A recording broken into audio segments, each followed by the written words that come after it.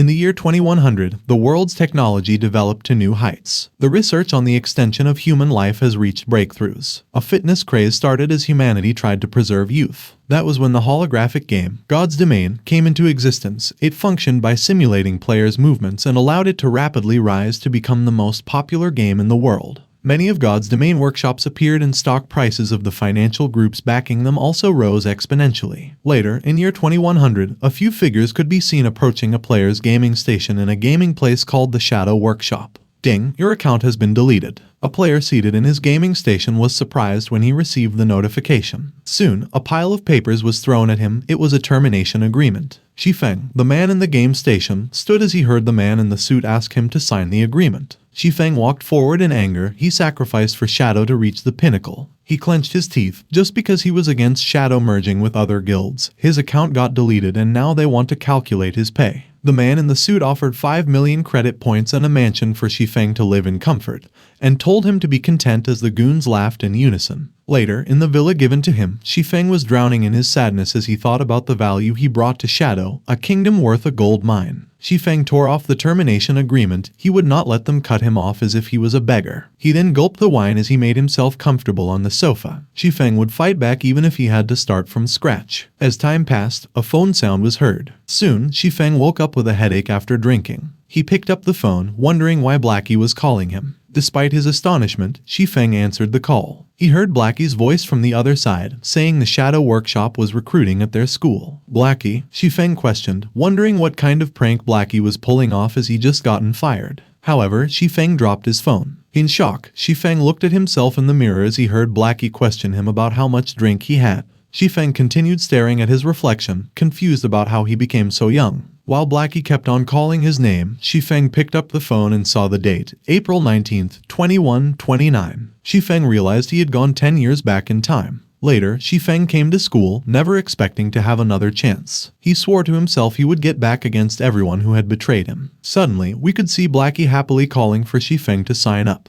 After Blackie asked his friend what was up with him, he heard Shi Feng saying he would not join Shadow, and would start his workshop and asking if he would join. Blackie's smile froze and confusion appeared on his face. Shi Feng knew Blackie would display his management capabilities in the future and would be a great help. However, he also knew Blackie needed to support his family financially. Shi Feng needed to change Blackie's mind. While Shi Feng was determined, Blackie worried loudly about the costs of starting up a workshop. Shi Feng then answered that signing a contract with Shadow would be equal to selling themselves and he did not want to be controlled again. Blackie sighed upon hearing Shi Feng's words. He wanted to start a workshop too, but even if they could pool all their money, they could not afford a set of equipment. Shi Feng smiled and assured Blackie that he would find a way to get the equipment and try the game for 10 days. However, Blackie was worried about what could they do on the game in 10 days. Determined, Shi Feng answered 10 days is enough and Blackie should leave the money part to him. Later, Shi Feng bought some groceries. He also got the equipment for the game. Inside his room with One Punch Man wallpaper, Shi Feng prepared for the game. God's Domain, Shi Feng was coming. In a blink of an eye, Shi Feng was connected successfully. He surveyed his surroundings with a nostalgic face. He had almost forgotten the look of the old login page. Later, an angel appeared on top of Shi Feng. She welcomed Shi Feng and made herself known as God's Domain's navigation angel, Gabriel. Following this, many icons representing game classes emerged.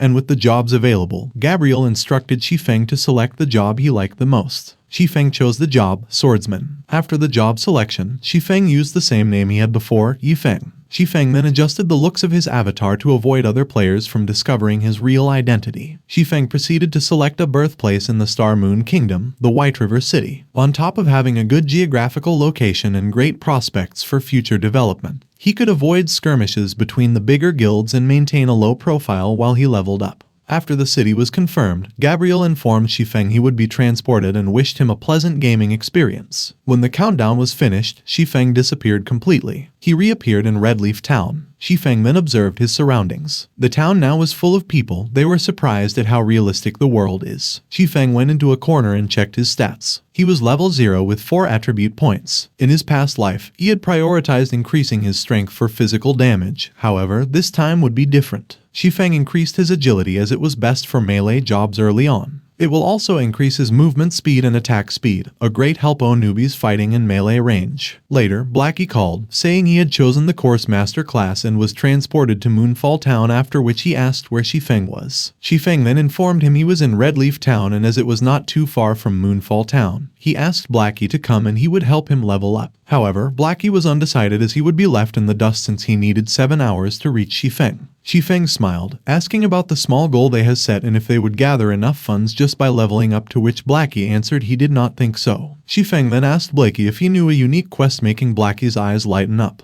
Later, Shi Feng went to a gloomy place. In Twilight Alley, run-down buildings and several rugged humans appeared in his view. Without much thought, Shi Feng took out his sword from his sheath, which frightened away the beggars around. On the side display, Blackie was frustrated as he would waste time getting into Shi Feng's place. Soon, Blackie raised his brows in wonder about how Shi Feng knew so much. Blackie smiled excitedly, thinking Shi Feng got some help from a beta tester. However, Shi Feng did not comment and only asked Blackie to come, assuring him he would help him level up faster than normal players. In the end, Blackie accepted Shi Feng's proposal. Shi Feng then approached a man in a corner of the street, asking if the man needed any help. The man begged for some food as he did not eat for 5 days. Nevertheless, Shi Feng apologized. He could not fulfill the man's request and further asked if he had any other requests, and said he could do many things for the right price. This time, the man's face turned serious and requested Shi Feng to kill the mayor of Redleaf Town. Soon, a notification appeared and a unique quest was triggered. Without hesitation, Shi Feng accepted the quest. Within Redleaf Town, a huge building stood tall. It was the town hall, and inside it, the long line of players was asking the mayor for newbie quests. Mayor Cross sat on the table while calling for an adventurer. As Shi Feng saw the mayor's HP and mana, he knew even 100 of him would not defeat the mayor. However, Shi Feng was unafraid, tossing a tomato at the mayor's face. The players around were stupefied. Mayor Cross went mad with rage as a notification warned his hostility against Shi Feng. Damned bug. Mayor Cross jumped into the air, charging towards Shi Feng to send him to hell. Nonetheless, Shi Feng only had one thought in his mind: players, prepare to bid the mayor of Redleaf Town farewell. 15 minutes earlier, Shi Feng appeared in the town. The players around continued to the town hall ahead. However, the line to receive the newbie quest had already extended past the hall. Later, Shi Feng appeared near the lined-up players. Seeing Shi Feng snooping around, a player advised him to line up to avoid public anger. Yet, a smile appeared on Shi Feng's face. He thanked the man for his advice and in turn, warned him not to waste time and get a mission elsewhere. Hearing Shi Feng's words, the man was annoyed. He would not be fooled as he had seen people exiting after accepting missions. Staying calm, Shi Feng further gave a hint.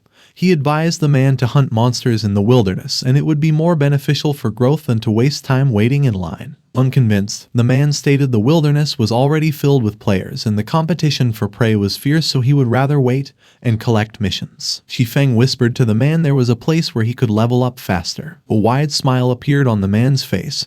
He wanted to go if such a place exists. However, Shi Feng extended his hand asking for 20 copper coins as a token of sincerity, which made the man presume Shi Feng to be a scammer. Unconcerned, Shi Feng only asked for 10 coins and he would send the location, and after it was verified, the man needed to pay another 10 coins. Finally, the man was resigned to Shi Feng's condition. He would trust him just this once. After the transaction, Shi Feng decided to search for the weapon he needed to kill the mayor. Soon, Shi Feng bought some tomatoes. Each tomato was priced at 1 coin and Shi Feng bought 10 of them, making the passers-by exclaim in astonishment. They laughed until tears appeared in their eyes after seeing a fool wasting 10 coins and buying some fruit. Fast forward, Shi Feng came to the town hall. Inside it, the long line of players was asking the mayor for newbie quests. Mayor Cross sat on the table while calling for an adventurer. Shi Feng approached the mayor from the side. He was munching on a tomato with a serious face. In the blink of an eye, Shi Feng threw the tomato at the mayor's face. While the players were startled, Shi Feng screamed insult after insult, and finally,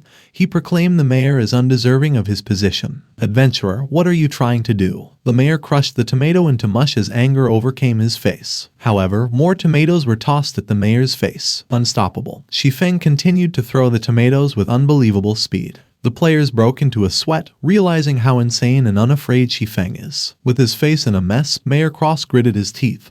He now regarded Shi Feng as an enemy. Shi Feng finally smiled. It was time for a good show. Mayor Cross roared with madness, startling the players around. A warning appeared on top of the mayor's menacing face. Shi Feng's eyes widened. Mayor Cross attacked with unprecedented might which Shi Feng could hardly block. Shi Feng slid backward. His HP had decreased. The players were dumbfounded seeing how Shi Feng blocked the mayor's attack with only the beginner's sword. Mayor Cross went mad with rage. His eyes were red. He roared and transformed into a terrifying creature, tearing his clothes apart. "Die, you bug." The mayor revealed his true nature, a werewolf in a man's clothing. Mayor Cross leaped into the air as he pounced on Shi Feng with frightening speed. However, a sudden change occurred. A couple of NPCs dressed as knights appeared and attacked the mayor, assuming it was a sinister being. They needed to protect the town from it. Seeing this, a crafty smile broke onto Shi Feng's face.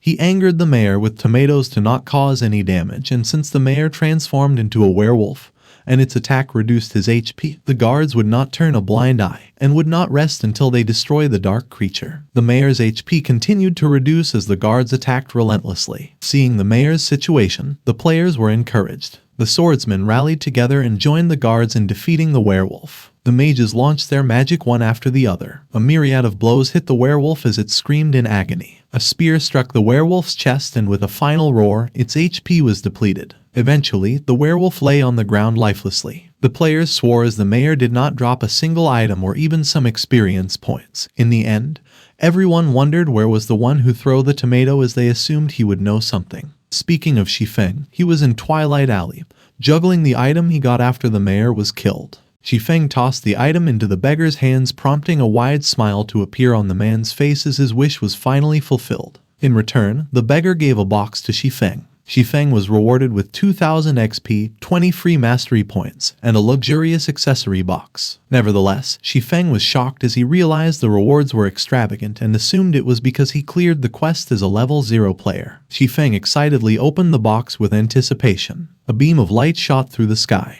The light was so bright, Shi Feng needed to cover his eyes. The moment the light was gone, an accessory appeared, the Ring of Gravity. Awesome! Shi Feng laughed as the Ring of Gravity had great stats and an incredible item skill called Gravity Unbound. After he calmed down, Shi Feng checked his stats. He increased his agility once again, making it comparable to that of a pure agility class assassin. After this, Shi Feng increased his one-hand sword mastery and was promoted to junior swordsman, increasing his damage. Later, Shi Feng decided to go for the Goblin Challenge to obtain a skill book. In the arena, a player was dashing into a group of goblins. A couple of players were so annoyed and started crying as the goblins were hard to defeat, and they need to pay again for another challenge. One of the players was blasted with many holes on his body. Damn it. After he was resurrected, the player asked if the others had any money left. Boss Heartstabber, the player's companions, called him and awkwardly expressed they did not have any money left and were all given to him. Heartstabber, Shi Feng recognized the name, the top assassin in the Star Moon Kingdom. Seeing the dazed Shi Feng, an idea surfaced in Heartstabber's mind. Heartstabber introduced himself as a squad leader of the guild, Assassin's League. He casually approached Shi Feng and asked to borrow 5 coins, and in turn,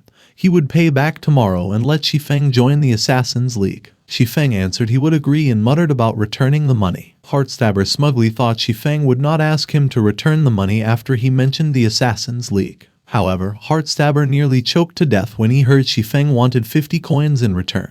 Heartstabber's underlings blabbered here and there, irritated at how blinded and clueless Shi Feng was to not recognize their boss. Indifferent, Shi Feng asked Heartstabber if he still wanted to borrow the money, to which he replied yes. Shi Feng smiled after the transaction and added Heartstabber as a friend, reminding him again to return the 50 coins tomorrow. Shi Feng happily walked away, leaving Heartstabber's group in frustration. After Shi Feng was gone, Heartstabber's underlings questioned if they should return 50 copper coins, and if they go back, they could get some money and return tomorrow. However, Heartstabber was determined as he was a squad leader and his name was out there, rendering him unable to shirk his debt. Heartstabber was decided. He was so close to the finish line, resolving himself to clear the challenge today. Witnessing Heartstabber's perseverance, the underlings emotionally supported their boss. While they were observing a goblin in front of them, one of the underlings caught someone in the corner of his eye. He informed Heartstabber about Shi Feng's participation in the challenge. Heartstabber clicked his tongue, declaring Shi Feng's overconfidence and underestimation of the challenge he could not overcome. The countdown started, after which the challenge would begin. Thundering noises reverberated through the air. After he was teleported to the challenge, Shi Feng immediately started running.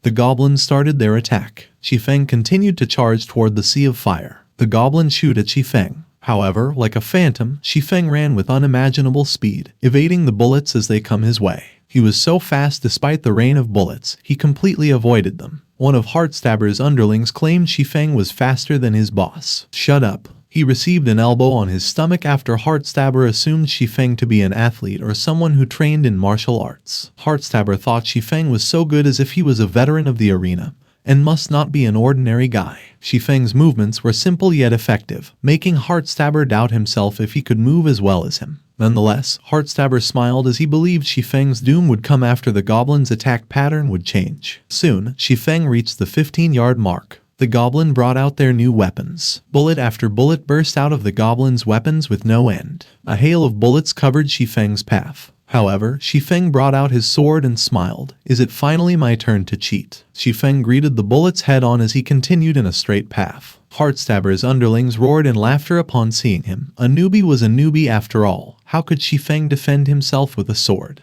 The bullets came one after the other. However, a silhouette of slashed in the air deflected the bullets away. Shi Feng finally made his move as he successfully defended himself with his sword. After this, Shi Feng continued on his path. Heartstabber's eyes widened while his underling's jaw dropped. Is that guy even human? Shi Feng ran while swinging his sword. He was resolute to reach the end. This time, Heartstabber's underling could not contain himself any longer. Shi Feng was at the 25-yard mark and would reach the finish line soon. Heartstabber smacked his underling's head in anger. He could not contain himself too. Heartstabber then calmed down. The game had just begun, but there was already a player who was overpowered. Shi Feng's control over his character could only be described as monstrous. Watch out, Heartstabber shouted in caution. The goblins changed their weapons again.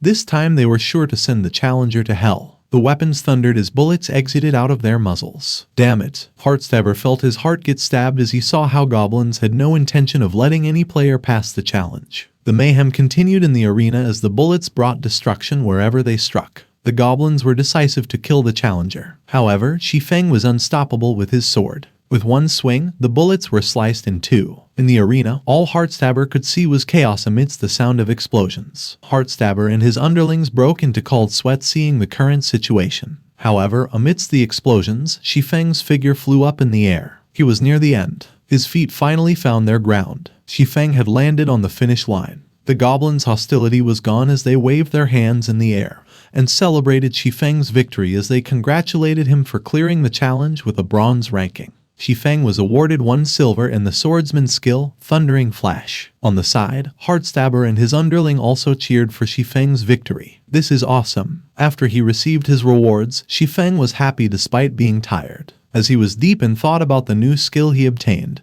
3 silhouettes lurked behind him. With stars in their eyes, Heartstabber and his underlings looked at Shi Feng with admiration. Shi Feng smiled and bid farewell, reminding Heartstabber to return the 50 copper. Seeing Shi Feng walk away, the underlings smirked with greed as they asked their boss if they should find an opportunity to take Shi Feng's rewards away. You idiots. Heartstabber punched his underlings each and lectured that they should be sucking up to Shi Feng instead of snatching his stuff. After getting the talent book, Shi Feng appeared in a forest. This time, he would train properly. A lady passed by people who were announcing that they were forming an immortal team for Red Leaf Forest.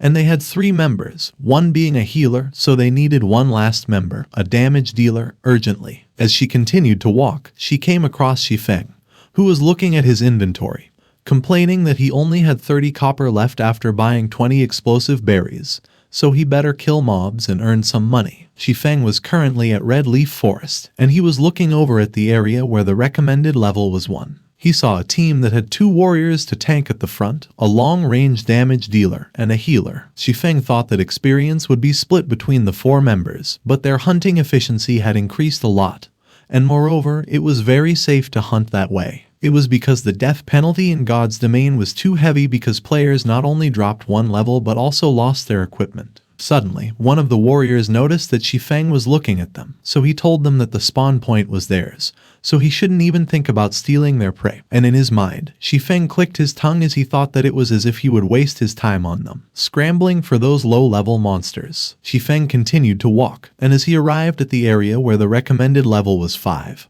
he thought that his current strength was more than enough to defeat those monsters. Looking at the bear, Shi Feng got anxious as he thought that bears had high defense and HP, and when desperate, they would also call out for other bears to beat him up, so he guessed he would leave it. Meanwhile, a forest wolf was peacefully drinking water by the lake. When Shi Feng spotted and recognized that it had agile and high attacks, he prepared to fight it. Shi Feng slowly took a step as he thought that a lone wolf was easy to deal with, but they were near a water body, so he was worried that there was a den of wolves there. Suddenly, the ground he was stepping on began to crumble, and he was about to fall on his back. But Shi Feng was so agile that he managed to maneuver his body and land perfectly safely on the ground. However, he was not aware of the gleaming eyes that were looking at him from the darkness behind him. Shi Feng suddenly looked behind him when he finally noticed something. The wolves slowly came out of their den, baring their fangs at Shi Feng, which made Shi Feng curse, saying that there really was a den of wolves. Shi Feng quickly ran away, but the wolves chased him, and he said that he shouldn't have opened his damned mouth. One of the wolves pounced and was about to attack Shi Feng from behind. Shi Feng was able to dodge its attack by jumping off the ground.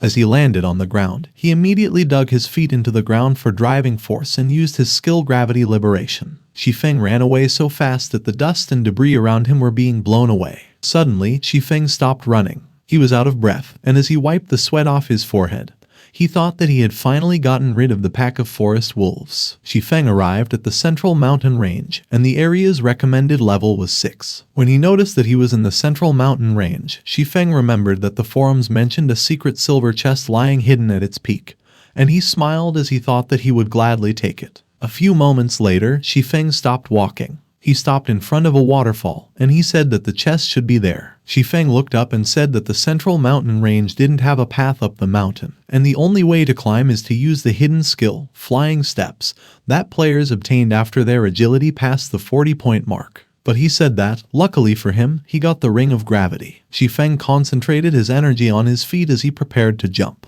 He managed to jump at incredible heights, and he was about to reach the top very quickly. Shi Feng barely reached the top, but he managed to grab the edge of the mountain. From there, he managed to pull himself up, twirl up in the air, and land on a rock. Shi Feng was startled when a huge hand made of rock emerged from the ground behind him. He smiled as he thought that it was coming. A huge golem appeared behind Shi Feng. It was a level 5 rock giant, and it was roaring ferociously. Shi Feng grabbed something from his inventory, and he told the rock giant that he had prepared something especially for him. He pulled out an explosive berry from his inventory, a unique item that reduced the movement speed by 30% in an area of 3 by 3 yards, reduced turning speed by 70%, and the effect lasted 1 minute. Shi Feng jumped in the air to dodge the rock giant's attack. He threw the explosive berry, and it landed at the foot of the rock giant. The explosive berry exploded, and it began to apply its effect to the area. As the debuff got applied to the rock giant, Shi Feng quickly moved behind it. He charged towards the rock giant while wielding his sword. Shi Feng performed slashing attacks on the rock giant, and his chop proficiency was raised by 3 points. He said that the monster couldn't land a single hit on him when it was under the slowing effects of the explosive berries, so he could increase his skill proficiency there. Shi Feng managed to dodge another attack by the rock giant, and he said that it was the perfect place to level up.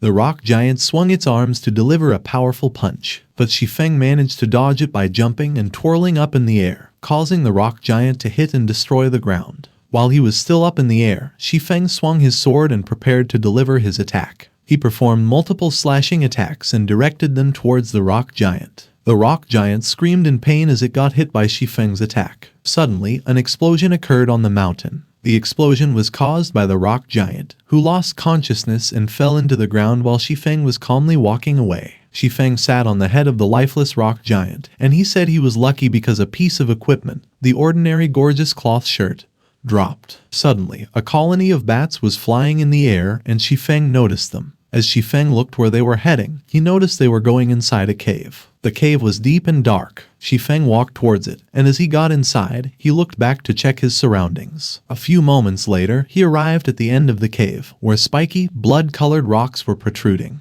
A huge, sleeping golem sat in front of those rocks, and Shi Feng stood in front of it. The golem was named Shrews, an elite level 6 monster. Shi Feng prepared to fight, and he was amused that there was a big guy there. He dug his feet into the ground for driving force, and as he performed multiple slashing attacks, he thought a level 6 elite monster was still doable. Shrews were startled as Shi Feng's attacks landed on its body and caused damage. Shrews woke up with gleaming eyes, and Shi Feng was surprised when he saw that Shrew only took very little damage from his attacks and only depleted a small amount of Shrew's HP. Lunging towards Shi Feng to deliver a punch, Shrew called him a puny human. Shrew's punch was so powerful that the rocks on the ground were smashed into pieces. Shi Feng was able to dodge Shrew's attack, and he was already up in the air, summoning the explosive berry. As he was about to throw the explosive berry, Shi Feng thought that Shrew was a big lump with a high health pool, but he could make use of his agility to whittle it down. Suddenly, Shrew noticed something. He noticed Shi Feng, who was above him, so he delivered another punch, but Shi Feng managed to dodge that too,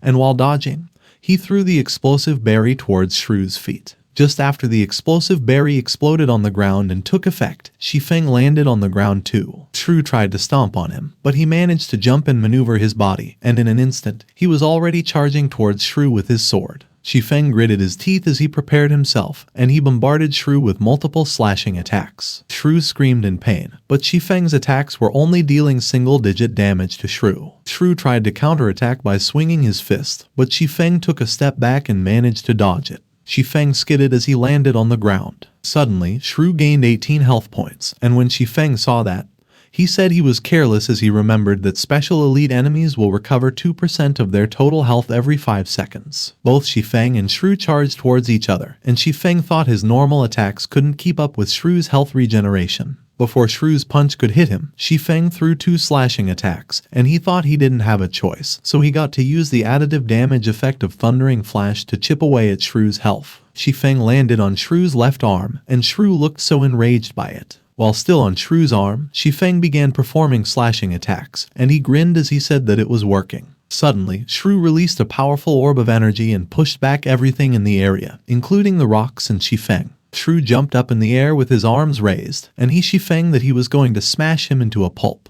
As Shrew landed on the ground, he smashed his fists on it, causing the ground to break, and Shi Feng wondered if it was already time for the boss to use his party wipe technique. A huge explosion occurred at the center, and the rocks and debris flew all over the place. Shi Feng jumped from one rock to the other so he could dodge them, and he sliced the others. Dust and debris scattered all over the place as the rocks crashed on the ground and Shi Feng landed at the same time. As the dust started to dissipate, it began to reveal Shrew, who was standing at a distance. Noticing that Shrew was not moving immediately, Shi Feng wondered if it was the fatigued state, a state of fatigue that some bosses will enter after using their ultimate skills, as during that period, their attack, defense, and regeneration speed will drop sharply. Shi Feng thought that it was his chance. He immediately ran towards Shrew. Shrew delivered another punch on the ground so Shi Feng would lose his footing, but Shi Feng managed to jump from one rock to the other and finally lunged towards Shrew. While he was up in the air, Shi Feng raised his sword and was ready to plunge it into Shrew. Shi Feng plunged his sword into one of Shrew's eyes. Shrew screamed in pain, and he tried to catch Shi Feng by hitting his eye, but Shi Feng was able to dodge by jumping.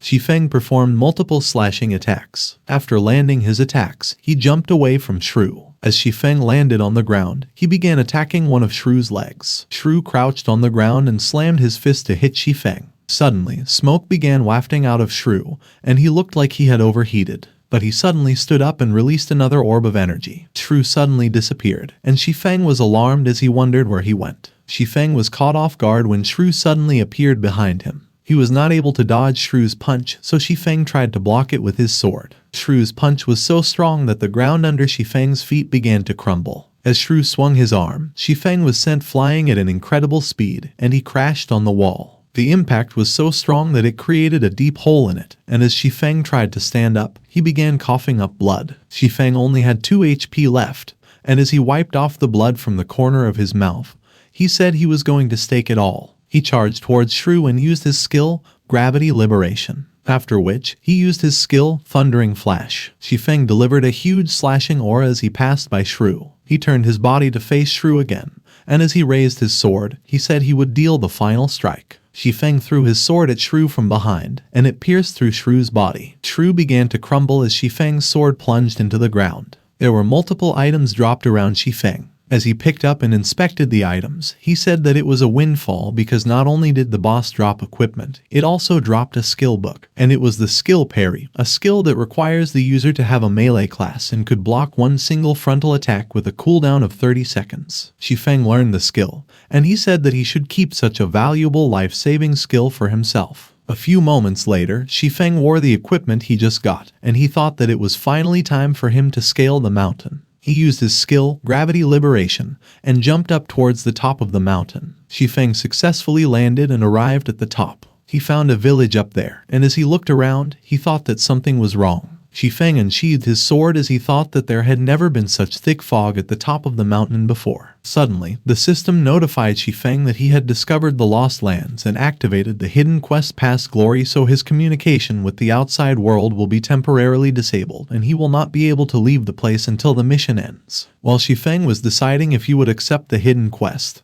he thought that he only recalled hearing about a mithril treasure chest being discovered there in his past life, and he didn't remember any mention of a hidden quest. As he looked at the quest details, the system was just telling him to explore on his own, a quest without a guide, and that made him think that he had seen something like that before on the forums. Shi Feng remembered that there exist special missions in God's domain that will only be triggered in specific areas, and the mission will be sealed permanently after it is completed. As he walked around the village, he recalled having seen other players bragging about it in the forums before, but he never would have expected that he would bump into one too. Shi Feng continued to explore the village, and he thought that he was already there anyway, so he should just give it his all and explore the place, and if the worst comes to worst, he would just die and return to the city. He entered one of the houses. He began examining the items there. A few moments later, Shi Feng looked pissed as he slammed his fist on the wall, and he said that there wasn't a single NPC there, and they weren't giving him any hints either, so it would take him a ridiculous amount of time to explore the place. Shi Feng thought about it, and he realized that he couldn't waste any more time there in those broken houses, so he should find a vantage point and broaden his field of view. He began climbing up on the roof of one of the houses. As he reached the top of the roof, Shi Feng began to look around. Even though there was fog, Shi Feng continued to look ahead. He squinted his eyes, and as the fog started to disperse, he saw that in the distance, there was a mage tower. A few moments later, Shi Feng stood in front of the mage tower, and he thought that it surfaced from the cover of the fog after he headed to a high spot, so it was probably the location the quest was guiding him towards. As he entered the tower, someone called him a young adventurer. It was an old mage, and he welcomed Shi Feng into the city in the sky. Shi Feng was surprised when he heard that he was in the city in the sky because that city is renowned in God's domain.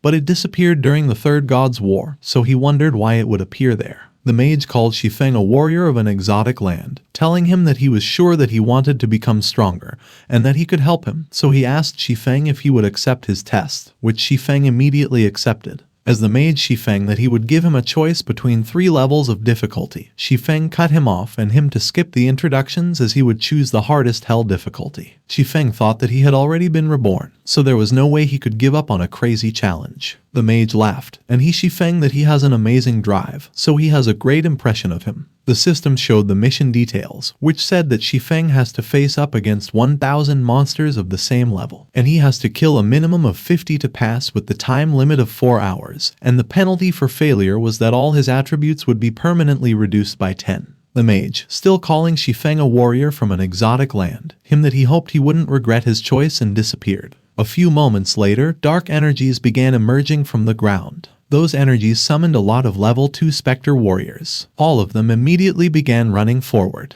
All of them were heading towards the mage tower. The mission began. The 1,000 monsters charged towards the mage tower. Meanwhile, Shi Feng stood on the balcony, thinking he would be hunted if he rushed down impulsively. He needed to find somewhere narrow enough to face the monsters one by one. Suddenly, an idea struck him, and he rushed inside the tower. He jumped off the balcony towards the center. Landing on a set of stairs, he realized they allowed only 2 monsters to pass at a time, so holding them off there would aid in completing his task. The monsters' gleaming eyes and ferocious roars accompanied 2 charging forward. Shi Feng attacked them with multiple slashes, having their HP. The system notified him the mission was incomplete. He'd only slain 40 of 500 monsters. With continued slashing, he reached 90 kills. The monsters climbed as Shi Feng slashed, reaching 150 kills. He continued until he reached 310 kills. Some monsters were thrown off the stairs, reaching 370 kills. Maintaining his strategy, he reached 400 kills, realizing it wasn't so difficult to kill 500 monsters as long as he held them off at the stairs. Suddenly, level 2 Spectre assassins spawned, nimble enough to jump onto the stairs. While fighting a Spectre warrior, 2 assassins jumped behind him. Shi Feng reacted, fending them off with kicks, shattering their bodies. As he landed his kicks, defeating another Spectre warrior, he dodged an attack from behind by jumping towards the railings. Plunging his sword into the neck of the Spectre warrior, he was attacked from behind by another assassin, his HP dropping. Kicking the Spectre assassin again, he found it annoying attacking from behind. The assassin fell face first, while the remaining one looked up menacingly. At 420 kills, Shi Feng sighed, cursing in his mind at the last 100 monsters' agility but relieved they were brittle. His expressions turned grim as 5 assassins attacked from behind. Gathering energy at his feet, he swiftly moved, jumping at the walls to bombard them with slashes. Going upwards at incredible speed, he reached the ceiling, using it as a driving force to descend rapidly, crumbling the assassins with his attacks. The commotion at the mage tower died down. Bodies of assassins lay lifeless as Shi Feng trembled, holding his sword. Exhausted, he knelt on the floor, with the system notifying him the mission was complete at 500 kills. With slight wounds, profuse sweating, and breathlessness, he was startled when the old mage suddenly appeared, saying it was not bad. Receiving a notification about completing the mission past glory, and obtaining a precious gold chest and the title 1,000 to 1, Shi Feng received his rewards as the old mage disappeared, telling him he may leave. Trying to stop the old mage, Shi Feng reached out, asking if they couldn't talk a little longer. Meanwhile, in an alley in Red Leaf Town, a warp appeared above and Shi Feng fell from it. He landed face first, startling a nearby warrior who cursed, announcing someone had fallen from the sky. Baffled, Shi Feng lay on the ground, unable to believe he was back in Red Leaf Town. Running into a quiet alley, he ensured no players were around. Taking the gold chest from his inventory, he wondered what treasures it held. As the system asked if he would like to open it, he clicked the confirmation button eagerly. The bright light filled the alley, leaving Shi Feng astonished, unable to help but curse. Shi Feng couldn't believe that a magic weapon had dropped, the abyssal blade, and the system was asking him if he wished to bind the equipment. He remembered that magic weapons could greatly improve the user's strength, but they came with the risk of backlash, so if the user wasn't careful, they might cripple their account that way. Shi Feng thought that stability was his priority at the moment, so he wouldn't bind the magic weapon. Seeing the other rewards, the records of potions and book of forging, Shi Feng thought that those 2 skill books were the most precious of the remaining items in the chest, and with those, his forging and potion-making skills would be a breeze, so he decided that he would head to the Dark Moon Valley next, as there was a quest there that would allow them to learn forging for free, and leveling up would be highly convenient too. Shi Feng came to the Red Leaf Town trading area first because he thought that the quest to become a blacksmith was a little dangerous at his current level, so he should buy some items and prepare himself adequately. He viewed the equipment he had in his inventory. Shi Feng chose the equipment that he was no longer using and decided on the price at which he was going to sell it. Laying out his old equipment in the trading area, Shi Feng thought that it was a chance for him to sell his old equipment and extra items. People started to gather around as Shi Feng called out for customers to have a look at his rare medicinal herbs and high-level equipment. One of the players couldn't believe that someone was selling that bronze-level equipment. Another player said that Shi Feng had some insane luck because he was still wearing their beginner equipment, yet he was already selling bronze equipment. But his companion told him that it didn't matter because there was an amazing guy who killed the mayor, who was a level 15 elite monster, right after the server was launched. While the player cursed and said that they couldn't get quests from the mayor anymore, all thanks to that bastard. The player who was eyeing Shi Feng's equipment earlier told him that 21 silver was too expensive, so he asked if he could get a discount.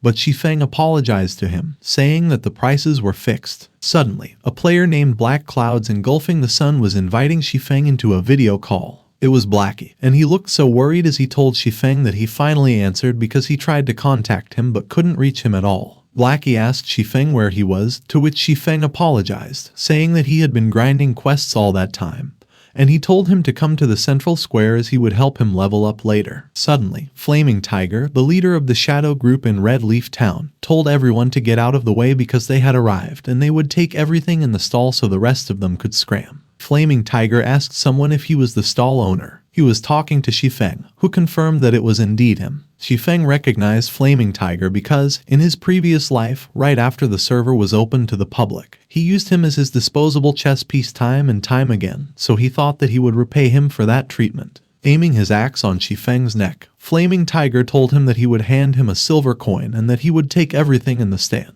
But Shi Feng was unfazed, and he told Flaming Tiger that he wouldn't allow any bargains there, and he requested that he go elsewhere if he wanted to roleplay as a young master. Flaming Tiger was enraged by what Shi Feng said, and he reprimanded Shi Feng for daring to make them his enemies. As Flaming Tiger's group surrounded Shi Feng and were pulling out their weapons, Shi Feng thought that Flaming Tiger was the same as always. Stupid and vicious. Shi Feng looked so appalled as he wondered if Flaming Tiger still did not know that they couldn't fight in town. Flaming Tiger swung his axe and told Shi Feng that he had a death wish. Suddenly, someone clapped their hands and said that the level 5 bronze shield was interesting. It was Heartstabber, and he asked Shi Feng how he could leave the Assassin's Alliance out of that deal. He called Shi Feng Big Shot and told him that they met again. Heartstabber gave Shi Feng 24 silver and told him that he would buy everything he was selling. Shi Feng told Heartstabber that he liked his straightforwardness, so he didn't need to return the 50 coppers to him, and suggested that they add each other as friends. Suddenly, Blackie arrived, and as he squeezed his way through the crowd, he called Shi Feng and said that he had finally found him. Heartstabber was startled when Shi Feng said that his friend was there. He was left hanging when Shi Feng walked away and told him that he would see him. Heartstabber let out a sigh as he got disappointed that Shi Feng was leaving already, and he was thinking that he wanted to chat a little longer. As the two of them walked together, Blackie asked Shi Feng where they were going, and Shi Feng told him that they would grind monsters at the Dark Moon Valley. Blackie was alarmed when he heard Shi Feng mention the Dark Moon Valley. He told Shi Feng that the place was home to level 4 monsters. Blackie asked Shi Feng if there was no safer spot,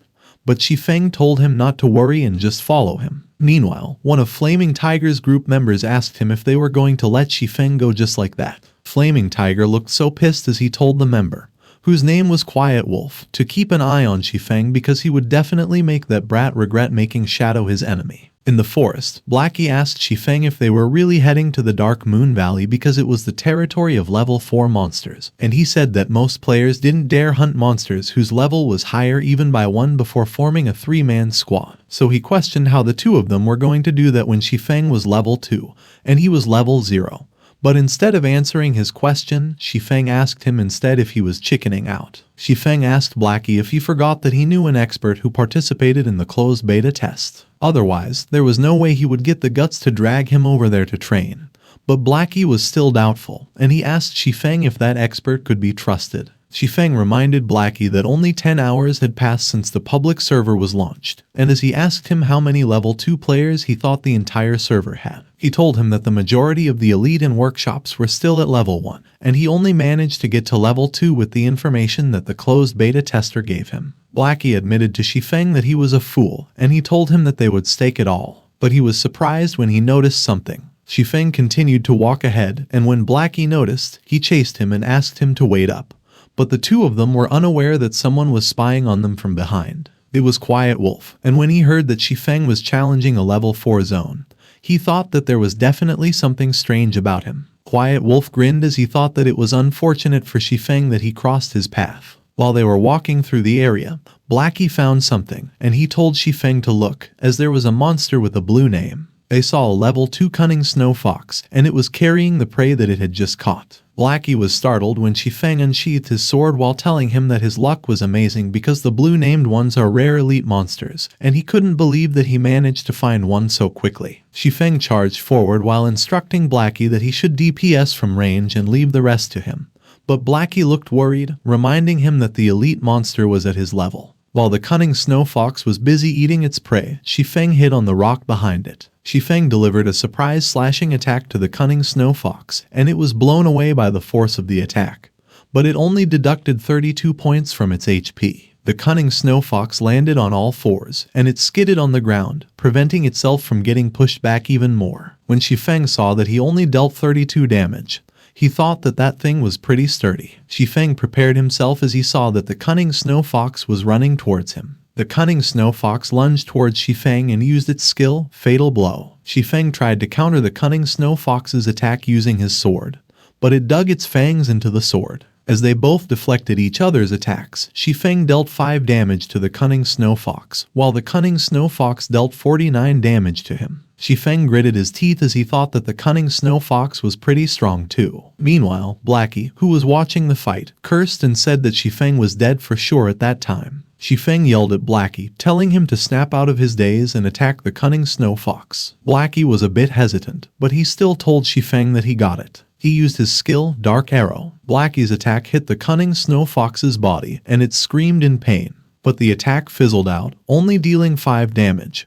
And Blackie said that he put all his points into his intelligence to increase his spell damage, but he only managed to reduce its HP by 5, pointing out that Elite Monster's defense was horrifyingly high. Shi Feng continued to attack the cunning snow fox, and he told Blackie not to be scared because he would attract its aggro, so he just needed to continue attacking. Blackie did as Shi Feng told him, and he bombarded the cunning snow fox with his dark arrows, dealing multiple damages worth 5 points. Suddenly, the cunning snow fox attacked Shi Feng, and he managed to block its bite with his bracer, but it still dealt 55 damage. Shi Feng kicked the cunning snow fox, and it was thrown away in the air. On the other hand, Quiet Wolf was observing the fight, and he thought that they were just trash who didn't know their limits and that he wouldn't even need to lift a finger. Back into the fight, the cunning snow fox, who still had about half its HP left, was gauging Shi Feng, who only had a few HP left. The cunning snow fox lunged forward to attack Shi Feng, and Shi Feng managed to block it with his sword. But instead of deflecting the sword, the cunning snow fox dug its sharp teeth into the sword, and it was biting so hard that the system kept notifying Shi Feng that the durability of his novice sword was falling and it would soon be destroyed. Blackie said that they were done for because Shi Feng was going to die for the first time. Shi Feng kicked the cunning snow fox in its stomach, and it let go of his sword. He sent the cunning snow fox flying with his kick, and he instructed it to get out of the way. But despite his confidence, Shi Feng was thinking that he would be screwed if that went on. As the cunning snow fox charged towards him, Shi Feng thought that he needed to start using ultimate moves. Shi Feng jumped off the ground to dodge the cunning snow fox's attack, all the while holding and opening a bottle. While still midair, he drank the contents of the bottle. He dropped the bottle, and it shattered as it fell to the ground. Shi Feng drank the mysterious iron beer, which had the effect of decreasing the levels of the enemies in his sight by level 2. And as he landed on the ground, it immediately took effect as he saw that the cunning snow fox was currently at level 0. Wiping off the spilled drink at the corner of his mouth, Shi Feng thought that he was level 2. And as the mysterious iron beer lowered the cunning snow fox's level to 0, there was a chance for him to turn the tide at that moment. Shi Feng concentrated his energy on his feet and charged towards the cunning snow fox that was also charging towards him. He waved his sword to attack the cunning snow fox, and the impact was so strong that it was sent flying. Shi Feng dug his feet into the ground to steady himself as he performed multiple slashing attacks that dealt 30 and above damage. Blackie was so surprised that he couldn't help but curse, and he asked Shi Feng what the hell he drank that made him so powerful all of a sudden. Shi Feng was so focused on fighting that instead of answering Blackie's question, he said that it wasn't enough. He gathered his energy as he swung his sword. While the cunning snow fox was still midair, Shi Feng charged towards it, and he declared that it was the one last strike. Suddenly, something made stomping sounds on the ground, but no creature could be seen. Only the movements on the dust on the ground indicated that something heavy had stepped on it. Shi Feng noticed it, and he glanced behind him when a blade suddenly moved at an incredible speed. He barely dodged the blade by tilting his head backward as it swung in front of him. As Shi Feng leaped backward, a figure started to reveal itself in front of him. It was Quiet Wolf, who was currently at level 2, and he remarked to Shi Feng that he was pretty good as he dodged his stealth attack. When Shi Feng recognized Quiet Wolf, he told him that a leopard never changes its spots because the shadow bastards were still the same. Meanwhile, the cunning snow fox was trembling in pain, and a faint energy was enveloping it. Suddenly, the energy intensified, and it made the cunning snow fox grow larger. The cunning snow fox underwent a monster gigantification, which made its attack power, speed, and health all increase by 20%, and it looked so huge as it bared its fangs in front of Shi Feng. The cunning snow fox pounced on Shi Feng, and Shi Feng managed to dodge its attack by leaping to the side. Blackie looked so worried, and he yelled at Shi Feng, warning him to watch out because the assassin, Quiet Wolf, was trying to pull off a pincer attack. As Quiet Wolf charged to attack Shi Feng while he was busy fighting with the cunning snow fox, he warned him to remember not to ever think about pissing off Shadow. Shi Feng was alarmed when he noticed what Quiet Wolf was trying to do. Quiet Wolf grinned as he told Shi Feng to go to hell, while the cunning snow fox roared fiercely as it pounced towards Shi Feng. But Shi Feng effortlessly kicked the cunning snow fox to the side and instructed it to go off in a different direction. The cunning snow fox was so taken aback that tears filled its eyes, and it saw that its attack was diverted towards Quiet Wolf. Shi Feng gritted his teeth as he glanced behind him to see what was about to happen.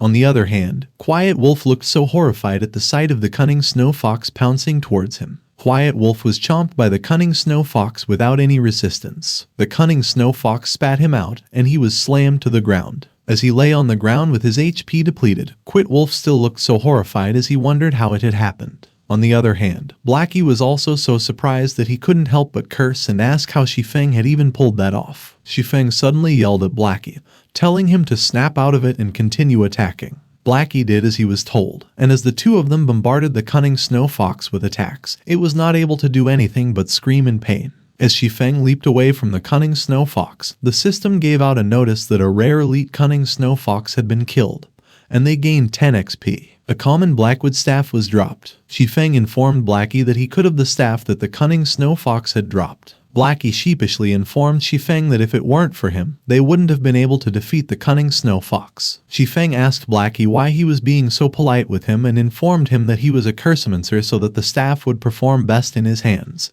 And since he was a swordsman, there was no point for him to keep it. Blackie accepted the staff with a grin on his face, and Shi Feng remarked that his reaction was more like it. On the other hand, at Red Leaf Town, someone was yelling, calling someone else a useless piece of shit. It was Flaming Tiger, and as he hit Quiet Wolf in the head, he questioned him for not being able to deal with a level 2 swordsman. Quiet Wolf thought that Flaming Tiger was a merciless man, so he would definitely kick him out of the workshop if he told him about how he was killed when attempting an ambush. He informed Flaming Tiger that he had found a rare elite in the wilds. However, he was discovered by the brat, Shi Feng, right as he was about to finish it off. Quiet Wolf told Flaming Tiger that Shi Feng had someone with him, so they weren't their match, and he informed him that they were heading to the Dark Moon Valley, so if he hunted them down immediately, he was sure he would be able to retrieve the drops from the elite monsters. Flaming Tiger grinned when he heard about the rare elite monster. He immediately instructed the group that they should go and set out right away. Flaming Tiger was so mad at Shi Feng for daring to steal what belonged to him, and he declared that he was going to make them regret ever playing God's domain. Meanwhile, at a small house, a blacksmith looked busy forging. Shi Feng and Blackie were watching the blacksmith from behind, and Blackie commented to Shi Feng that it had been more than half an hour, asking if they really had to continue waiting there, which Shi Feng confirmed, saying that it was the only way to trigger the quest. 10 minutes later, the blacksmith turned to look at them and asked if the two of them were interested in forging. Shi Feng was glad that it finally happened, and he politely informed the blacksmith that he had been interested in it since he was young.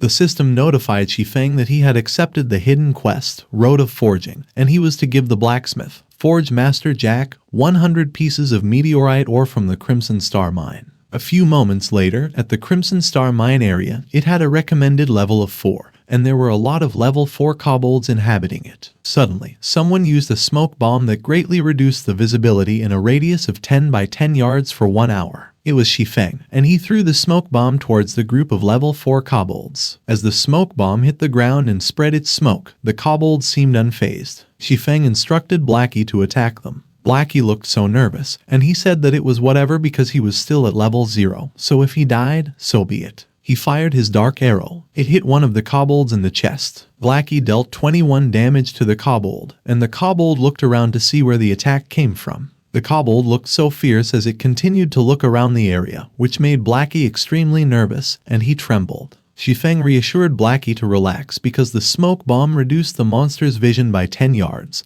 and besides, kobolds had poor eyesight in general. Their field of view only covered 25 yards in the smoke, so they wouldn't attack him as long as he struck them from a range of 30 yards. What Shi Feng said seemed to be true, as the kobold was still looking around, frantically looking for the source of the attack. The kobold roared in frustration. As the kobold looked around again, Shi Feng told Blackie not to be scared and to continue attacking. Blackie did as Shi Feng told him, and he continued to use his skill, Dark Arrow. The kobold was hit by Blackie's attack multiple times, and it screamed in pain. It fell to the ground, and the other kobolds began to be wary of their surroundings. As Blackie continued to use his skill, he cursed and said that leveling up there was so easy. He fired another dark arrow from the palm of his hand. The other dark arrow hit a kobold, while the other one was able to avoid it. But the dark arrow the first kobold dodged was able to hit another kobold behind, and it was hit directly in the face. Blackie looked so ecstatic as he continued to attack. He managed to hit and take down the last kobold in the area. Blackie was sweating profusely,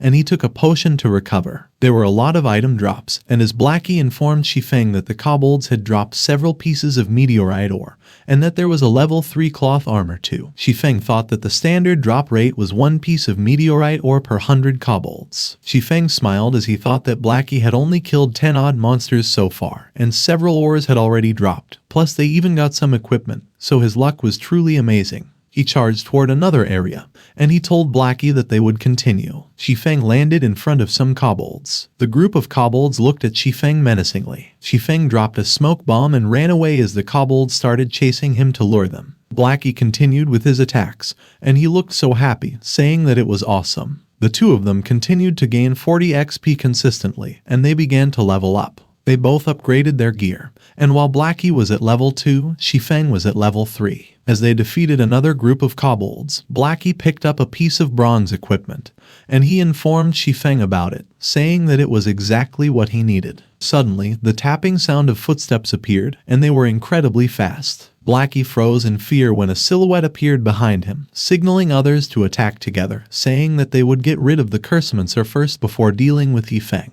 Shi Feng was alarmed, and he warned Blackie to watch out. Multiple slashing attacks were executed. 3 people attacked Blackie simultaneously, dealing 73, 68, and 52 damage. Blackie's HP dwindled to a quarter, and he glared at his assailants as he appeared to recognize them. Quiet Wolf and his group mates grinned as Blackie mentioned that it was them again. Blackie prepared to attack, informing them that he would drag them down to hell with him. Quiet Wolf lunged forward to attack Blackie, asserting that he was just a useless cursemancer, and asked him if he really thought he could kill him in an instant. Blackie released his attack, and Quiet Wolf took it directly, receiving 185 damage, which reduced his HP tremendously. Blackie was surprised by his strength, wondering if a level 3 dark arrow really wielded that much power. Quiet Wolf instructed his companions not to chicken out and seize Blackie's equipment because he had less than half his HP left. As the 3 of them lunged forward to attack Blackie, Quiet Wolf mentioned that he was dealing so much damage despite being just level 2, so he definitely had a good weapon. Blackie prepared himself to deal with the enemies, thinking that they were done for. Suddenly, multiple slashing attacks were executed. But it was not from Quiet Wolf and his group, they were the targets of those slashing attacks, which immediately reduced their HP to 0. Quiet Wolf cursed as he witnessed that damage. The one who attacked them was Shi Feng, standing there confidently in front of Blackie, who was still on the ground. Blackie looked at Shi Feng with awe, thinking that he was so strong. Suddenly, a few more people came running towards the area. It was Flaming Tiger and his group, and he called Quiet Wolf a fucking idiot, questioning how he could lose 3-on-1. They ran towards Shi Feng and Blackie, and Flaming Tiger ordered his men to charge at them and show them the consequences of angering Flaming Tiger. Suddenly, a smoke bomb was thrown onto the ground. Flaming Tiger and his group stopped running, protecting themselves from the smoke. Shi Feng suggested to Blackie that they should retreat. One of Flaming Tiger's men informed him that Shi Feng and Blackie managed to escape and asked him if they should chase after them. But Flaming Tiger said there was no need for that because that place was great for leveling up, so they should call Quiet Wolf and ask him to hurry over. The other men looked worried as they asked Flaming Tiger if he was planning to have them farm in that level 4 zone, and if it wouldn't be a little dangerous given their low levels. Flaming Tiger told them that Blackie lured the kobolds into the smoke, and they turned into the dummies for target practice, asking them if they couldn't just watch and learn. He ordered the warriors to lure the enemies into the smoke, and they complied. Flaming Tiger ordered the long-range damage dealers to attack, and they followed suit. One of the men said that Flaming Tiger was brilliant, so he would definitely be the top player in the Shadow Workshop after that. And another man snickered when he heard that, correcting him that Flaming Tiger would be the top player in the entire God's Domain. As they continued to defeat the kobolds, Flaming Tiger thought that it was awesome because they were splitting the experience among so many people.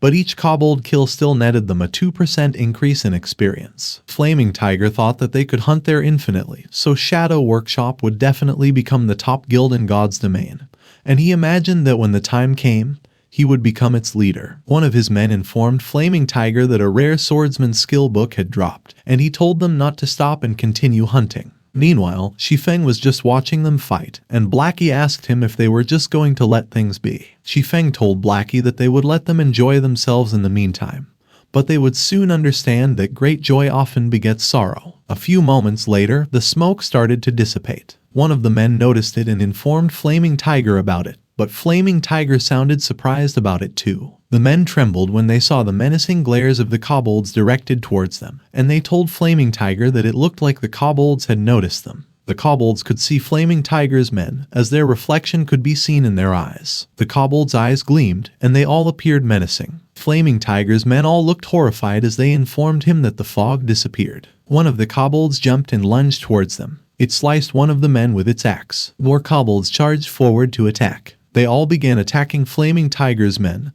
killing them one by one. Flaming Tiger was alarmed, and he ordered his men to retreat. But all his men were already being attacked by the kobolds and screaming in pain. Flaming Tiger cursed in his mind, thinking they struggled so hard to get most of their members to level 2. But now they would drop back down to level 1 after dying, so they had suffered great losses. 2 kobolds roared fiercely. They noticed Flaming Tiger and one of his men running away, and they jumped in the air to attack them. Flaming Tiger barely managed to dodge the kobold's attack as he jumped off the ground. An explosion occurred behind Flaming Tiger due to the strength of the kobold's attack, and he ran as fast as he could. Flaming Tiger seemed to be alone as he ran into the distance. He was out of breath, and as he looked back, he realized he had finally thrown off the pack of kobolds. Suddenly, someone arrived, and they greeted Flaming Tiger as they met again. It was Shi Feng, and as he called Flaming Tiger a brother tycoon, he asked him why he was all alone there, what happened to his underlings, and if they were wiped out by the kobolds. Flaming Tiger was pissed when he recognized Shi Feng. He raised his axe and jumped off the ground to attack Shi Feng while reprimanding him for daring to scheme against him. Flaming Tiger looked menacing as he delivered his attack, but what he managed to hit was just the ground. He looked surprised as he wondered where Shi Feng went. Shi Feng was already behind Flaming Tiger, and he hit him with a slashing attack from behind. He smirked as he asked Flaming Tiger what he was aiming at when he was behind him. Flaming Tiger was pissed and immediately swung his axe at Shi Feng, but Shi Feng managed to dodge it effortlessly. As he swung his axe again, Flaming Tiger told Shi Feng that he swore on his name that he would kill him over and over until he dropped back down to level 0. Flaming Tiger bombarded Shi Feng with attacks, but Shi Feng managed to dodge all of them. While Shi Feng gracefully landed away from Flaming Tiger was already out of breath. Flaming Tiger called Shi Feng a bastard and told him to stop evading like a coward. Shi Feng agreed with Flaming Tiger, and as he told Flaming Tiger that he would stand still, he urged him to come and hit him. Flaming Tiger immediately took the chance, and as he charged forward with incredible force, he called Shi Feng a crazy bastard while declaring that he would kill him. But before Flaming Tiger could reach Shi Feng used his skill, Thundering Flash, and it dealt multiple damage to Flaming Tiger. Flaming Tiger got more enraged at Shi Feng as he directly took the attack. But as he lay on the ground, his HP was already reduced to 0, and Shi Feng told him that he only said that he would stand still. But he didn't say anything about not countering his attack, asking him why he was so naive. As Flaming Tiger started to glitch and disappear, Shi Feng remembered to thank him because he had saved him quite a bit of effort by farming so much ore for him. Flaming Tiger was so angry, but he could only scream Shi Feng's name. As he disappeared, he told Shi Feng that he wouldn't forgive him for that. The system notified Flaming Tiger that he had been killed by player Shi Feng. He would respawn in Red Leaf Town in 3 seconds. His level would drop by 1, and his proficiency in all skills would drop by 100. Flaming Tiger respawned somewhere in town with his group. He immediately asked his group why they were spacing out and ordered them to check their inventories and tally up their losses. Flaming Tiger was also checking his inventory to tally his losses when he noticed something. He looked pissed when he realized that the skill book was gone. Everyone was startled when Flaming Tiger yelled at them to listen up and said that they were heading out to the Dark Moon Valley immediately because he had to kill Shi Feng.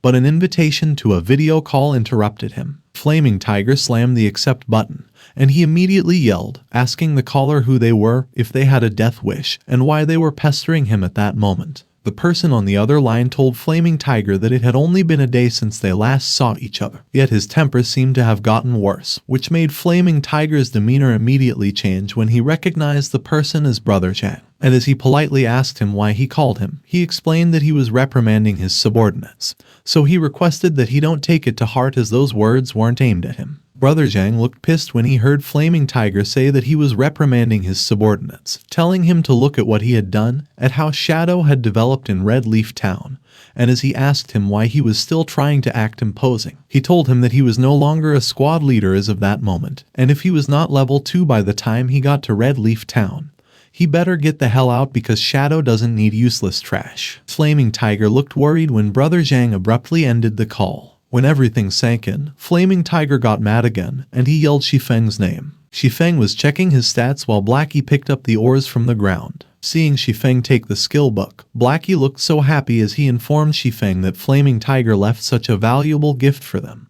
and that he couldn't even imagine his expression upon revival. And Shi Feng responded that he bet Flaming Tiger would be mad to the point of vomiting blood. The skill book contained the skill Wind Blade, which launched a vicious flurry of sneak attacks on an enemy within a certain range. It also increased the wielder's movement and attack speed by 15% and 10% respectively upon usage, and the effect lasted for 3 seconds with a 5-second cooldown. Shi Feng said that the skill was designed to suppress long-range attackers, and aside from dealing damage, it also buffed the user's personal speed, so it was a godly technique for swordsmen. Blackie was amazed, and as he expressed his desire to have one too, Shi Feng informed him that he would have to wait for Flaming Tiger's next visit. Suddenly, as Blackie picked up another ore, he remarked to Shi Feng that it was the first time he had seen such a rock, and it was dark green. Shi Feng was surprised, and he informed Blackie that it was a star crystal, a rare ore that had a drop rate of only 1%. Blackie was surprised when he heard that it had a drop rate of only 1%, and his eyes widened with greed as he remarked that it would make it a precious treasure then.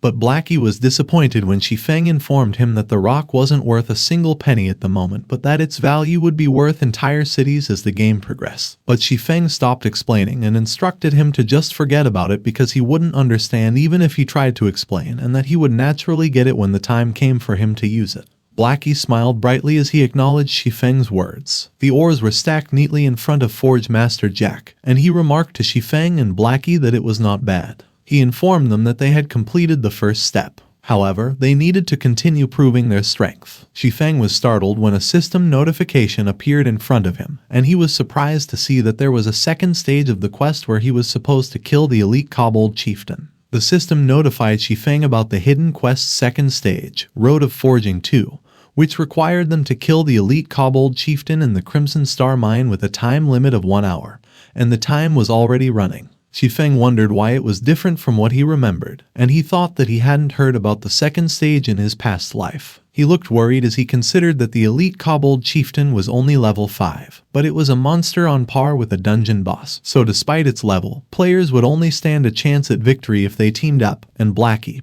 who noticed his reaction, asked him what was wrong. Shi Feng informed Blackie that it was nothing much and that he had received a slightly difficult quest. But Blackie confidently reassured Shi Feng that with him leading the team, all quests would be a piece of cake. Blackie felt awkward when Shi Feng looked at him skeptically, reminding him that he had acted like a coward just hours ago. And as he asked him about his current confidence, he instructed him to make sure to listen to his commands during the mission and not let his guard down. A few moments later, at Crimson Star Mine, where the recommended level was level 2, a lot of kobolds were gathered. Shi Feng and Blackie were there, and Shi Feng announced that they would begin. Looking menacing, Shi Feng immediately charged forward, and he used his newly acquired skill, the Wind Blade. He swiftly moved from one kobold to another, and he defeated them as he passed through. On the other hand, Blackie bombarded the kobolds with his skill, Dark Arrow. The kobolds immediately surrounded Shi Feng, but he was still able to eliminate them one by one. Shi Feng yelled a battle cry as he raised his sword to deliver an attack.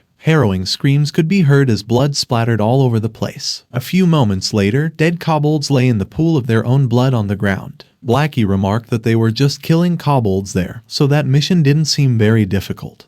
But Shi Feng instructed him not to relax just yet because they hadn't gotten to the main part of the quest yet. Suddenly, the Crimson Star Mine began to tremble. Blackie was alarmed, and he informed Shi Feng that the boss was coming. A huge foot stomped on the ground and destroyed it. Shi Feng looked up, and he informed Blackie that it was the true target of their mission. A giant, menacing boss loomed over the two of them. It was the level 5 kobold chieftain, and it had heavy armor that resisted normal damage. Its HP regenerated 25 of its max HP every 5 seconds. It had a colossal body that resisted knockback, daze, and other crowd control skills, and it had suppressive attack blows that could not be easily defended against or parried. Blackie was horrified, and he couldn't help but curse, saying that it had more than 2,000 HP and regenerated too. Shi Feng reminded Blackie to keep in mind that it was a quest with a time limit. Currently, the quest had a remaining time of 19 minutes and 47 seconds. The kobold chieftain roared ferociously. Blackie looked terrified as he asked Shi Feng if he was sure they could defeat the kobold chieftain, because even if they ignored his massive health pool and strong defenses, just one scratch from his huge axe would wipe them out. And Shi Feng admitted to him that he didn't know, but the consequences of failing the mission were harsh, and they only had one chance at that hidden quest, so if they failed there, they wouldn't be able to do it again. Shi Feng grabbed something from his inventory. It was the abyssal blade, and while Shi Feng pulled it out, he informed Blackie that they had no choice but to give it their all. Shi Feng looked concerned as he glanced at the weapon in his hand. He remembered the day when the Crimson War God got surrounded by thousands of enemy guild members, and as he took out his blood magic weapon, the Crimson Ghost Axe, he mowed them all down, and eventually he rose to fame through that battle and founded the glorious War God Empire. However, Shi Feng also remembered that he had seen those who became slaves to their weapons due to backlash. The system asked Shi Feng if he wished to bind with the magic weapon, the abyssal blade. Shi Feng said that even noobs could control magic weapons, so there was no way he would lose out to those haughty, spoiled brats, especially since he had reincarnated, so he instructed the system to bind, and it received his voice command. As dark energy started to engulf Shi Feng,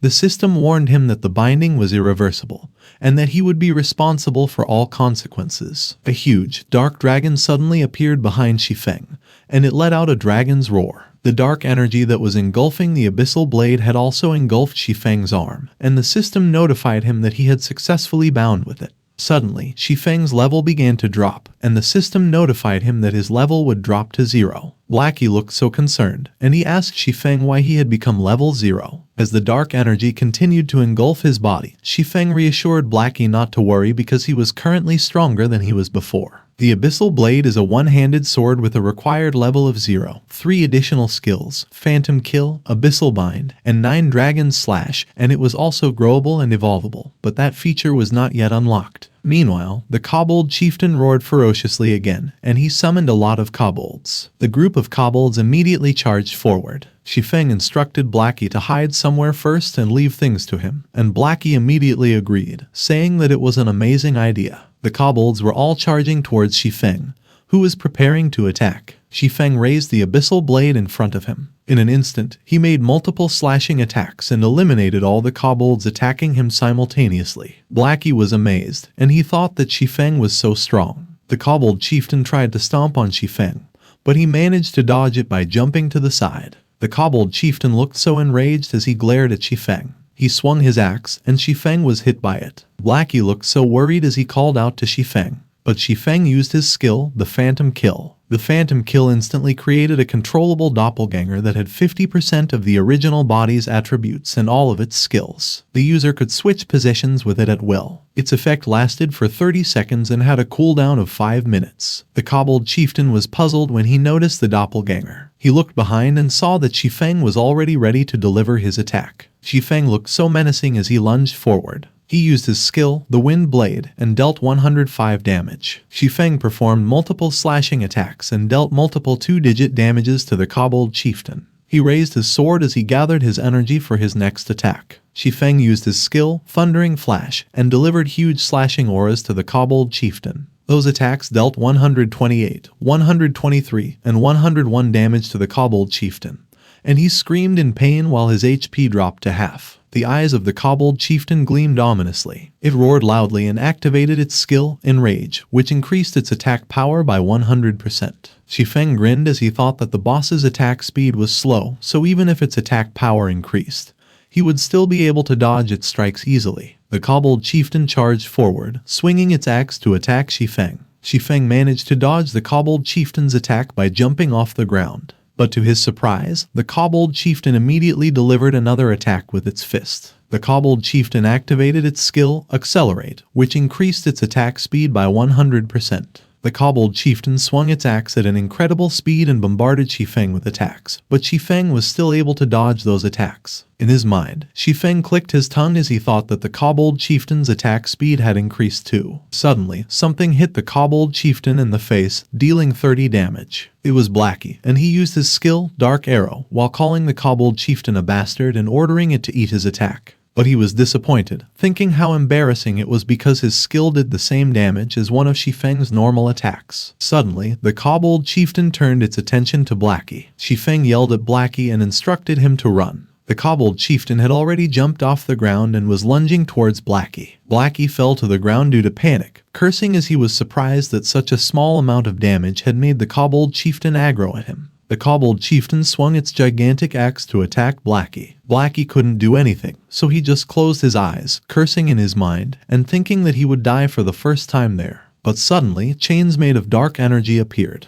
Blackie was puzzled because the attack he was expecting did not hit him. Just before it could hit Blackie, the Kobold Chieftain was bound by the Abyssal Bind, a skill that summoned chains to bind the target, reducing its defense by 100%, with its effect lasting for 3 seconds and a cooldown of 1 minute. Shi Feng was the one who cast that skill using his Abyssal Blade and remarked that it was close. The Kobold Chieftain managed to break out of the chains that were binding it. Shi Feng immediately jumped off the ground. The Kobold Chieftain was alarmed when it saw Shi Feng appear beside it, ready to attack. Shi Feng swung his sword and used his skill, the Wind Blade. He hit the Kobold Chieftain in the face, and the impact was so strong. As the Kobold Chieftain was pushed back by Shi Feng's attack, Blackie was running away as fast as he could, stating that he was out because he couldn't hold out in a battle like that. Suddenly, the Kobold Chieftain began pulling out powerful energy. Shi Feng was alarmed when he saw it, and as the Kobold Chieftain swung it towards him, he managed to dodge it by bending backwards while midair. The Kobold Chieftain's attack was so powerful,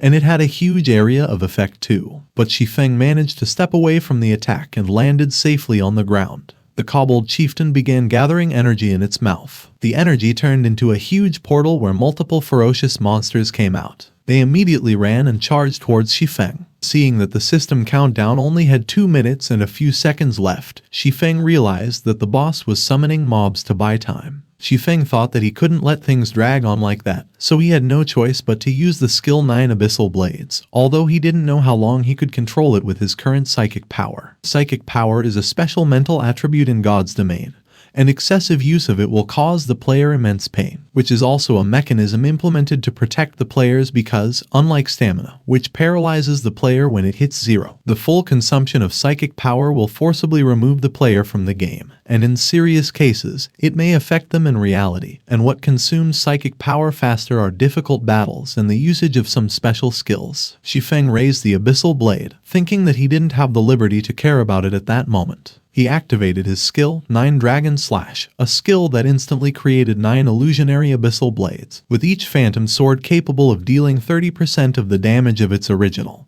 and the skill lasting for 20 seconds with a cooldown of 5 minutes. The mob of monsters bared their fangs and roared ferociously as they charged towards Shi Feng.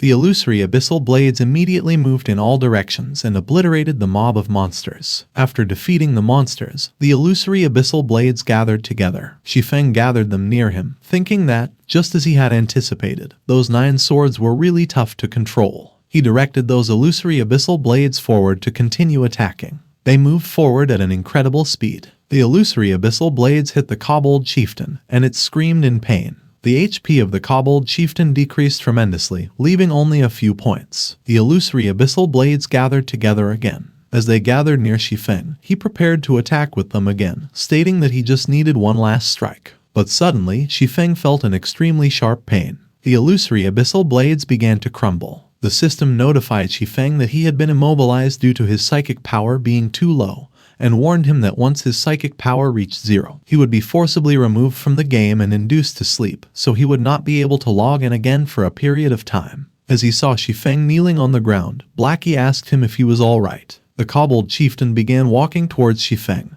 and Shi Feng tried his best to stand up again. Blackie got extremely worried, so he told Shi Feng to stop pushing himself so far because they only had a minute left on the mission, and if they died there, their losses would far surpass their gains. Shi Feng was already out of breath and couldn't respond to Blackie. When he heard Blackie suggest that he give up, he remembered how he was terminated by the Shadow Group. He thought that in his previous life, he worked hard without complaint and helped the man build his empire, only to be ruthlessly thrown away. Remembering how frustrated he was, Shi Feng thought that he didn't know whether it was heaven's blessing or a twist of fate.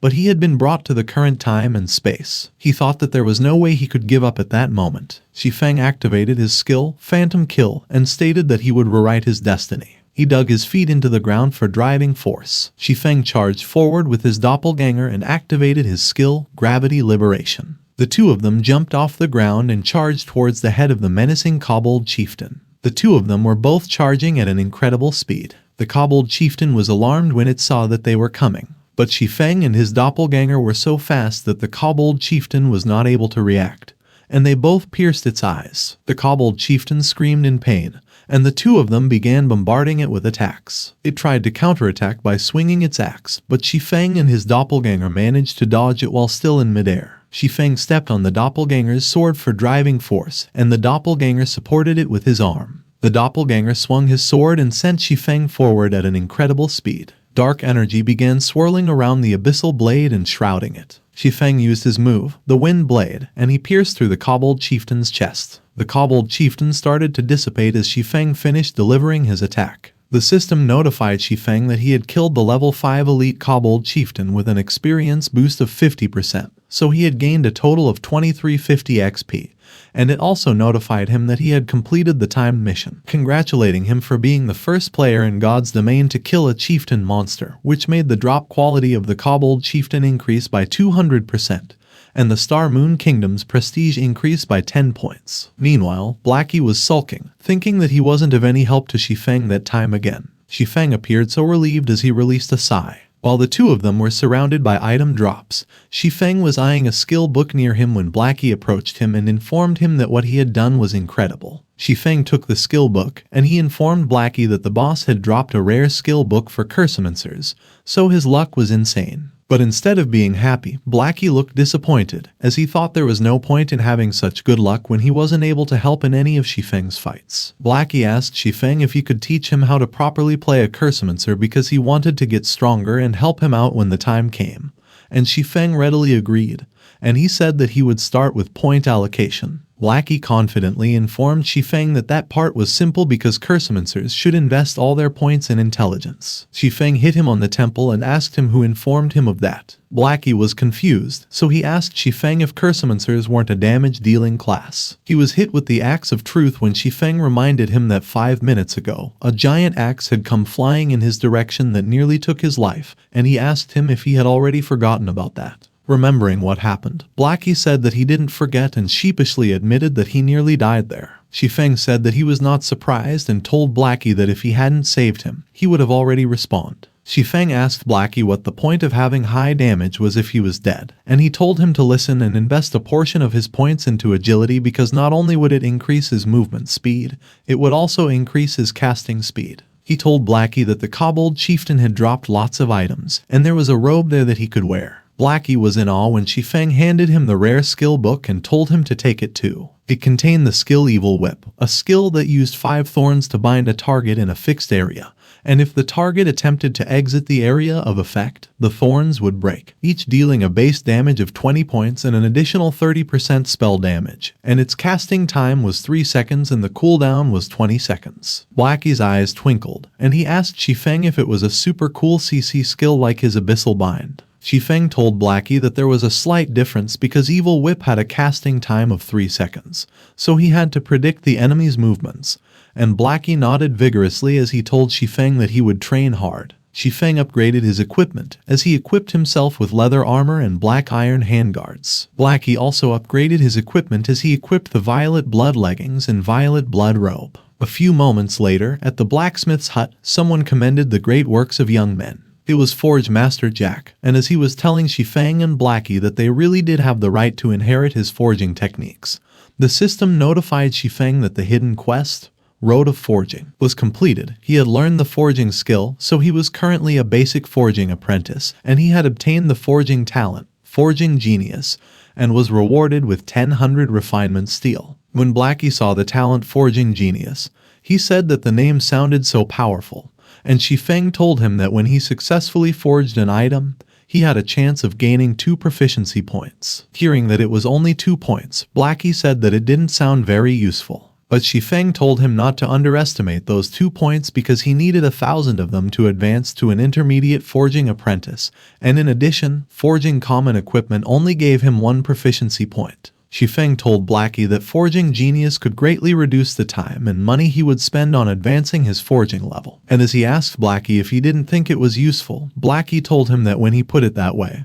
it did sound like an incredible talent. With a smile on his face, Blackie asked Shi Feng if he could forge some equipment for him sometime, and Shi Feng released a sigh as he told him that he had learned the forging skill but would need blueprints to create equipment. Shi Feng thought that Deathly Forest would drop bronze equipment blueprints, and beginners would require large amounts of such equipment, so he would be able to kill 2 birds with 1 stone by leveling up his forging skill and earning money. As Shi Feng walked away and told Blackie that they should go, Forge Master Jack was intrigued when he noticed something. He noticed the abyssal blade on Shi Feng's waist. Forge Master Jack looked astonished as he asked himself what it was. Shi Feng and Blackie turned to look at him when he requested for them to wait. Forge Master Jack asked Shi Feng if the sword he carried by his side was a magic weapon, and he told him that the weapon had been imbued with a vile curse. In Forge Master Jack's perspective, Shi Feng was already engulfed by the dark energy of the abyssal blade, and he told him that he was afraid that the curse had already started causing a backlash for him. Forge Master Jack asked Shi Feng if the sword he was carrying by his side was a magic weapon, and he informed him that it was his first time seeing one,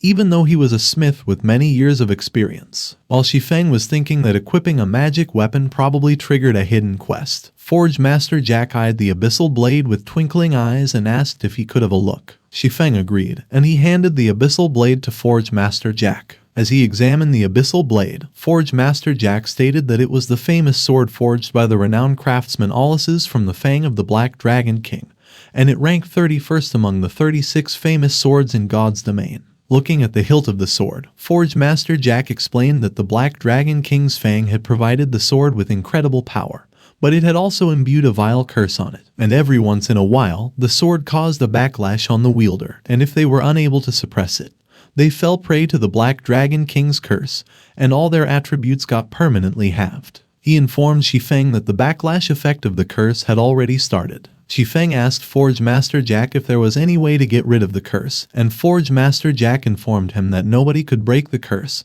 but he could find a method to weaken it, which would require something of great power. Forge Master Jack informed them that they must find the lucky stones, as they were the only things that could help him resist the curse. However, those stones were incredibly rare, and chancing upon one was fully up to fate. Shi Feng instructed Blackie to pass the lucky stone to Forge Master Jack, but Blackie asked him where they were supposed to get one, and Shi Feng informed him that it was right there in his bag, the star crystal. Forge Master Jack looked astonished when Blackie nonchalantly pulled out the stone, and as Blackie complained that star crystal sounded nothing like lucky stone, he wondered if lucky stone was another name for star crystals. Forge Master Jack turned to look at Shi Feng and commented that he really was extraordinary. Shi Feng thought that in his previous life, after God's domain went live, those extremely rare yet useless stones were suddenly collectively renamed to lucky stones, and the demand for them skyrocketed so instantly that they became hard currency in God's domain. As Forge Master Jack was about to start forging, Shi Feng informed him that he was afraid that he would have to trouble him, and Forge Master Jack smiled, saying that it was no trouble at all because he was honored to work on a magic weapon with his own hands. He began forging the abyssal blade with the lucky stone. As Forge Master Jack hit the abyssal blade with his hammer, the system immediately showed that the process of forging was at 20%. Forge Master Jack continued to work on the abyssal blade. A few moments later, the system notified Shi Feng that the forging was successful. As Shi Feng examined the abyssal blade, Forge Master Jack informed him that it was done and its curse had been suppressed. Shi Feng returned the abyssal blade to its scabbard, and he thanked Forge Master Jack. Forge Master Jack bowed at them as Shi Feng walked away while Blackie looked back at him. Suddenly, a message notification from Lonely Snow popped out in front of Shi Feng, and he recognized that it was from the warrior guy he met at the town hall. to whom he had mentioned the monster hunting spot. Lonely Snow asked Shi Feng if he wanted to join them in Deathly Forest as he and his 3 friends had all reached level 2. And Shi Feng responded that he had a cursomancer with him so they could form a squad of 6 because it just so happened that the beta tester he knew had given him lots of info on Deathly Forest. And Lonely Snow told Shi Feng that he could not believe he knew a closed beta tester so they would follow his command. And Shi Feng informed him that they would request to have priority rights over all swordsman and cursomancer equipment that would drop. And Lonely Snow hesitated, but he agreed and told Shi Feng that they would wait for him at the entrance. Shi Feng informed Blackie that someone had invited them to a dungeon, so they should hurry over to Deathly Forest. But Blackie asked Shi Feng if they really needed to team up with other people and if they couldn't settle with just the 2 of them. Shi Feng told him that Deathly Forest is a party dungeon, so they need to hit a minimum number of participants to gain entry, and that would increase their chance of success as well. A few moments later, at the entrance of Deathly Forest, people were making announcements that they were looking for high-damage dealers. Shi Feng and Blackie arrived when some people announced that they were a team of 4, looking for 2, saying that they had an expert carrying the team, but that they were missing a healer. Lonely Snow immediately greeted Shi Feng, thanking God that he had finally arrived, and he told him that the hunting place he recommended was incredible as he easily grinded his way to level 2. He informed Shi Feng that his friends had to spend lots of effort, so with him taking charge, he was sure they would be able to clear the dungeon. Lonely Snow's friends, Overreacher, Expansive Skynet, and Wordless Summer Night, saw Shi Feng, and Overreacher immediately asked him if he was the expert he had told them about, while Expansive Skynet said that they should form a party first. After forming the party, Expansive Skynet saw that Shi Feng was only level 1, and he was surprised. Lonely Snow was surprised too. Overreacher was disgruntled that they had waited so long just for a level 1 expert, and Wordless Summer Night just snickered beside him. Expansive Skynet told Shi Feng that a team of level 2 players would be helping him out in the dungeon, yet he still had the gall to request all swordsmen and cursomancer equipment, and he asked him if he thought they were stupid. Overreacher mockingly called Shi Feng Mr. Expert as he asked him why he wasn't responding, and he demanded that he tell them why he was still level 1 despite the time the server's been live. Wordless Summer Night berated Shi Feng, stating that he couldn't believe he had the nerve to order them how to raid the dungeon, and as he remarked that he should piss on the ground and take a good look at himself in the reflection, he labeled him an arrogant bastard. Without answering them, Shi Feng initiated leaving the party, and as he confirmed it with the system, he advised that they should leave, and Overreacher smugly suggested that he guessed he still had some conscience. Lonely Snow tried to stop Shi Feng, and Expansive Skynet mentioned that he was free to leave the team if he wanted to follow in Shi Feng's footsteps, as they wouldn't stop him, while Shi Feng urged that they should go and that they should not waste time on those people. Lonely Snow was thinking about the situation. He turned to apologize to Expansive Skynet and acknowledged that he was going with Shi Feng. While Lonely Snow ran towards Shi Feng and implored him to wait up, Wordless Summer Night observed that he was way too gullible as Shi Feng was definitely a scammer, but Overreacher cautioned to save their breath as Lonely Snow would regret it sooner or later. Lonely Snow expressed that he would like to join his party, and Shi Feng immediately agreed. Blackie commented that he had great judgment, as he definitely wouldn't regret following Shi Feng. Shi Feng instructed Blackie to take his staff to prepare himself to activate all the special options, to which Blackie responded that he got it with a huge grin on his face. Blackie proudly took out his staff, and Lonely Snow's eyes twinkled when he saw it. Blackie shouted that they got an expert there and they were waiting for 3 more players, and Overreacher was startled when he saw him while Expansive Skynet was busy ranting about how Shi Feng's arrogance knows no bounds and that he couldn't believe he was still claiming to be an expert. Overreacher was so astonished when he pointed out to look at Blackie, as his equipment was definitely extraordinary, and Expansive Skynet got curious, so he turned to take a look. They looked at Blackie, who was announcing that they had an expert carrying the team and urging everyone to join quickly. Wordless Summer Night recalled that he thought Blackie was already level 3 when they were forming parties, and Expansive Skynet scolded him, calling him an idiot while inquiring why he didn't mention such a thing earlier. Expansive Skynet was crestfallen when Wordless Summer Night revealed that regardless of how strong Blackie is, their leader is still a level 1 burden to the team. Overreacher proposed that they bribe Blackie over to their party as they could offer him all the equipment for mages they get from that dungeon.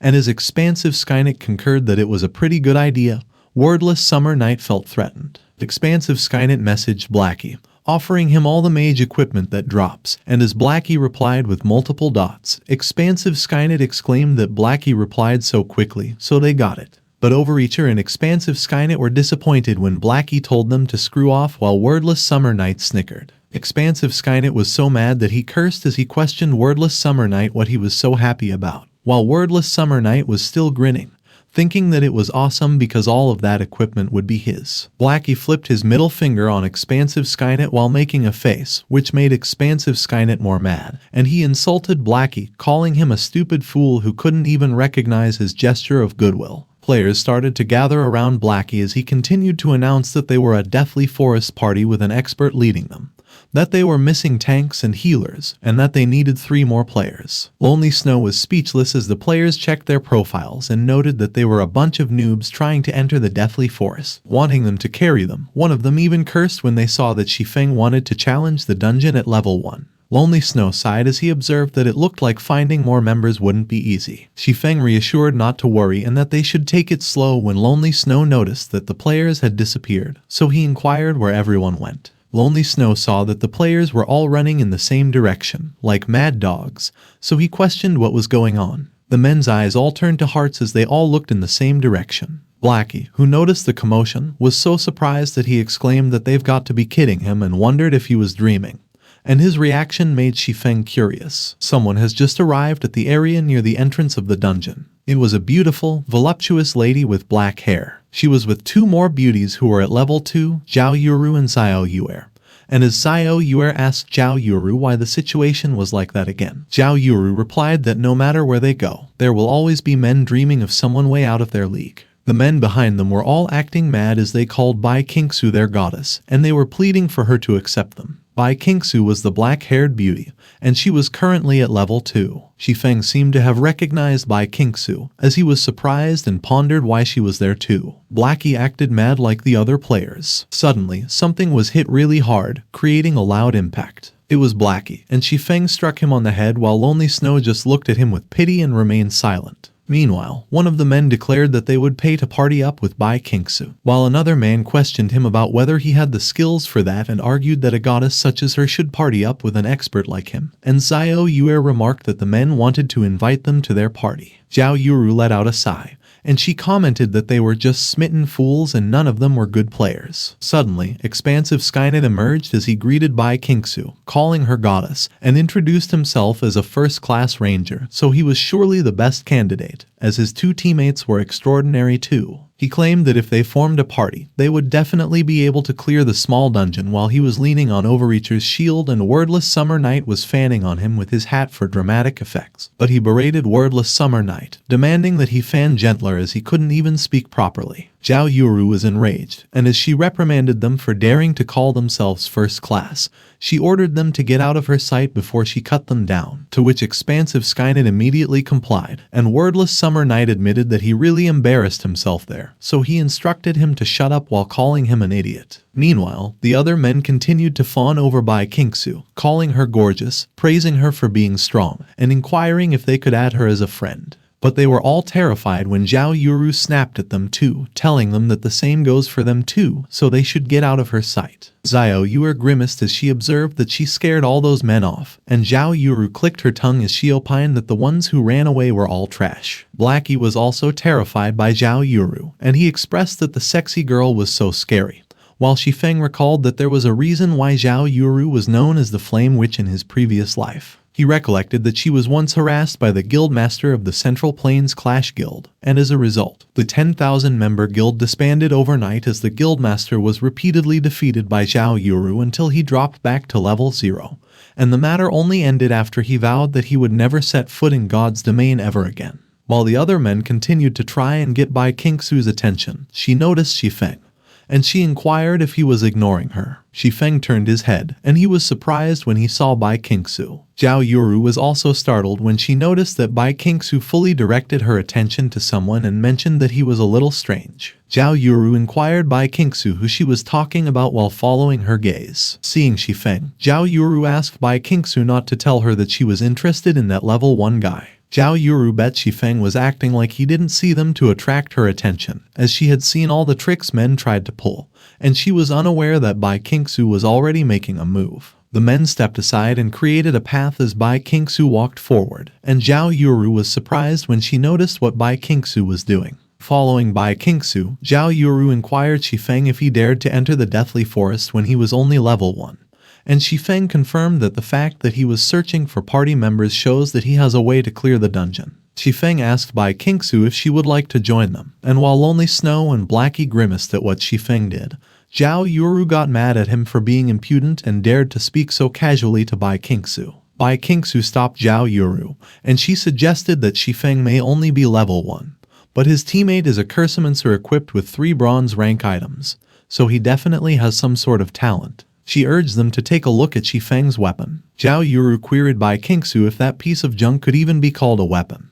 But Bai Qingsu hypothesized that there was no game that would intentionally make a sword so ugly, so she concluded that Shi Feng's weapon is definitely special. Zhao Yuru interrogated Shi Feng about how he knew the strategy for clearing the dungeon when Deathly Forest had never been cleared by anyone before, and Shi Feng revealed that he had gotten info from the closed beta test. Bai Qingsu remarked that she hadn't heard a single case of a closed beta tester leaking info on God's domain ever since the servers went live. On the other hand, when Zhao Yuru heard about the info from the closed beta test, she doubted Shi Feng and asked him if he was just lying to them, and Shi Feng responded that it was up to her to trust him or not, but he would give her a free piece of intel first. Shi Feng explained that the monsters in the Deathly Forest weren't exactly tough, and the true danger is getting lost in the forest filled with traps. He elaborated that after entering the dungeon, unseasoned teams will have their numbers reduced significantly before they even catch sight of a monster, and even if the players survive, they won't be able to find a way out, so they will eventually choose to commit suicide to respawn in town.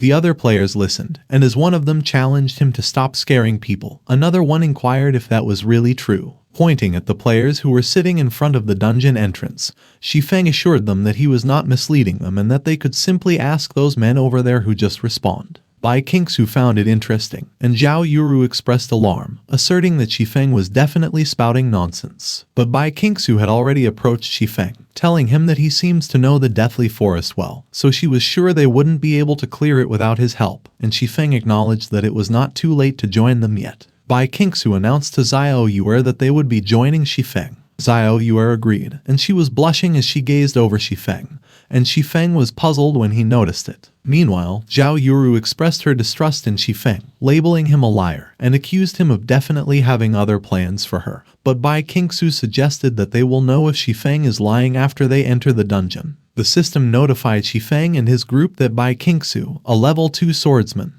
Zhao Yuru, a level 2 cleric, and Zhao Yuru, a level 2 mage, had joined the party. The other players were appalled, as they observed that the ugliest and the prettiest teams have combined, and they declared that it was an unprecedented event. Blackie looked so happy as he boasted that he was so awesome, as he couldn't believe he managed to get the goddess Bai Qingsu to join them, and Shi Feng advised that he better perform well later on and not embarrass them. Shi Feng glanced over to Lonely Snow, who gave him a thumbs up with a grin on his face. Their party stood in front of the dungeon entrance. The system asked them to select a difficulty from normal, hard, and hell. Their party started walking through the portal. As they passed through the other side, Zhao Yuru looked around in awe while Lonely Snow was on guard. As they stood there at the beginning of the dungeon, a system screen was about to appear in front of them. The system notified them that they had entered the Hell Mode Deathly Forest, so the rewards and drop rate were increased by 30% while the death penalty was increased by 100%.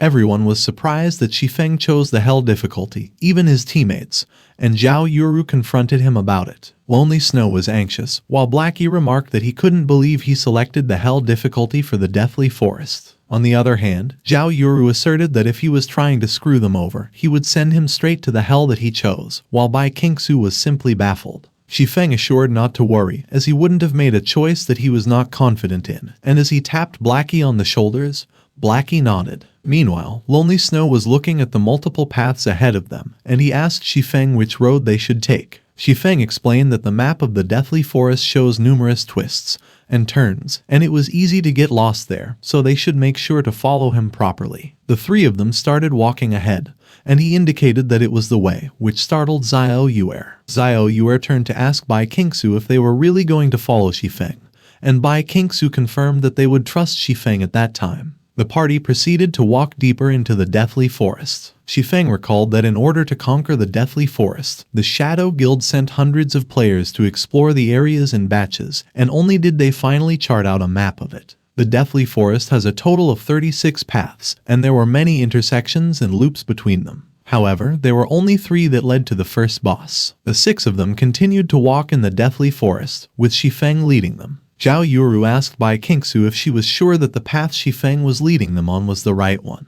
and Bai Qingsu reiterated that Shi Feng made the right choice as they managed to avoid all the mobs along the way. Bai Qingsu observed to look at the group of monsters that was patrolling the intersection. They just left, and she noted that if they had been any slower, they would have been forced to engage in combat. Zhao Yuru opined that they were just a few mobs, so there was nothing to be afraid of. But Shi Feng pointed out that mobs wouldn't drop anything good, so there was no reason for them to fight those. Zhao Yuru made a face at Shi Feng, and in her mind, she clicked her tongue and mused that she bet he just didn't want to show them how low his damage was. As they began to approach an open area, Blackie observed that it was obvious at first glance that the area up ahead is where the boss will appear. But when they arrived in the area, it was empty, and Blackie looked disappointed as he inquired where the boss was. Suddenly, the ground began to shake. Everyone was surprised, and they nervously questioned what was going on. Shi Feng advised to prepare themselves as the boss was coming out. The ground began to crack, and something was coming out of it. A huge monster burst out of the ground and jumped up in the air. Its large claws destroyed another part of the ground as it landed in front of Shi Feng's party. The monster was a level 3 Wilmy chieftain rank, and it was a ferocious night rabbit that has sharp steel claws on its paws and loves to welcome humans with a bloodbath. Its eyes glimmered as it showed its steel claws. The system warned the players not to get the wrong idea, as that rabbit only eats meat. Wilmy looked so menacing as it stood there with its tongue out. Lonely Snow asked Shi Feng if they were going straight for the boss when they haven't killed a single mob yet, which Shi Feng affirmed.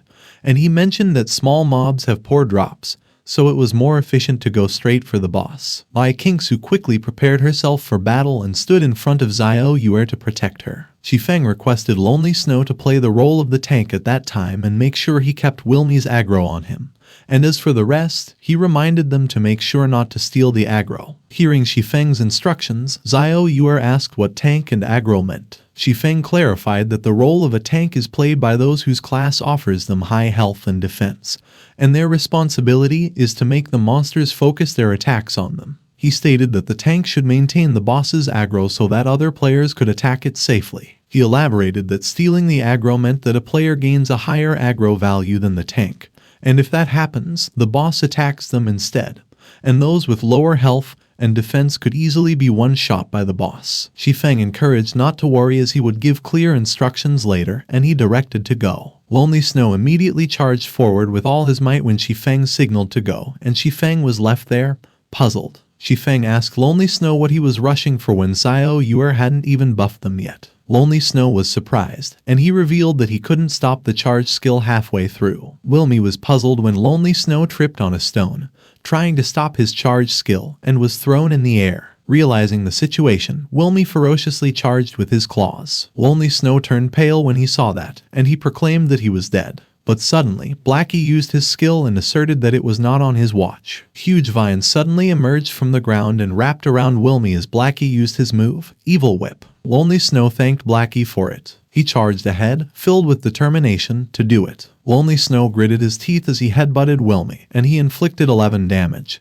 But he took 58 damage because of it. He was in pain as he got thrown back because of the rebound of his attack. Shi Feng looked disappointed, while Zhao Yuru inquired Lonely Snow if he mentioned his body was a cannonball or something. Zhao Yue immediately used a healing skill. She began to heal Lonely Snow, and he thanked her for it. On the other hand, the vines that were holding Wilmy down started to snap. As Wilmy started to break out of them, Blackie admitted that he couldn't hold it back any longer. Lonely Snow stood up and announced that he was coming. He charged forward with multiple slashing attacks. Wilmy did the same, and he managed to block Lonely Snow's attack with it. As they prepared to attack, Shi Feng observed that Lonely Snow's movements were pretty good. Shi Feng and Bai Qingsu were attacking Wilmy from the side while Lonely Snow was up front, attracting its aggro. Suddenly, Zhao Yuru released a fire skill and commanded to get out of her way. She used her skill, Flame Burst, and Lonely Snow barely managed to dodge it when she threw it towards Wilmy. Shi Feng was surprised when Zhao Yuru's attack hit Wilmy and dealt 118 damage. Zhao Yuru laughed and proudly boasted that the damage she dealt to it was still the highest. As the smoke created by the explosion began to dissipate, it revealed Wilmy's gleaming eyes. The system notified them that Wilmy is currently in an enraged state, so its attack and speed were increased by 30%. Shi Feng looked worried when he commented that her skill had dealt way too much damage. He and Bai Qingsu turned to look at Zhao Yuru as Bai Qingsu figured out that Wilmy's aggro had changed. Zhao Yuru looked so puzzled, and she questioned them if it was on her. Wilmy charged fiercely at her with its claws, and Zhao Yuru cursed when she finally confirmed that she had stolen aggro. Zhao Yuru was alarmed when she realized that her spell dealt too much damage, so Wilmy was currently targeting her. She was surprised when Wilmy suddenly appeared in front of her, and its sharp claws were about to hit her. Suddenly, Shi Feng used his skill, Thundering Flash. Wilmy was hit by Shi Feng's slashing attack from behind, and the impact was so strong that it made Zhao Yuru stumble and sit on the ground. Zhao Yuru was puzzled, as she didn't know what just happened. Meanwhile, Wilmy directed his attention behind him. Shi Feng remarked that the boss's damage in the enraged state was too high, so they couldn't defend against it.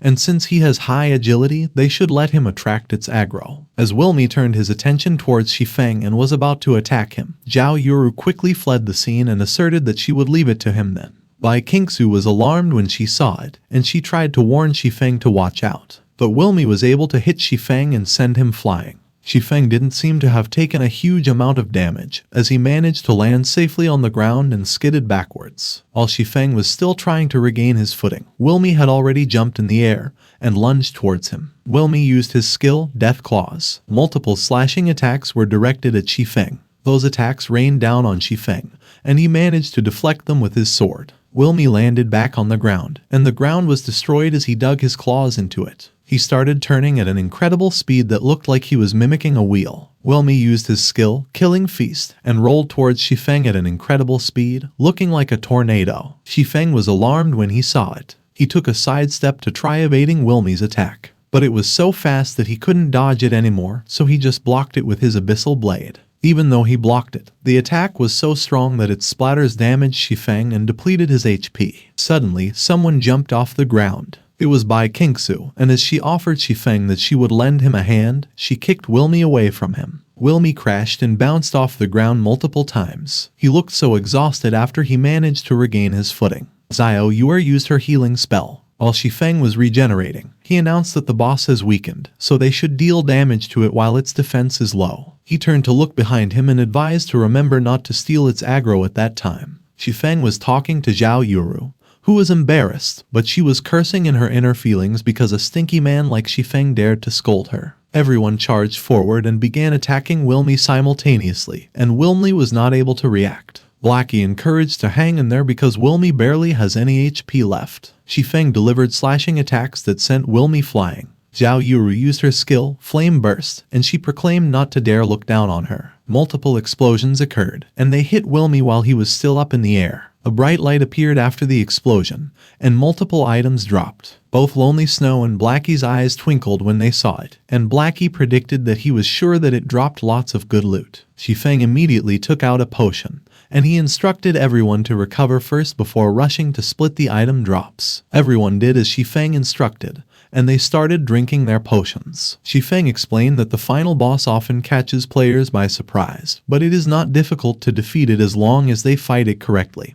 And upon hearing what Shi Feng explained, Zhao Yuru inquired how it catches players by surprise. As if right on cue, huge claws landed on the ground and destroyed it. It released a very strong energy that shook the place. It was a level 3 werewolf felt chieftain rank, and it was roaring ferociously. But Shi Feng and his party were unfazed. In fact, they were staring at the werewolf felt menacingly. The werewolf felt was puzzled by what it witnessed. Shi Feng gave the signal that they should go, and everyone immediately went in to attack the werewolf felt. The werewolf felt was surprised, and it was caught off guard by their reaction. Shi Feng shouted as he swung his sword with all his might. A huge explosion occurred, which made the dust and debris fly all over the place. A few moments later, the dust and debris began to dissipate. It revealed the werewolf felt, which was crumbling and whose HP had been reduced to 0. The system notified Shi Feng and his party that they had killed the werewolf felt. Skill books, weapons, and other items were dropped on the ground. Everyone was amazed that the final boss of the Hell difficulty dungeon dropped so much good stuff. Bai Qingsu asserted in his group that she always sticks to her promises, so the three of them may pick the loot first. Looking at the item list, Shi Feng observed that it was awesome because a blueprint dropped on their first try. Both Lonely Snow and Blackie were grinning and snickering as they picked items on the item list. Blackie equipped the dark gauntlets and dark robes, and he learned the skill Hellflame. On the other hand, Lonely Snow equipped the Iron Greatsword and learned the skill Whirlwind Slash. As the two of them happily looked at the system screen,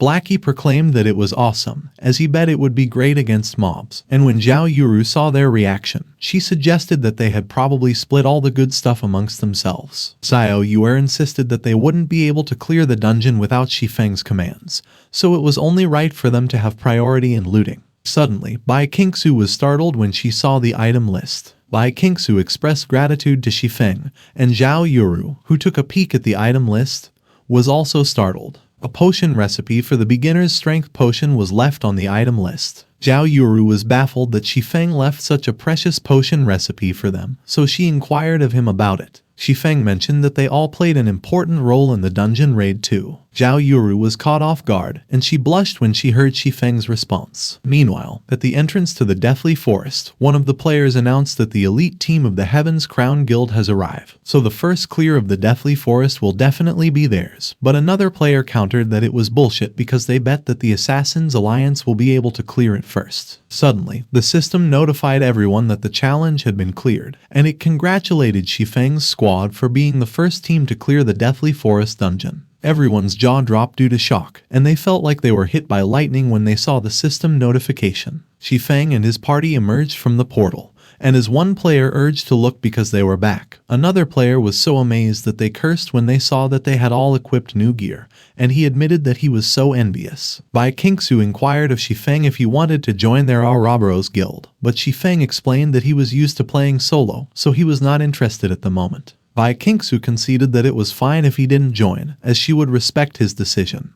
And she remembered to tell Shi Feng one more thing, that in 3 days, their Ouroboros would be raiding an uncleared 20-man dungeon, Dark Moon Graveyard, so she queried him if he was interested in joining. Shi Feng clarified that only players with levels 5 and above could enter that dungeon, and he queried her if she was sure that she could form a group of 20 within 2 days. Bai Qingsu joked that he must be joking, and she proudly reminded him that it was Ouroboros they were talking about. Shi Feng recalled that Ouroboros doesn't simply refer to a guild in a specific game, as it was the leading guild organization among the dozens of virtual game worlds on the market. And ever since the start of God's Domain, major conglomerates have been rushing into that new world, hoping to obtain a share of the emerging virtual market. Likewise, Ouroboros had also coveted God's Domain for a long time, so they would definitely use financial means in the real world to invest the strongest forces into God's Domain. So gathering a 20-man team in 3 days is no pipe dream for them. Bai Qingsu invited to add her as a friend so she could contact him when the time came.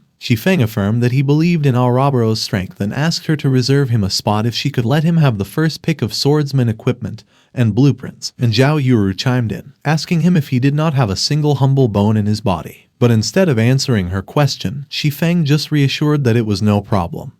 And Blackie exclaimed that he really was awesome because he managed to get a spot on the Ice Queen's friend list. The system gave a notification that Zhao Yuru, Bai Qingsu, and Zhao Yuru had left the party. As the three of them walked away, the other players turned their attention to Shi Feng's group, and as one of them confirmed if they were the ones who entered the dungeon with Bai Qingsu, another player affirmed that it was right. Suddenly, they all looked at Shi Feng's group with gleaming and menacing eyes. Lonely Snow and Blackie got terrified, and Blackie notified Shi Feng that the other players were looking at them with strange expressions. Shi Feng advised to make a run for it while he himself started running as well. The three of them ran with all their might as the players chased them while bombarding them with questions like which one of the 3 paths they should pick, how they cleared the Deathly Forest dungeon, and how they managed to avoid those traps. At the entrance of the Dark Moon Valley dungeon, where the recommended level is 4, Shi Feng and his group arrived, and as Lonely Snow asked why there wasn't a single player there and if they were the only ones raiding the dungeon, Shi Feng remarked that the other players were still focused on the level 2 Deathly Forest dungeon, so only a few would dare challenge a level 4 dungeon. Suddenly, someone was running towards them in a hurry and repeatedly urged to add him. When Shi Feng saw that their name was Kola, he recalled that the name sounded so familiar. Shi Feng's eyes widened when he remembered the Tyrant Bear, the rank 15 Guardian Knight in the Star Moon Kingdom.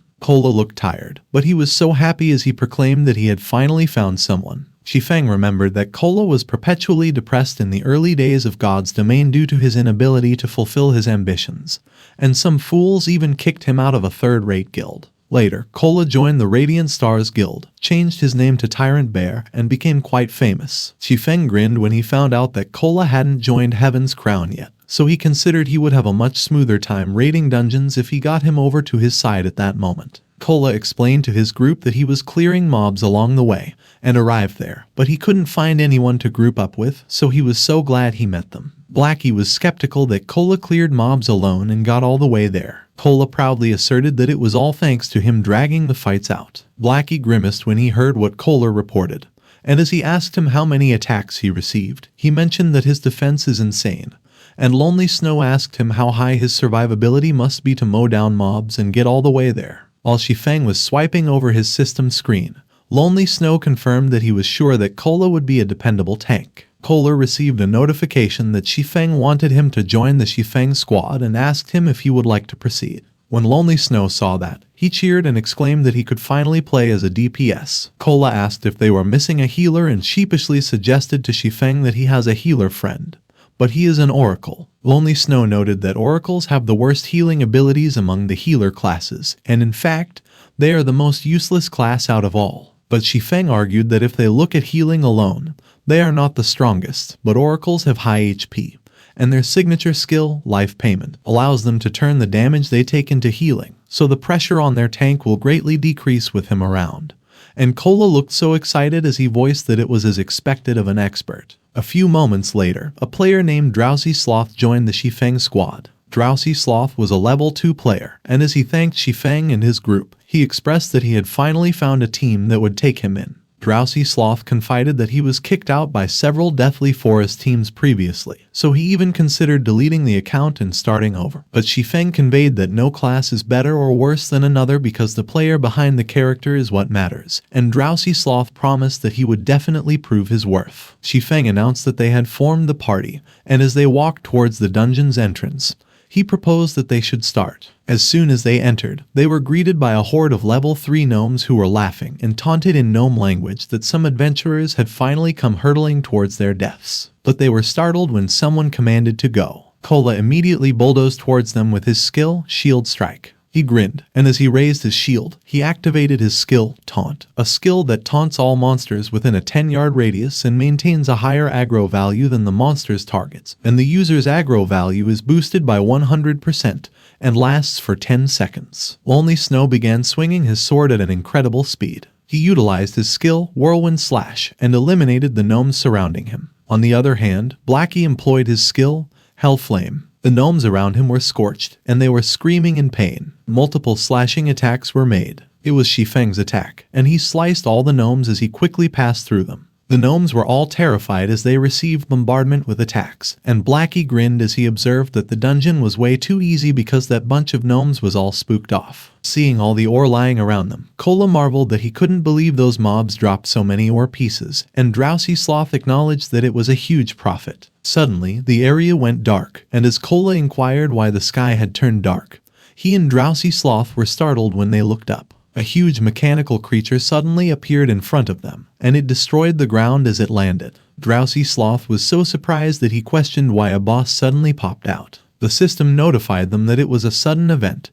and a level 5 hazard gnome was controlling the machine, which has the passive ability of ignoring 95% of damage. And while it has a very low probability of appearing, it specializes in exterminating players who have harmed its gnome brethren. Blackie immediately turned to ask Shi Feng what their plan was, but Shi Feng was speechless, so Blackie called him again. Shi Feng looked concerned, and he immediately directed everyone to run. Shi Feng and his group ran with all their might while the hazard gnome chased them, and Shi Feng declared that once they reached the entrance of the dungeon, they would be out of the hazard gnome's patrol area. Shi Feng remembered that in his past life, he chanced upon a hazard gnome as well. Back then, he was leading a team of elites grinding for ore drops, and after they killed a whole bunch of gnomes, a hazard gnome appeared. They were really excited, as rare elite enemies would drop unique loot, so they bombarded it with attacks.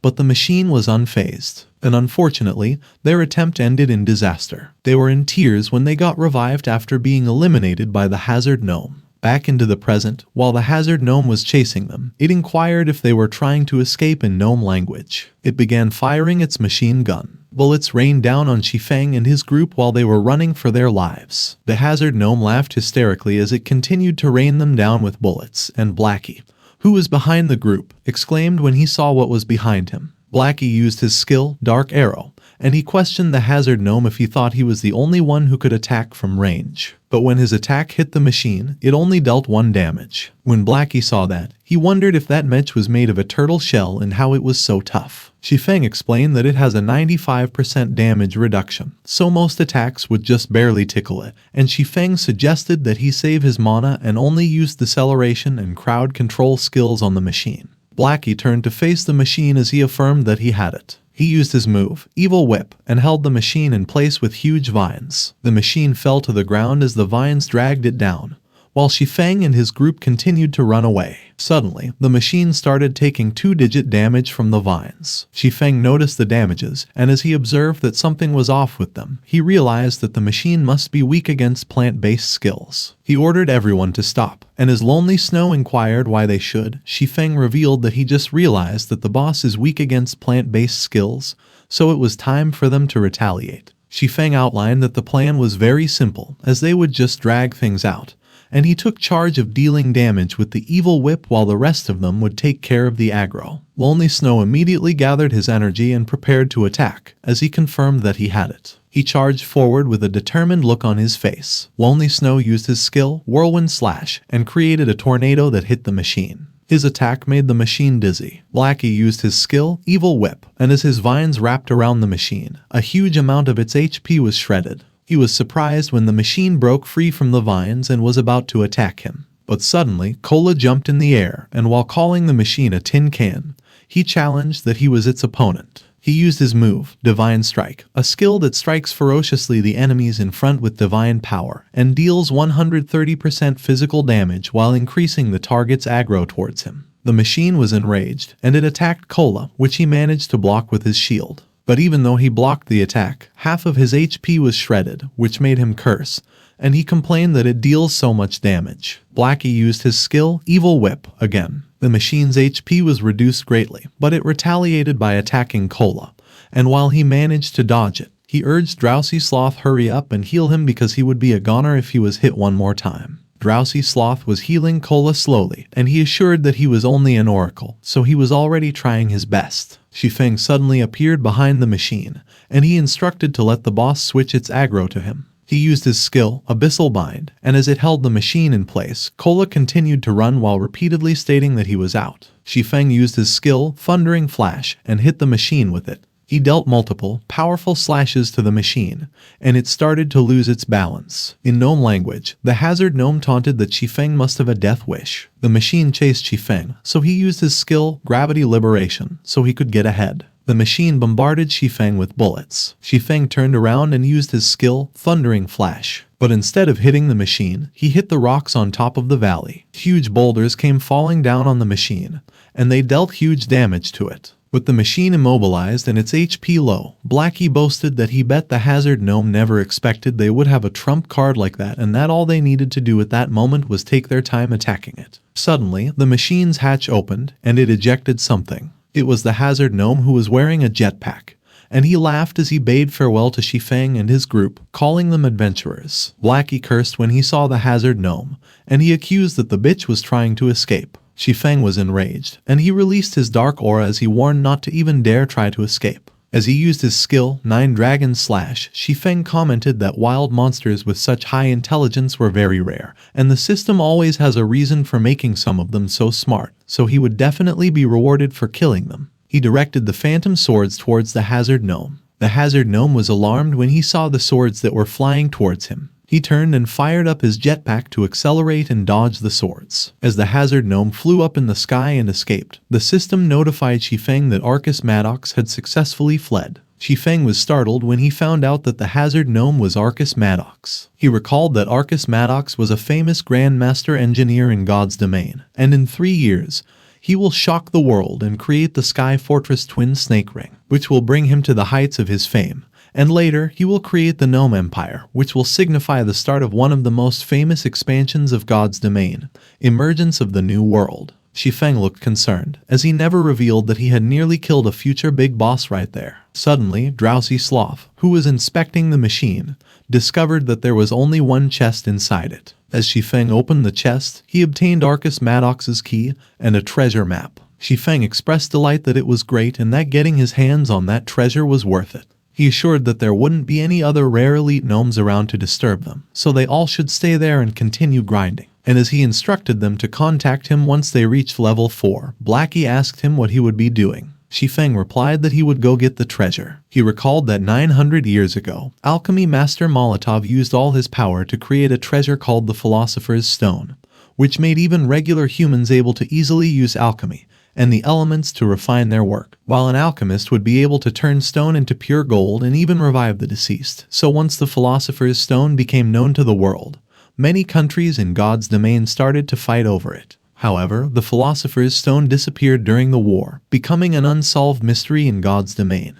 And after some in-depth research by players, the Philosopher's Stone was found to be hidden in the depths of the Scarlet Lake, in the Sun Temple, and the key to opening its doors was Arcus Maddox's treasure chest. A few moments later, at Scarlet Lake, where the recommended level was 10, someone dove right into the water. It was Shi Feng, and he continued to swim towards the depths of the lake. Suddenly, he was alarmed when he noticed a giant octopus that was glaring at him. Shi Feng used his skill, Gravity Liberation, to escape from the octopus tentacles that were about to grab him. He successfully swam away and escaped the octopus grasp. A few moments later, Shi Feng discovered a trench, and he was surprised when he took a peek inside it. It was filled with level 10 fishman guards, and he observed that the treasure map indicated that the Philosopher's Stone was hidden in there.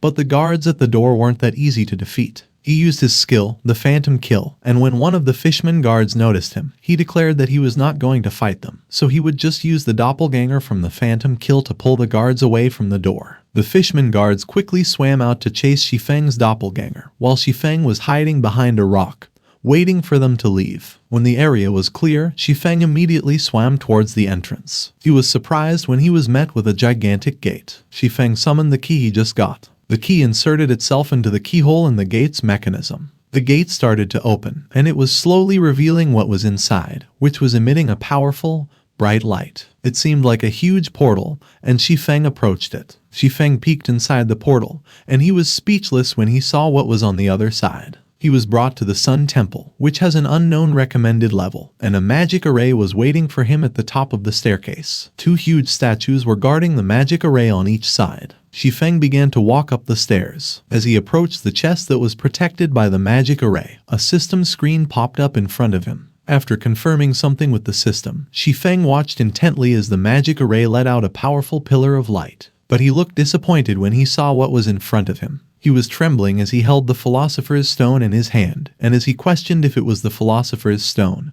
he inquired why it was so small. The Philosopher's Stone fragment was an epic rank special item that dropped upon death with a level requirement of 0, and it could be used for alchemical conversion and elemental refinement. Shi Feng let out a sigh, and he remarked that at least it retained the alchemical conversion and elemental refinement skills, so forging would be a breeze in the future. Suddenly, the 2 huge statues guarding the treasure woke up and moved. They were both level 100 guardian statues, and they immediately attacked Shi Feng, but he managed to dodge it. When Shi Feng saw that they were level 100 monsters, he questioned how the heck he was supposed to fight them, and he observed that it was a ruthless design because taking the Philosopher's Stone awakens the guards and the stone would drop upon his death.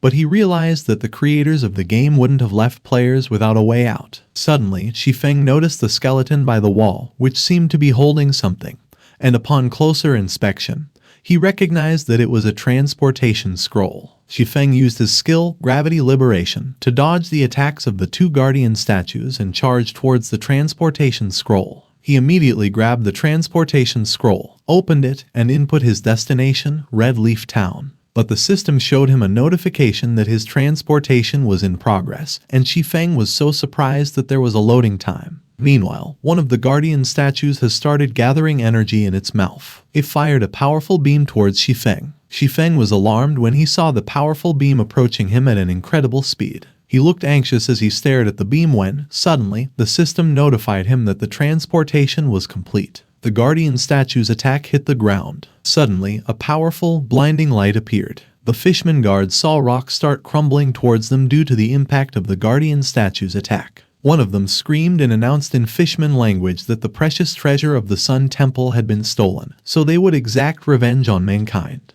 On the other hand, in Red Leaf Town, the players were startled when the system screen suddenly appeared in front of them. The system notified them that a player has triggered a special storyline, Insurrection of the Fishmen, so an expedition quest has been activated in Red Leaf Town, and as it asked the players to head over to the Adventurers Guild to receive it, it informed them that completing the expedition quest will reward them with bountiful rewards and guild reputation. While one of the players was surprised because the server just went live a while ago but there was already a huge event, another player was on a call, and as they urged to hurry over, they informed them that Red Leaf Town has unlocked a huge event. Seeing the notification, Zhao Yuru asked who was behind it and how they were progressing through quests so quickly. Bai Kingsu mentioned that there was no need for guesses as it was definitely Shi Feng. And as Zhao Yuru read that it was in Fishman territory, she realized that it was Crimson Lake, a place that only level 10 players and above could enter. Bai Kingsu mentioned that it seems that Shi Feng not only entered that place but also returned alive. Zhao Yuru declared that she would definitely find out what Shi Feng was hiding the next time they met. Meanwhile, Shi Feng suddenly sneezed. He was walking through the streets of Red Leaf Town,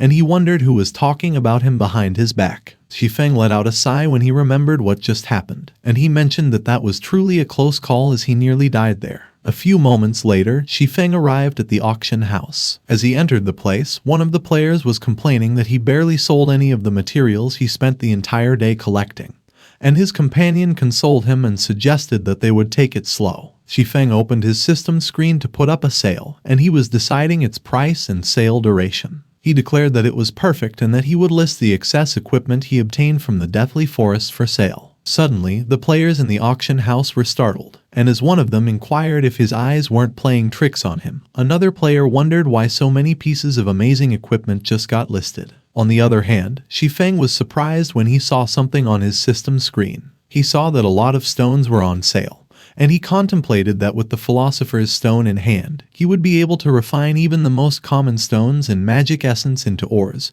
so he would prefer to do that than buy them at high prices. A few moments later, the system notified multiple players that the stones they had listed had been sold, and they were startled. A player was so shocked that she couldn't help but exclaim that someone was buying stones and magic essence in bulk because the things she listed in the morning had all been sold. One of the players issued orders to notify the rest and instructed them to wake up and start grinding for stones and magic essence to sell while the affluent individual was still there. All the players began looking around as they wondered who that wealthy man was anyway. Unbeknownst to them, Shi Feng had already left the auction house, and as he arrived on the street, he announced that it was time for the Philosopher's Stone to take the stage with its magic. A few moments later, the system notified someone that 10 copper had been deducted from them and that they had obtained the right to use a small forging room. It was Shi Feng, and as he entered the small forging room, which has an hour of rent time remaining, he critiqued how shabby it was. He criticized that the tools were awful, as they don't even provide any forging bonuses. But he acknowledged that it was all a rental fee of 10 coppers could amount to, and he set down the materials on the table, including the Philosopher's Stone.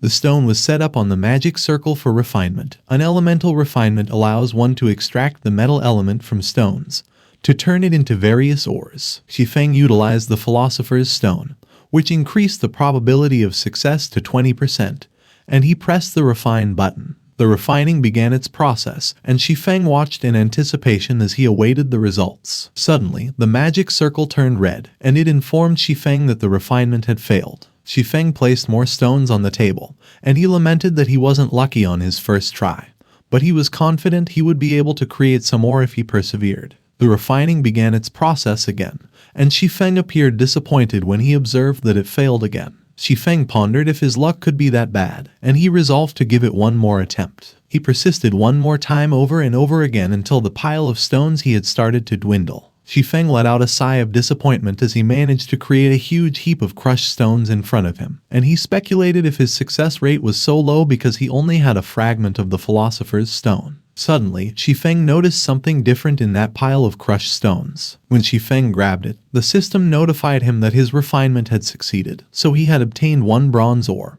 and Shi Feng celebrated that it was a triumph. Shi Feng was suddenly inspired to continue refining, and he expressed readiness to proceed. Shi Feng continued with his refinement, and with every 2 failed attempts, he would get success. After he was done, the pile of crushed stones reached the floor, and he remarked that alchemy was pretty tiring. Shi Feng checked his item list, and he has already obtained 470 copper ore and 130 bronze ore. Suddenly, Shi Feng looked disappointed when the forging room began disappearing, and the system notified him that the renewal period had ended. As he got sent back to the streets, Shi Feng mentioned that he was so busy refining stones into ore that he ran out of time before he even started forging. As he opened his system screen, he realized that he had accidentally spent all his money on stones and magic essence. Suddenly, the system notified Shi Feng that the silver armor and dark star boots had been sold, and he had obtained 31 silver and 53 copper and 3 silver and 21 copper, respectively, after the deduction of the handling fee. When he saw that the items he put up for auction had been sold, he expressed surprise that he got more than 30 silver for a mysterious iron rank plate armor, so he figured that there were many rich people in White River Sea. But he mentioned that he was not going to complain though, because since his wallet was once again filled, he no longer needed to scrimp and save, and ordered the system to upgrade the small forging room to the basic forging room and announced that he would rent it for 2 more hours. The system deducted 2 silver from Shi Feng and notified him that he had obtained the right to use a basic forging room. The room was much better than before, and as Shi Feng stood there, the rental timer of 2 hours started to count down. Shi Feng got the bronze rank 100 refinement hammer, which increases the forging success rate by 3%, and the tier 1 mysterious flame, Scarlet Devil Fire, which increases the success rate of creating potions and forging items by 2%. Checking his stats with the Book of Forging, Shi Feng noted that he would get the success rate bonus from both the workshop and his book. Shi Feng looked at the stats of a bronze rank garrison armor, which has a success rate of 60%. He raised the hammer and declared that his road to forging begins there. Shi Feng placed an ore on the table and held it in place using the tools. He raised the hammer and was about to start striking the ore with it. As he hit the ore, it began to transform. A bright light emerged from the ore, and the system notified Shi Feng that he had successfully created garrison armor, so his forging proficiency has increased by 2, and he has gained 800 XP. As the system showed Shi Feng the stats of the garrison armor, he marveled that he couldn't believe that it had the defensive power attribute. He held the garrison armor in his hand as he marveled at his luck, for it was crazy because he succeeded on his first forging attempt, and the armor has an additional attribute too, which could greatly increase the tank's survivability, so the guild's raiding Deathly Forest will go nuts for it. Shi Feng suggested that he should strike the iron while it was still hot so he could make as many sets as he could within those 2 hours, and as he continued to forge, the system continued to notify him of his success and sometimes his failure, where he would lose the forging materials. The sun was about to set, and the sound of metal clanging could still be heard outside the forging room. Shi Feng let out a sigh as he wiped the sweat off his chin. He reflected that it was not bad because he made 23 sets of garrison armor within 2 hours and he leveled up once too. Currently he was at level 3, so it was time to sell those at the auction house. A few moments later, Shi Feng arrived at the auction house. As he put up the items on sale, the players were amazed when they saw the bronze rank equipment and that the sets of armor had additional attributes too. As one of the players gave orders to contact their guildmaster Yuana SAP so they could raise funds, the player with her agreed, and Shi Feng, who was observed that there was currently high demand for garrison armor among the players, so he would be able to earn at least 4 silvers for each piece. Suddenly, the system flooded Shi Feng with notifications that the garrison armor had been sold and he had obtained 5 silver and 31 copper, 6 silver and 51 copper, 7 silver and 81 copper, and 8 silver and 20 copper, respectively, after the deduction of the handling fee. Shi Feng checked out the shop to see the other garrison armor he had posted. He was surprised when he noticed something. Shi Feng saw that there were rare skill books in the shop, and he was so surprised that they were even selling those. The skills being sold were Observing Eyes, which allows the user to clearly see unknown and concealed targets with a certain chance of detecting the target's weak point and a cooldown of 40 seconds. Windwalk, which wraps the user in wind that increases their movement speed by 30%, and gives a 50% chance to avoid damage from ranged attacks, and its effect lasts for 10 seconds with a cooldown of 2 minutes. Earth Splitter, which requires a sword and deals 30 base damage to a target, and deals bonus damage up to a maximum of 300% weapon damage if the attack is charged from 0.2 to 3 seconds and its attack range is 8 yards with a 1-minute cooldown. And Defensive Blade, which requires a sword and increases normal attack range by 10 yards and allows the user to block up to a maximum of 6 ranged attacks or 3 melee attacks, and the effect lasts for 25 seconds with a cooldown of 3 minutes. Shi Feng noticed a player telling their boss that he even auctioned his precious skill books to raise money for the guild to purchase garrison armor, and his boss assured him that as long as they buy those sets of garrison armor, their guild will be off to a strong start. And when they get stronger, he will become the vice guildmaster. Shi Feng opined that the only thing the boss was good at was deluding his subordinates with empty promises, and it looks like the majority of guildmasters were like that. He grinned as he vowed that he would get their skill books with great pleasure. Suddenly, the system notified Shi Feng that Bai Qingsu was video calling him, and he was surprised. As soon as he answered the call, Bai Qingsu immediately explained that there was something she needed his help with, and when he heard that the Ice Queen had something she needed his help with, he thought it was strange. Shi Feng was surprised when Bai Qingsu asked him to let her borrow 15 silver because she was competing against other guilds for equipment, garrison armor, and as she explained that Ouroboros guild squads would have a much higher chance of success when raiding level 3 dungeons as long as they were equipped with it. She pointed out that she didn't know who made them, but many big guilds were desperately trying to get their hands on those pieces of equipment. Bai Qingsu suddenly scrutinized Shi Feng over the screen and asked him if he was the one who forged those sets of garrison armor. Shi Feng was startled, and he stammered that he definitely was not. Bai Qingsu seemed skeptical, as Shi Feng was nervous and sweating while he assured that it was no problem, so he would send the money to her later, and if there was nothing else, he would end the call, and he bid goodbye. Shi Feng felt relieved when the call ended, and he noted that Bai Qingsu had terrifying instincts. He observed that the large guilds were desperately trying to get their hands on garrison armor, so the price was skyrocketing. A player was excitedly running towards his guildmaster, telling him that they had managed to borrow 13 silver, so they would definitely get those 2 suits of garrison armor that time. But he was stunned when his guildmaster got angry at him, yelling that he came too late because each suit was currently priced at 9 silver. Meanwhile, at the forging room, Shi Feng decided that he would rent an intermediate forging room for 10 hours. Looking at the garrison armor, he concluded that that money was right there for him to earn. Shi Feng forged enthusiastically by the fireplace. He let out a sigh of relief and was so absorbed in forging that he started hallucinating. The ore he forged was already glowing and was about to transform. He cursed when he hit the ore at the wrong spot and sent it flying, and remarked that he lost his focus, so those materials were going to go to waste. But suddenly, the system notified him that he had successfully created an unknown armor, so his forging proficiency increased by 3, and he gained 41 XP. Shi Feng managed to make a bronze rank, unnamed armor. He looked so amazed as he exclaimed that his luck was crazy because he couldn't believe that he managed to create an original piece of equipment. An equipment that cannot be found in the game world and is fully created through players' efforts, so it was extremely rare. After naming its shimmering chestplate, Shi Feng announced that he would add his unique black flame imprint to it so nobody would be able to imitate it. And the imprint couldn't be removed either, so anyone who sees the black flame on the equipment will know that it was forged by him. As the system notified him that he had generated the shimmering chestplate blueprint, he declared that from that point onward, he would be able to sell not only the shimmering chestplates but also the blueprints for large sums of money. Shi Feng knew that the main reason forge masters are so sought after by top guilds was their ability to create original equipment that could provide a unique familiarity bonus to their members. And even if the equipment's attributes get outclassed by new items, selling the blueprints will still net them lots of money. He observed that the probability of creating original equipment was very low, so he couldn't believe it happened to him, and mentioned that it was time to create more shimmering chest plates. Shi Feng continued to forge, and the sound of metal clanging filled the forging room. A few moments later, Shi Feng's inventory was already filled with shimmering chest plates and garrison armors, and he noted that, as expected, producing shimmering chest plates depletes his materials at a much faster rate, so he would sell some armor first and buy the next batch of materials. Shi Feng went to the auction house. As soon as he entered the auction house, the system gave him multiple notifications that his garrison armor had been brought in, which meant that the sale of items had failed due to a lack of participants in the auction, and he was surprised. He looked around and wondered what was going on because the number of people in the auction house had decreased a lot too. Shi Feng came to a player and inquired why the auction house was so empty at the moment. The player revealed that a player called Deal Striker was selling bronze rank barbarian armor, and its attributes are a little worse than the garrison armors.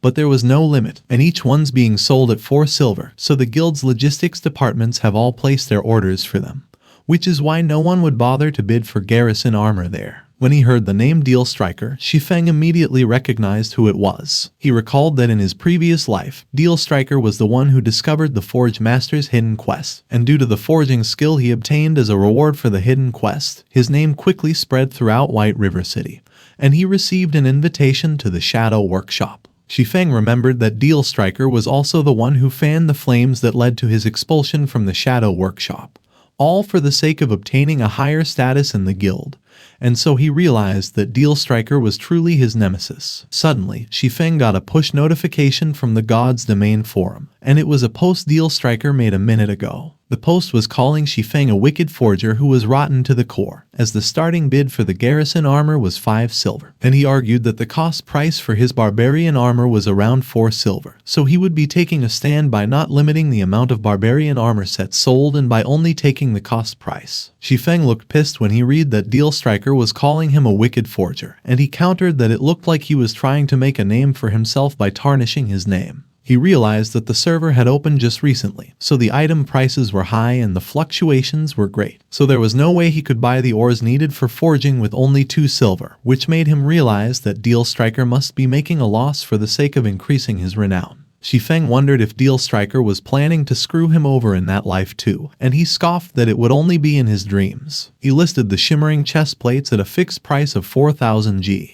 The players were startled when Shi Feng acted surprised, and he urged them to look as a new batch of shimmering chest plates had appeared at the auction and were sold at a fixed price of 4 silver. More players got stunned when Shi Feng began exaggerating his acting and praised the streamlined design, the beautiful shimmer, and the black flame imprint on the chests. One of the players ripped out their barbarian armor, stating he definitely wouldn't be wearing that ugly armor anymore because such cool armor is being sold for only 4 silver. Another player ordered to quickly contact their guild because they wouldn't waste their time with Deal Striker anymore. Meanwhile, at the Forging Association of the Golden Sand Town, the players waiting in the hall have received system notifications. At a table where wine and cigars were available, someone was praising Deal Striker and mentioning how cool he was because everyone admires him. The level 2 Deal Striker was sitting comfortably on a couch with a lady, telling her that the higher-ups of various guilds were all waiting for him outside, like they were his subordinates, as they all wanted him in their guilds, and he complained that he couldn't even shoo them away, so it was annoying, to which the lady suggested that he just join the strongest guild then. Unaware that the players outside were already talking about Shi Feng's new armor that was being auctioned, Deal Striker asserted that the ones outside were all run-of-the-mill guilds, so there was no way he was joining them, and that all he needed to do at the moment was trample on the mysterious forger, steal his popularity, and gain the admiration of the players. Deal Striker was imagining himself being surrounded by treasures and beautiful ladies as he fantasized that when his name spreads throughout the entire White River City region, big guilds like Shadow will be lining up and spending hordes of money to get him to join them. But suddenly, his dreams were shattered, and he looked horrified when a subordinate of his barged in and informed him that the guilds outside had all left. The lady on the couch was speechless, while Deal Striker queried if the player was kidding him because there was no way such a thing could happen. But he was stunned when he went outside and saw that the place was empty. Only a dog leaving his poop was there, and he questioned what happened there. Deal Striker was struck with horror and shock when his subordinate informed him that shimmering chest plates priced at 4 silver appeared at the auction, so the guilds were no longer interested in working with him. In a room filled with trash, Deal Striker called Shi Feng a little brat for daring to go up against him. It was Deal Striker's home, and he slammed his helmet on the floor as he remarked that Shi Feng's raw materials weren't magically dropping from the sky either. So if he sold shimmering chest plates for only 4 silver apiece, he would be making a much bigger loss than he was. He began typing on his keyboard, stating that if that were the case, they would see who would last longer in that game of attrition. Deal Striker messaged someone who sells materials and in-game currency, and as he asked the person how much bronze and iron ores cost at the moment, the person replied that bronze ore was 50 credit points, while iron ore is 100 credit points apiece. As he took out his phone, Deal Striker cursed as he admitted that he needed to take a gamble, and convinced himself that he would easily earn enough to pay off his debt if he joined a top guild. So in that case, he would never have to worry about living expenses in the future. Deal Striker called the person and asked them to give him 10,000 credit points worth of each ore. He began writing a post on the God's Domain forum. The God's Domain forum sent out a push notification regarding his post a minute ago. Deal Striker announced that he would fight the wicked forger till the end, so he would sell barbarian armor at 3 silver apiece. So he hoped for their support and encouragement. Seeing Deal Striker's post, Shi Feng looked annoyed, and as he asked if he wanted to continue waging a price war, he responded that it was fine as he would lower his prices too. The players immediately noticed that the prices went down again, and as they realized that the two forgers were really battling it out, they urged to stop buying barbarian armor and shimmering chest plates in the meantime and suggested that they watch the show and wait till the price drops to its lowest and get a good bargain. Meanwhile, at the Forging Association of the Golden Sand Town, Deal Striker cursed when his subordinate notified him that the mysterious forger had lowered their prices too, and shimmering chestplate was currently selling at a fixed price of 3 silver. Deal Striker looked so worried while his subordinate asked him if they were still going to lower the prices. Deal Striker kicked his subordinate out of the room as he commanded to lower the prices, and that they would keep it up until the bastard, Shi Feng, went bankrupt. The auction house was shaken when they saw that barbarian armor cost only 2 silver and 30 copper at that moment. Meanwhile, Shi Feng was creating blueprints, and he challenged Deal Striker if he thought he was limited to lowering prices. Shi Feng created 5 shimmering chestplate blueprints, and with an evil look in his eyes, he proclaimed that once the blueprint is available, large guilds will be able to train their own forgers, so nobody will suck up to Deal Striker in the future. Back at the Forging Association of the Golden Sand Town, Deal Striker's subordinate informed him that things were not looking good, and when he heard that, Deal Striker inquired if Shi Feng had lowered the price of shimmering chest plates again. But Deal Striker seemed to have a heart attack and called Shi Feng a bastard when his subordinate informed him that Shi Feng sold the blueprints for the shimmering chest plate. Deal Striker coughed up blood and was trembling in pain as he held his chest. His subordinate got worried when Deal Striker passed out on the couch. The system gave out a notification that Deal Striker had left the game. A few days later, while Shi Feng was walking in town, he heard a player mention that it seems that Deal Striker hasn't responded after the shimmering chestplate blueprints appeared in the auction house, and another player revealed that his brother's friend was Deal Striker's subordinate, and he heard that Deal Striker vomited blood and was sent to the hospital. Shi Feng smiled as he asserted that if Deal Striker still wanted to fight him, he would teach him a lesson he would never forget that time around. Suddenly, a lady fell to the ground, and the drinks she was carrying were knocked out of the basket and spilled on the floor. Shi Feng and other players saw the commotion when a player stepped on one of the lady's glasses and accused her of being so dumb because he couldn't believe that she was trying to make money by selling iced beverages, and questioned her if it was her first time playing a game. It was a level 3 player named Drifting Blood,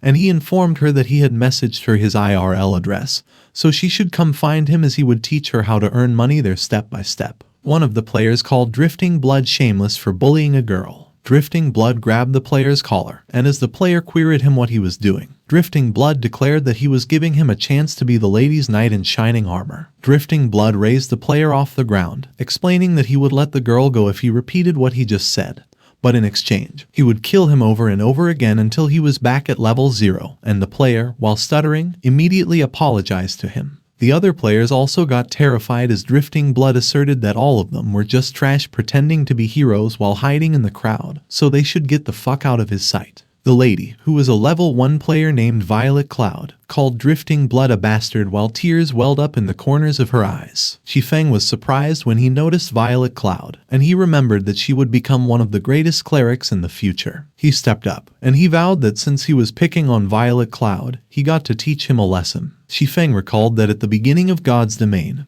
Violet Cloud was a no-name cleric in Ouroboros, and after Bai Kingsu left Ouroboros, Violet Cloud also quit. After that, she gradually took steps to advance from a Tier 4 Great Cleric to a Tier 5 Brilliant Cleric Saint, and ultimately, she reached the peak of her class, becoming a Tier 6 Cleric God and one of the 10 greatest clerics in God's Domain. As Shi Feng picked up one of the beverages from the ground, he remarked that unlike others who had the full support of their respective guilds, Violet Cloud achieved everything through her hard work. Violet Cloud was startled when Shi Feng drank the beverage and commented that it tastes pretty good, while Drifting Blood challenged him if he wanted to stand up against him too and warned him that he would beat him up. But Drifting Blood was alarmed, wondering how Shi Feng got behind him so fast, when Shi Feng suddenly appeared behind him to tap him on the shoulder, suggested him to try if he could. Shi Feng applied his force to Drifting Blood's shoulders, and the force was so strong that it made Drifting Blood kneel on the ground. He teased Drifting Blood by asking him why he was so silent all of a sudden, reminding him that he declared he would beat him up. One of the players was surprised by Shi Feng's strength, and he pondered who he was and how he was stronger than a berserker, while another player cautioned Shi Feng to be careful because players aren't allowed to fight in Red Leaf Town, so the NPC guards would detain him. Shi Feng assured not to worry as he knew the limits, and in his mind, he acknowledged that he was just holding Drifting Blood with his strength at the moment, and he hasn't used any attack skills, so it won't attract the guards. Drifting Blood looked so pissed as he labeled Shi Feng a fucker and vowed that he was dead. He dug his feet into the ground for driving force. Drifting Blood used his skill, Rampage, and Shi Feng leaped away from him as he destroyed the ground in the area near him. He swung his broadsword at Shi Feng and demanded to die, but Shi Feng effortlessly blocked his attack with his sword. Drifting Blood was pushed back by the rebound of his attack, even though Shi Feng just raised his sword to block his attack. Shi Feng was using his abyssal blade, and he mocked Drifting Blood even more by asking him if he was starving because he has so little strength. Drifting Blood was enraged, and as he cursed at Shi Feng for daring to look down on him, he swore that he was going to slaughter him while lunging forward to deliver another attack. Suddenly, someone came running towards the scene. It was one of the Red Leaf Town guards, and he stood in front of Drifting Blood to stop him, explained that he was blatantly attacking another player in an area where PK is prohibited, and he notified him that he would be locked away for 12 hours as punishment. Drifting Blood immediately stopped, and he nervously scratched his face. The Red Leaf Town guard immediately tied him up, and while he was being dragged away, he menaced Shi Feng that the martial union wouldn't let him off, so he should just fucking wait. Violet Cloud approached Shi Feng to thank him for helping her, and she offered that she would love to repay him somehow.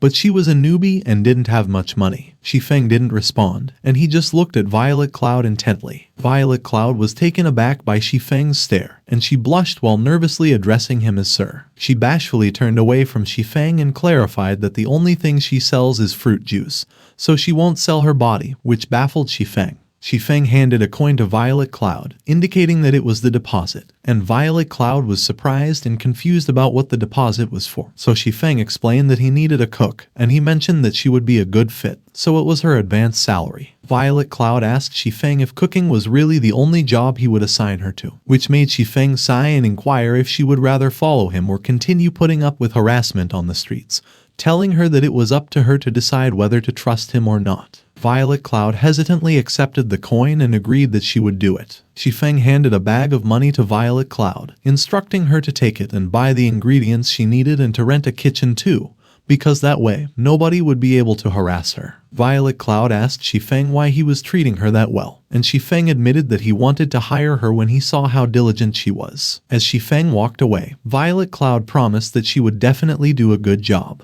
Shi Feng smirked as he proposed that he would let Violet Cloud practice some life skills first, and after she let down her guard around him, he would guide her onto the road of leveling up and battling. The players around him were startled when he proclaimed out loud with a huge grin on his face that he kidnapped a godly cleric with just a few coins, so he must be a genius. A few moments later, Shi Feng arrived at the slums. Shi Feng was holding a diary in his hand, which was dropped when he killed the werewolf Felt, but it was written in Elvish, so he needed to consult a librarian for help in deciphering it. Looking at his system screen, Shi Feng continued to walk while reflecting that he couldn't believe that the library was built in the slums where criminal activities were carried out underhandedly. So he speculated what kind of strange person the manager of that place was, and he seemed to be oblivious to the men that were waiting to ambush him around the corner. Suddenly, Shi Feng was startled when a lady ahead hailed him, and as she pointed out that he seemed to be new there, she inquired if it was his first time looking for fun. The lady was a level 8 elite boss named Charlene,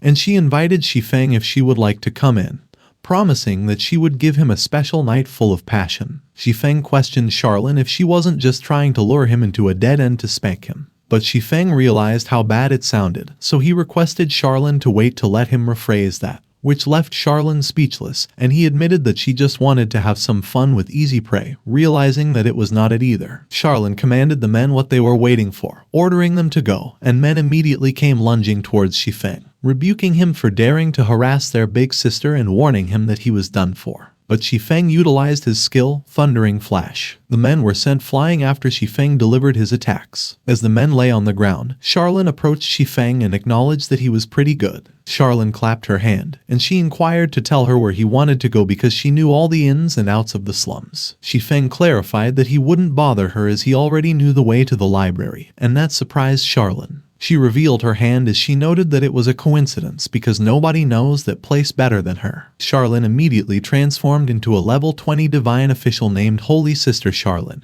and she introduced herself as the librarian there after all. Calling him buddy, Charlene asked Shi Feng what he thought, and he already believed her. Shi Feng was surprised, and as he mentioned that Charlene looked like a gang leader just a moment ago, he asked how she changed her appearance into that of a nun so quickly. Charlene snapped her fingers, and as she remarked that Shi Feng seemed to require her help, so they should head to the library to discuss things, their surroundings started to change. Suddenly, the place transformed into the Red Leaf Town Library. Shi Feng commented that it was a shabby place, and he wondered if it really was a library and not a haunted house. Still calling him buddy, Charlene asked Shi Feng what the purpose of his visit was. Shi Feng stated that he came there because he wanted to decipher a diary written in ancient Elvish. Charlene quickly extended her hand and requested 30 silver, and Shi Feng agreed, letting her have it, and asked her if money was seriously all that she cared about. Charlene started scanning through the diary, and she was astonished when she realized what it was. She quickly threw the diary away as a dark aura started to ooze out of it. The diary lay flat on the floor,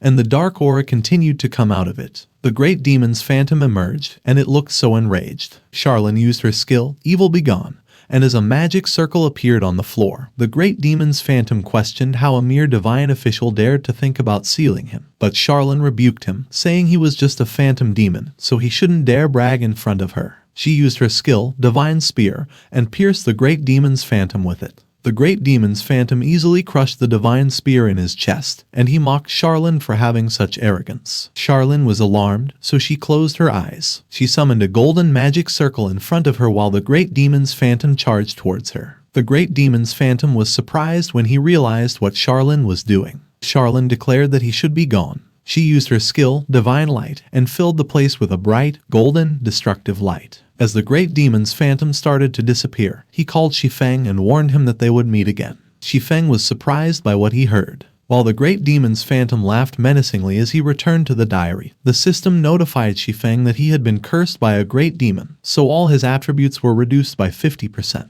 and all experience received was reduced by 95%, and that a great demon had set its sights on him, so the phantom of the great demon would come for him in 90 days and attempt to take over his body. Charlene explained that the diary was actually hiding the phantom of a great demon, so to only ask for 30 silver was a huge mistake by her, while Shi Feng was stupefied as he looked at the system notification. Shi Feng exclaimed damn, and he didn't expect such a trap to be hidden in that diary. Charlene looked so tired as she took a seat, and she noted that if Shi Feng had kept it on himself for a few more days, his body would be stolen by the great demon. But Shi Feng was still troubled, and he observed that the problem wasn't resolved yet because he was still going to die in 90 days. And Charlene informed him that the diary has recorded the incantation he needs in order to unlock the Dark Cave's gate, and he just needs to find the Book of Darkness stored inside, and she will destroy it and prevent the great evil from coming. The system notified Shi Feng that the epic quest Darkness Descends has been accepted, so he should find the Book of Darkness and prevent the great demon from descending.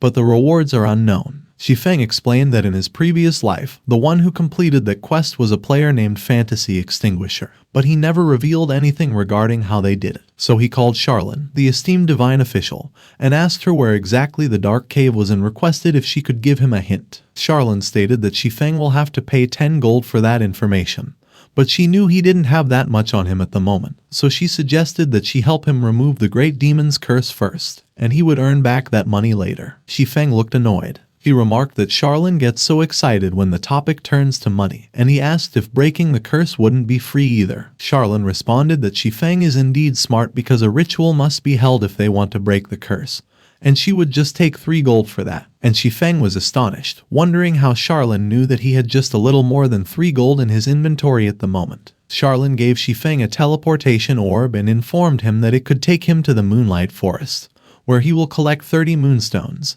and once that is done, she will be able to perform the ritual. Shi Feng bought a lot of beginner's recovery potion, and he noted that not only is the Moonlight Forest a level 9 area, but he is also under the effect of the curse that halves his attributes, so he must prepare himself properly. Looking at his inventory, Shi Feng observed that with those recovery potions and magic scrolls, his chances of survival have greatly improved, so the Moonlight Forest awaits. A few moments later, Shi Feng teleported into an area. It was the Moonlight Forest, and he commented that he would start. Shi Feng traveled in the Moonlight Forest, which is a level 9 area, and the drop rate from the monsters there is very high. On top of that, rare resources, such as ores and medicinal plants, can be found in that area. To low-level players who pan for gold there, death is a common occurrence, and as a result, that place is also known as the Land of Death. Shi Feng, who is currently at level 3, has the mark of the demon that reduces his attributes and experience, and as he used an isolation scroll, he stated that, not that he had been cursed by a great demon,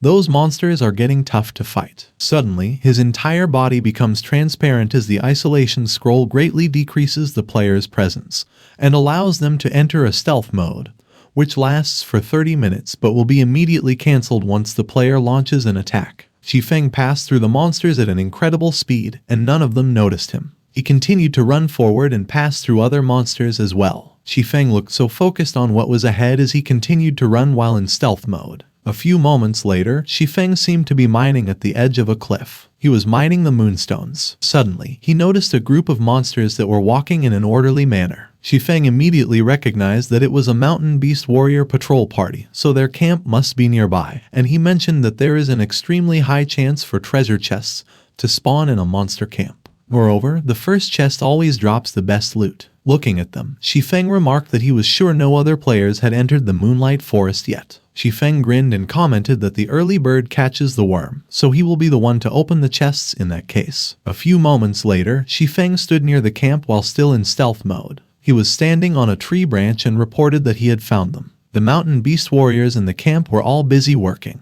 Shi Feng was observing them while still in stealth mode, and he explained that it should be the mountain beast warriors' warehouse, and from his experience, the treasures definitely spawned there. Noticing the mountain beast warrior in the silver armor that guards the warehouse, Shi Feng cursed in his mind, and he noted that his stealth effect wouldn't work on him. As the guard in silver armor walked away from his spot, Shi Feng observed that he needed to get rid of him to get to the treasures, but the other monsters in the camp would notice him if he attacked at that moment. The guard in silver armor went to a pot and tasted the soup that was being cooked in it. He looked so pleased as he took a mouthful of the soup. When Shi Feng saw that, he grinned, and he thought that things might work. Shi Feng was on alert when he noticed the guard walk away from the pot. He quickly jumped in near the pot. Shi Feng quickly covered his nose, and he looked so disgusted as he asked what the heck they were cooking there, and he expressed that it stinks. He poured a mysterious iron beer and declared that they should let him add some flavor. A few moments later, a lot of the mountain beast warriors were lying on the ground and were snoring, while the others were staggering while they walked. Seeing that the guards were also asleep, Shi Feng laughed and joked that the entire camp had gotten blackout drunk on the mysterious iron beer. Shi Feng went inside the warehouse and saw that there were chests and other treasures being kept there. He looked so pleased, as he stated that there were so many chests, and that his wager had paid off. Shi Feng opened a chest, and the system notified him that he had obtained 8 silver, 14 moonstones, and the Silver Moon Helmet. The Silver Moon Helmet was a bronze rank helmet that required the class Berserker or Swordsman. Shi Feng was excited when he saw the Silver Moon Helmet, and he commented that it was a good piece of armor, so if he managed to gather the entire set, there would be additional attribute bonuses. As he was about to open another chest, Shi Feng prayed to God, and he remarked that if he favored him, he would request that there be 3 pieces of Silver Moon equipment in that mysterious iron chest too. But as he opened the chest, the system notified Shi Feng that he had obtained the Ring of Nothingness, which was a mysterious iron rank accessory that has the ability of Shadow of Nothingness that allows the user to enter a state of nothingness where the user and other players will not be able to see each other. That effect lasts for 1 minute and has a cooldown of 5 minutes, but it cannot be used while in combat. Shi Feng was so pleased, and he exclaimed that holy shit, that ring is a treasure on par with the Ring of Gravity. Suddenly, the mountain beast warrior in silver armor guarding the warehouse woke up. As he entered the warehouse, both he and Shi Feng were startled, and Shi Feng questioned if the alcohol content in that beer was fake and why that mountain beast warrior sobered up after only a few minutes. The mountain beast warrior was enraged when he realized what was happening. Shi Feng used a scroll that turned the mountain beast warrior into a sheep and grumbled that it was a waste of his sheep polymorph scroll worth 50 silver as he wanted to keep it on him as a life-saving tool in case he bumped into a boss. The sheep polymorph scroll turns an enemy that is level 15 or below into a sheep that is unable to cast spells or attack. But against special elite enemies, that effect will only last for 1 second. He announced that he was out just as the mountain beast warrior went back to his original form. The mountain beast warrior desperately looked around and tried to find Shi Feng. A few moments later, Shi Feng was in a different part of the forest, and he noted that with the ring helping him hide his tracks, he would be able to loot all the treasure chests in the Moonlight Forest. Shi Feng stood at the edge of the cliff, and the system was showing him the different strongholds ahead. Shi Feng wore the ring and used the Shadow of Nothingness. He looked so excited as he opened a treasure chest. Suddenly, Shi Feng was startled when a guard discovered him. He quickly ran with all his might, and as the guard chased after him, he cursed and stated that he had been discovered. Shi Feng taunted the guard as he used the sheep polymorph scroll again to turn the guard into a sheep. Shi Feng opened one treasure chest after another as he traversed around the Moonlight Forest. As he looked at all the loot he got, Shi Feng declared that he got great rewards from the treasure chest and the moonstones needed to lift the curse, and on top of that, he even managed to collect the full set of Silver Moon equipment, so he can't wait to get rid of the curse to equip it. Shi Feng was astonished when he noticed something, and he exclaimed that he couldn't believe that a treasure of that caliber dropped in such a low-level area like Moonlight Forest. But he mentioned that either way, future missions will be much easier since he has the item, so he was so goddamn lucky. A few moments later, Charlene was startled when Shi Feng teleported back to the library. Charlene closed the book she was reading, and she looked so skeptical as she remarked that it was pretty fast, and she asked Shi Feng if he had collected the moonstones. Placing the items on the table, Shi Feng called her esteemed Miss Charlene. He informed her that he had brought the items she had asked for and asked her if she could help him dispel the curse at that moment. And Charlene was surprised when she saw what Shi Feng had brought, and she commented that it looked like he had gained a lot on that trip. Charlene mentioned that dispelling curses isn't the only thing it could do, as moon drip is an ancient ritual. She noted that if Shi Feng could upgrade it and if he paid her 3 additional gold, she would get all the needed ingredients and perform the full moon drip ritual, which would grant him a lot of additional benefits. Shi Feng looked daunted, and as he wondered why he felt like Charlene was trying to swindle him, he concluded that he would just stick to the low-grade moon drip ritual. But Charlene advised that Shi Feng shouldn't reject her proposal so rashly, and as she asked him if he knew the legend of the demon-slaying sword saint, Celsius, it caught Shi Feng's attention. Charlene explained that legend has it that Celsius was cursed by the great demon king and was tormented for a long time. Suddenly, Charlene kicked the turntable, and as she cursed, she questioned why there wasn't any sound and if she had broken that thing again. Shi Feng was astonished when Charlene revealed that, however, after experiencing untold hardships, Celsius finally discovered a method to dispel the curse, and that was the full moon drip ritual. Charlene mentioned that after undergoing it, Celsius obtained a new life, and in addition, he received peerless strength that allowed him to defeat the great demon king and become a legendary sword saint of the continent of God's domain. She winked at Shi Feng and pointed out that she just needed 3 more gold for a total of 5 gold and that she had already given him a discount because of their friendship, so if he were someone else, she would have charged at least 6 gold, which made Shi Feng sigh as he agreed, and he noted that it was worth it if he stood a chance at becoming a sword saint in the future. The system notified Shi Feng that he had agreed to undergo the full moon drip ritual. A few moments later, a huge torch was lit near a huge statue. Shi Feng stood in front of Charlene, who was standing in front of the statue with 2 huge torches by her side, and she mentioned that he should just stand there. Charlene was startled when Shi Feng looked around and asked her if there was any danger to that ritual, and she assured him that he should relax because, even though it is her first time doing it, she is so skilled that even her superior praised her for her talent. She put her hands forward and declared that they should begin. But Shi Feng was surprised when Charlene suddenly stopped, as she was trying to remember what the first sentence was. Shi Feng got worried, so he asked Charlene if she was sure she got it while she was scanning through the book. And Charlene looked so annoyed as she snapped that Shi Feng should shut up as there are no refunds. Charlene began her incantation, and she started releasing a lightning-like aura. A huge magic circle appeared underneath Shi Feng's feet, and he began emitting a green aura. Suddenly, Shi Feng's eyes glowed a green color, and a dark aura came out of his mouth. Shi Feng crouched on the ground as he continued to release both a green and a dark aura. He was already kneeling on the ground, while those auras he was releasing were starting to form into a demon in front of him. A level 4 demon's doppelganger appeared, and as he taunted Shi Feng, he asked him if he really thought he would be free of his control after removing him from his body. While Shi Feng was out of breath, Charlene explained that the demon's doppelganger is an illusory clone created by the demon possessing his body, so he would break the curse once he defeated him. The demon's doppelganger charged towards Shi Feng, and he proclaimed that a lowly human can never defeat a mighty demon. Shi Feng blocked the demon's doppelganger's attack with his sword. The attack was so strong that a bright aura was created when their swords clashed, and the ground where Shi Feng was standing was destroyed. Charlene called Shi Feng an idiot, and she warned that the demon's doppelganger has all of his attributes.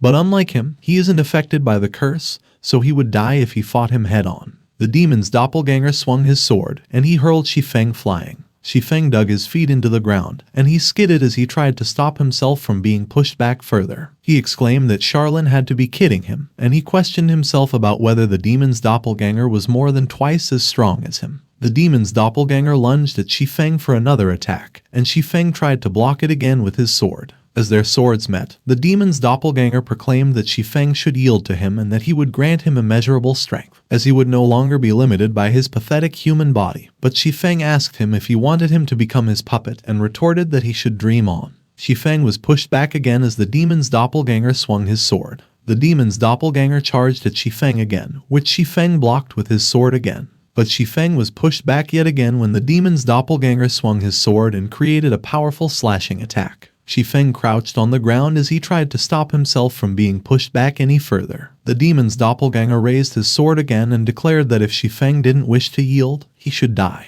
He used Shi Feng's move, Thundering Flash, and created huge slashing auras. Shi Feng was alarmed when he saw those. The slashing auras created an explosion as they made contact with the ground. The demon's doppelganger was hovering up there while surrounded by the smoke and debris from the explosion. On the other hand, Shi Feng was on the ground, looking exhausted, and his health bar was almost depleted. The system was giving him a warning as he only had 10,000 HP left. Shi Feng was alarmed when the demon's doppelganger suddenly appeared in front of him and used his move, the Gale Sword. But just as the demon's doppelganger's sword was about to hit Shi Feng, he stopped. A magic circle appeared below their feet, and as the demon's doppelganger declared that he couldn't move, he noticed that it was a magic circle. The demon's doppelganger looked enraged, and he called Shi Feng a pathetic human. Shi Feng effortlessly pushed the demon's doppelganger's sword aside, and he asked him to confirm if he didn't expect that. Shi Feng recalled that earlier, at Moonlight Forest, he looked astonished when he discovered the magic circle scroll. He expressed that he couldn't believe that a treasure of that caliber dropped in such a low-level area like Moonlight Forest because the Divine Circle Scroll has light magic that will eradicate all evil in that world. It increases the caster's attributes by 100% while binding the target for 5 seconds and reducing its attributes by 50%.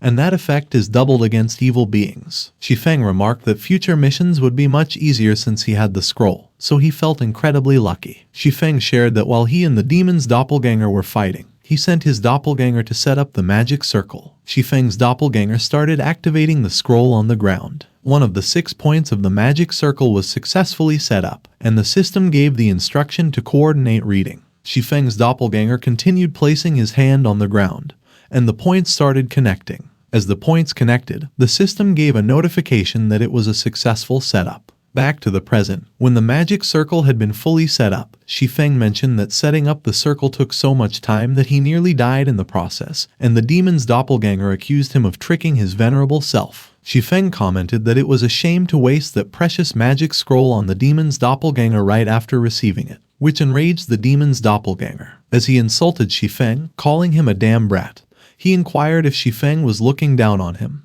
But the demon's doppelganger was astonished when Shi Feng suddenly chopped him and replied that he was talking too much. Shi Feng made multiple slashing attacks that were directed at the demon's doppelganger. The demon's doppelganger was still grinning confidently, and he proclaimed that Shi Feng shouldn't be mistaken because it doesn't end there, as they will definitely meet again. The system congratulated Shi Feng as he has completed the Moon Drip quest and he got rewarded with 10,000 XP, 5-star Moon Kingdom reputation points, 20 White River City reputation points, and 100 Red Leaf Town reputation points. He advanced and became a first-class citizen of Red Leaf Town for reaching 50 points, but he immediately advanced and became a third-class noble of Red Leaf Town for reaching 100 points. He also obtained the title Demon Hunter, a well-respected exorcist of demons whom dark beings fear, regarded as the Grim Reaper. So all monsters affiliated with darkness in a 100-yard radius will have their attributes reduced by 10%. And will receive 10% more damage from his attacks. Shi Feng was surprised when a mask dropped on the ground. It was the Demon Mask, a special item where the user could disguise themselves as someone else upon wearing it. And the disguise cannot be broken unless a high-level observation skill is used. Shi Feng tried the mask on, and he remarked that the rewards were pretty good, so investing all that gold paid off because, with it, he can truly become the Black Flame Blacksmith, and no one will ever know that they were actually the same person. While taking deep breaths, Charlene called Shi Feng an adventurer. She announced that the ritual has been completed, so the great demon's curse will affect him no more.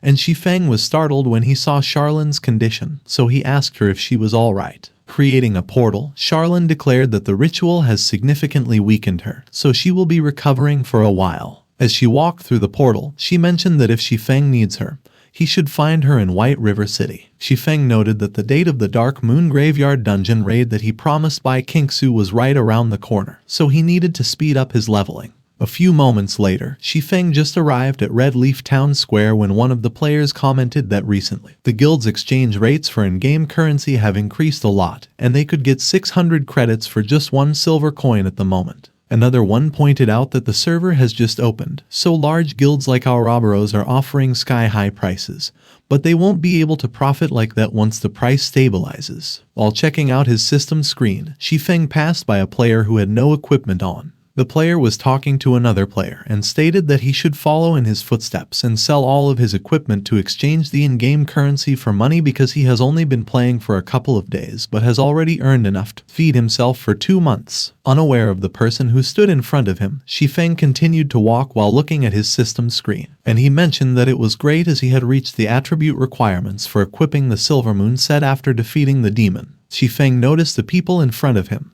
and one of them was Drifting Blood. Drifting Blood called his boss and reported that it was Shi Feng who casually took out dozens of silver coins just a few days ago, so he was sure that he was loaded. And as the boss called Shi Feng buddy, he requested him to confirm if he was the one who hit Drifting Blood and noted that Shi Feng would have to pay for that. Shi Feng observed that the boss was a level 5 player named Iron Sword Lion, and he recognized that he used to be an expert in a Wuxia VR game.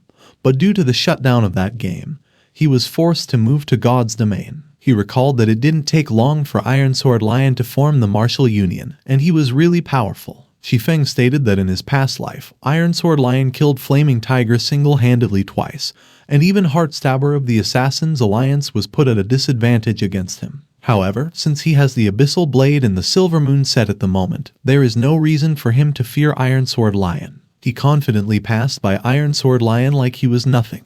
And one of Iron Sword Lion's men remarked that Shi Feng was treating them like air, while another wondered how Shi Feng was not frightened out of his wits. Drifting Blood called Shi Feng and demanded that he should stop right there, as he was going to pay that day. Shi Feng acted like he just noticed Drifting Blood and inquired who he was, which made Drifting Blood ask how dare he forget about him. Shi Feng acted like he remembered and mentioned that Drifting Blood was the pervert who was harassing Violet Cloud, and he was surprised that he left prison so quickly. He questioned him if it was a comfortable stay, and Drifting Blood was distressed and cursed, insisting that Shi Feng was doing that on purpose. Iron Sword Lion stopped Drifting Blood and advised him to mind his behavior and not sully the martial union's image. But Drifting Blood was still in a fiery rage and was calling Shi Feng a bastard. Iron Sword Lion pointed out that they aren't bullies. However, Shi Feng did beat up Drifting Blood, so they will call it even if he pays 20 silver.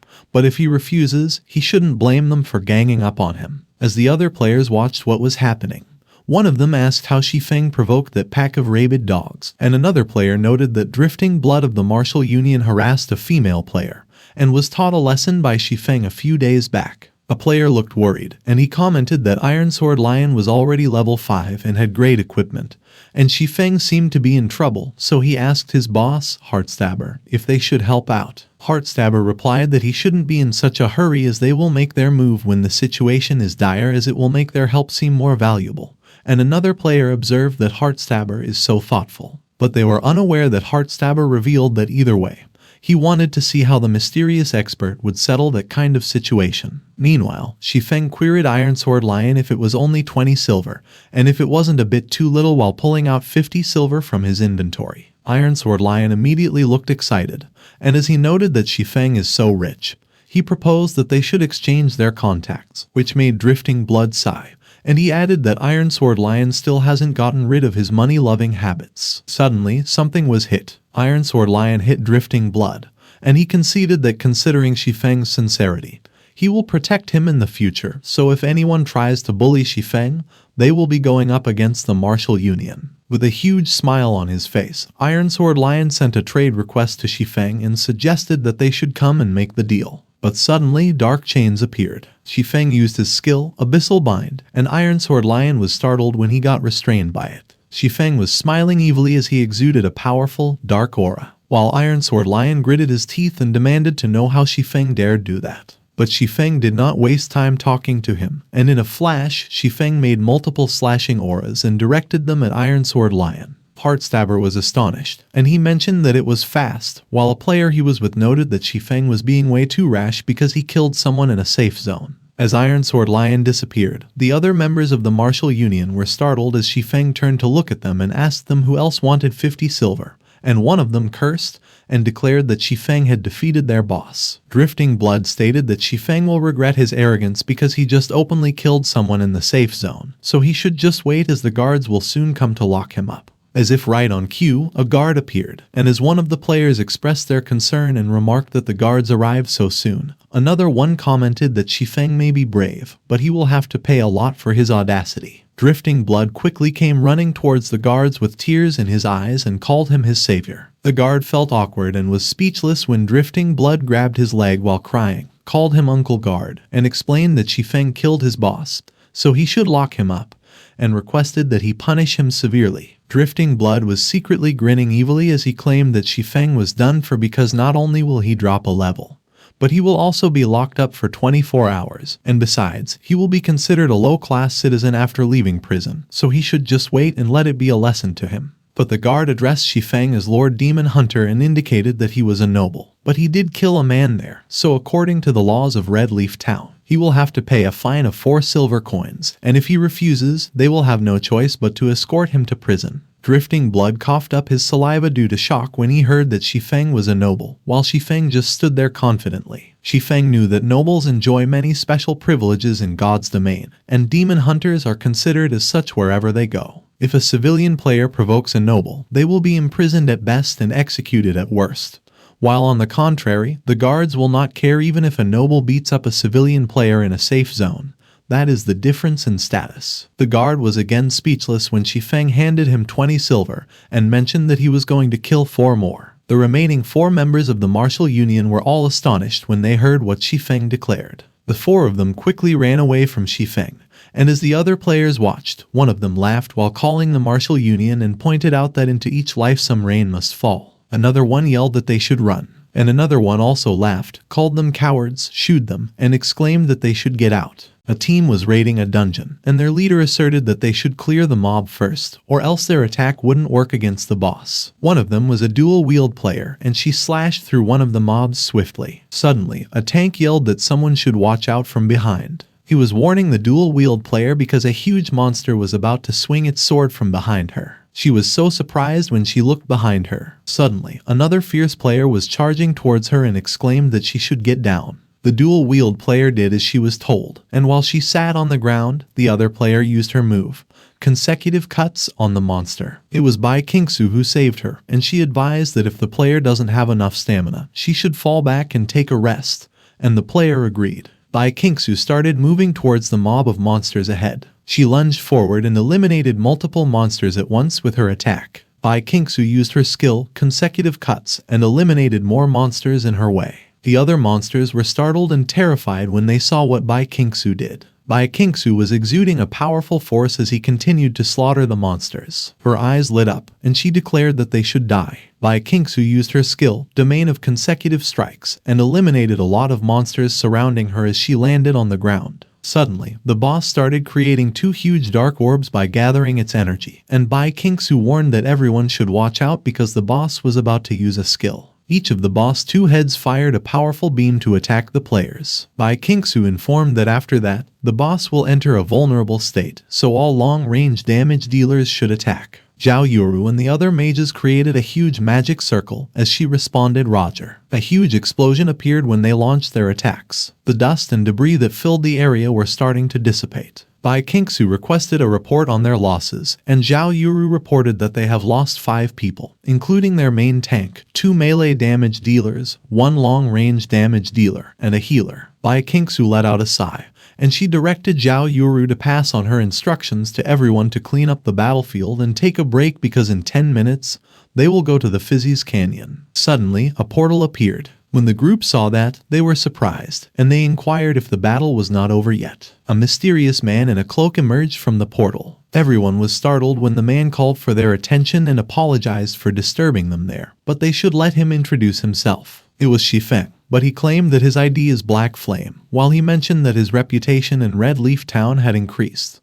So he was able to afford a portal directly to his friends, and that should add to the sense of mystery around him. When they heard the name Black Flame, one of the players questioned if he was the mysterious forger, and another one queried if he was that godly forger who caused Deal Striker to quit the game. Zhao Yuru was startled when Shi Feng spoke to Bai Qingsu. He revealed that she must be the Aorabaros Guild's squad leader, Bai Qingsu, and it was a pleasure to meet her. Shi Feng stated that he heard that Aorabaros Guild is recruiting at the moment, so he came there to talk to her about the possibility of their cooperation. And Bai Qingsu confirmed that their Aorabaros Guild currently lacks a chief forger, so if he was willing to take up that position, they would pay him as much as he asked. Zhao Yuru leaned in to whisper to Bai Qingsu. She queried Bai Qingsu if she knew that the man was the real Black Flame forger and if she had forgotten about those crooks who tried to scam them out of their money, which startled Bai Qingsu. Bai Qingsu recalled how a lot of players came to them, each of them claiming to be the Black Flame forger, and she remarked that Zhao Yuru should take them to the forging room,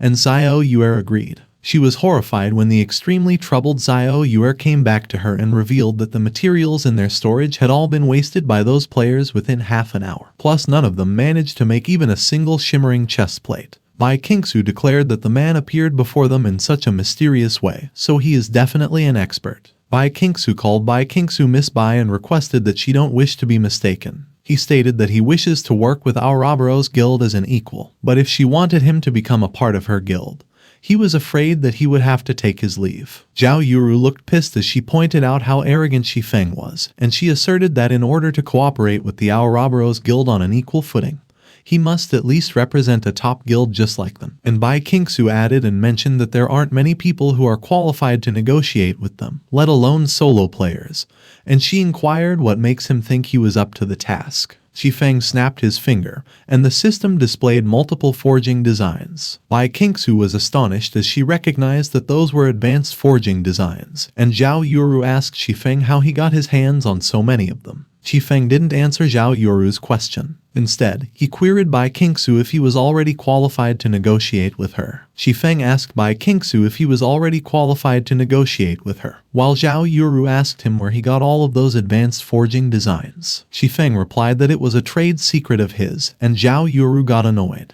2 hours ago, at Hammerstone Town's Dwarven Bar, the place looked deserted. But inside, a man named Blackbeard called an adventurer and remarked that if he had any refreshing drinks, he would gladly exchange his treasures for them. And the system notified the player that they had obtained a repeatable quest, Blackbeard's Request, which requires him to bring 5 ice drinks to Blackbeard. Blackbeard was talking to Shi Feng, and he was surprised when Shi Feng quickly summoned 5 drinks in front of him. Shi Feng grinned as he mentioned that he had prepared Violet Cloud's ice juice specially for Blackbeard. Blackbeard was pleased as he commented that it was an amazing ice juice, and as he thanked Shi Feng, the system notified Shi Feng that the quest had been cleared and he had gained 10 copper and 250 XP, and Blackbeard's favorability has risen by 5. Blackbeard quickly consumed the drinks Shi Feng gave him, and while drooling, he asked what would happen if he never got to drink such delicious ice juice again. Shi Feng assured that Blackbeard shouldn't worry because he has a lot more in stock, and as he showed his inventory full of ice juice,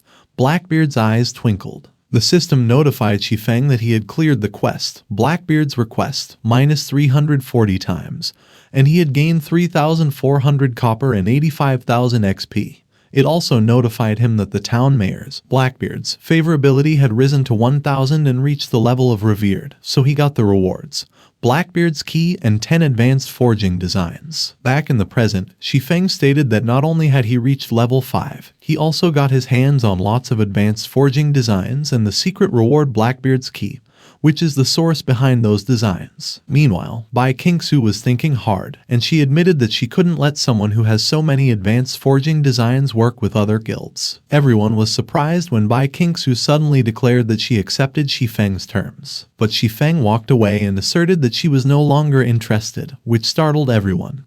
And Bai Qingsu apologized for what she said earlier. Bai Qingsu was red with embarrassment as she bowed down to Shi Feng, and she pleaded that she didn't mean to be rude, so she would request that Shi Feng reconsider his decision regarding their Ouroboros guild's request. Zhao Yuru was concerned, and she asked Bai Qingsu why she was bowing before Shi Feng when he was just a blacksmith. But he was startled when Bai Qingsu confirmed that the man before them is the Black Flame blacksmith, and with his help, their guild could definitely become #1 in God's domain. Suddenly, Shi Feng stopped walking. He glanced behind him and observed that as a squad leader of the Ouroboros Guild, Bai Qingsu definitely had her head screwed on the right way, and that he was willing to work with her and provide the Ouroboros Guild with the best equipment.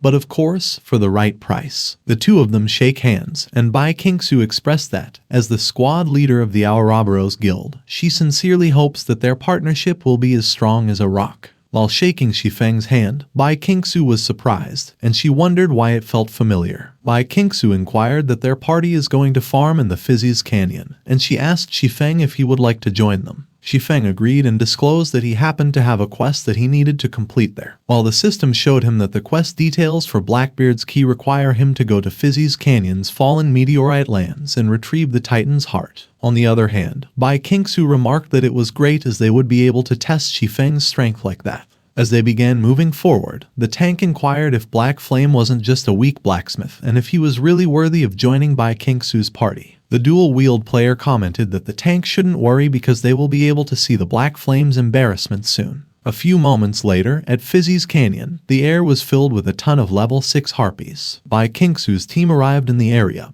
and she stated that everyone should stay sharp. While imagining a scenario in his head, the tank was sweating profusely, and he mentioned that he saw a post on the forum about a player's encounter with harpies. Everyone was alarmed when the tank revealed that the forum reported that the harpies lift people into the sky and drop them to the ground, and the fall damage is so high that one would die instantly. But everyone was startled when Shi Feng suddenly queried them what they were so scared of and asserted that if they were caught, it just meant that their movements sucked. The double-wield player was pissed, so she yelled at Shi Feng, and as she exclaimed that she was just a fucking blacksmith, she questioned why he was acting so cocky on the battlefield. But she was astonished when a harpy's talons grabbed her by the shoulders. The harpy lifted her up, so she screamed and cried out that they should save her. Shi Feng let out a sigh and explained that harpies choose those who speak the loudest as their first target while calling the player an idiot. The tank jumped off the ground and declared that he would save the player. But his hand just slipped on the player's boots, and he remarked that he almost got it. The double-wield player asked for help and expressed that she didn't want to die, but the tank was already falling back to the ground,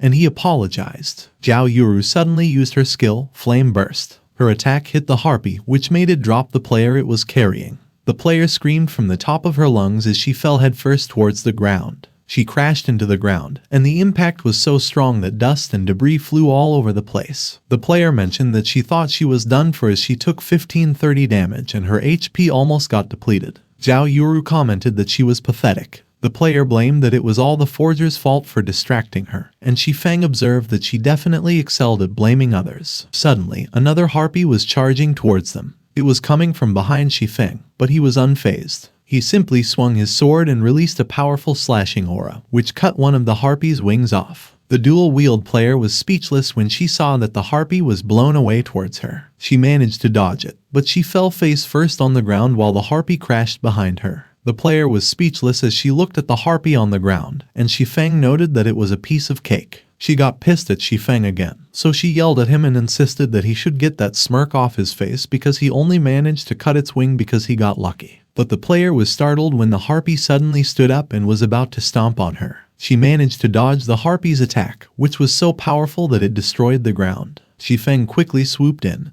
and with his sword, he cut the harpy in half. The player was startled when coins dropped in front of her. Shi Feng looked at her while he sheathed his sword. Everyone in the group was horrified and speechless. On the other hand, Bai Qingsu observed that she had only seen Shi Feng use such exceptional sword skills before, and she wondered if that person really was just a forger. Shi Feng put his hood back, and as he asked them why they were spacing out, he suggested that they should pick up the loot as they were continuing. As the group started moving forward, Xiao Yue called Zhao Yuru and proposed that they should go because Zhao Yuru was left behind as she was looking at the sky, thinking that she couldn't believe that the harpies were scared off. Zhao Yuru wondered if she was not unlucky enough to meet another Shi Feng. A few moments later, the group arrived at the fallen meteorite lands. The area was filled with a lot of level 9 mechanical puppets, a level 9 elite mechanical warrior, and a level 10 boss mechanical knight. Upon seeing it, Bai Qingsu asked Shi Feng what quest he was pursuing for it to require him fighting such powerful monsters, and Shi Feng explained that it was a hidden quest to retrieve the Titan's heart. Bai Qingsu pointed out that on average, their team is just level 6,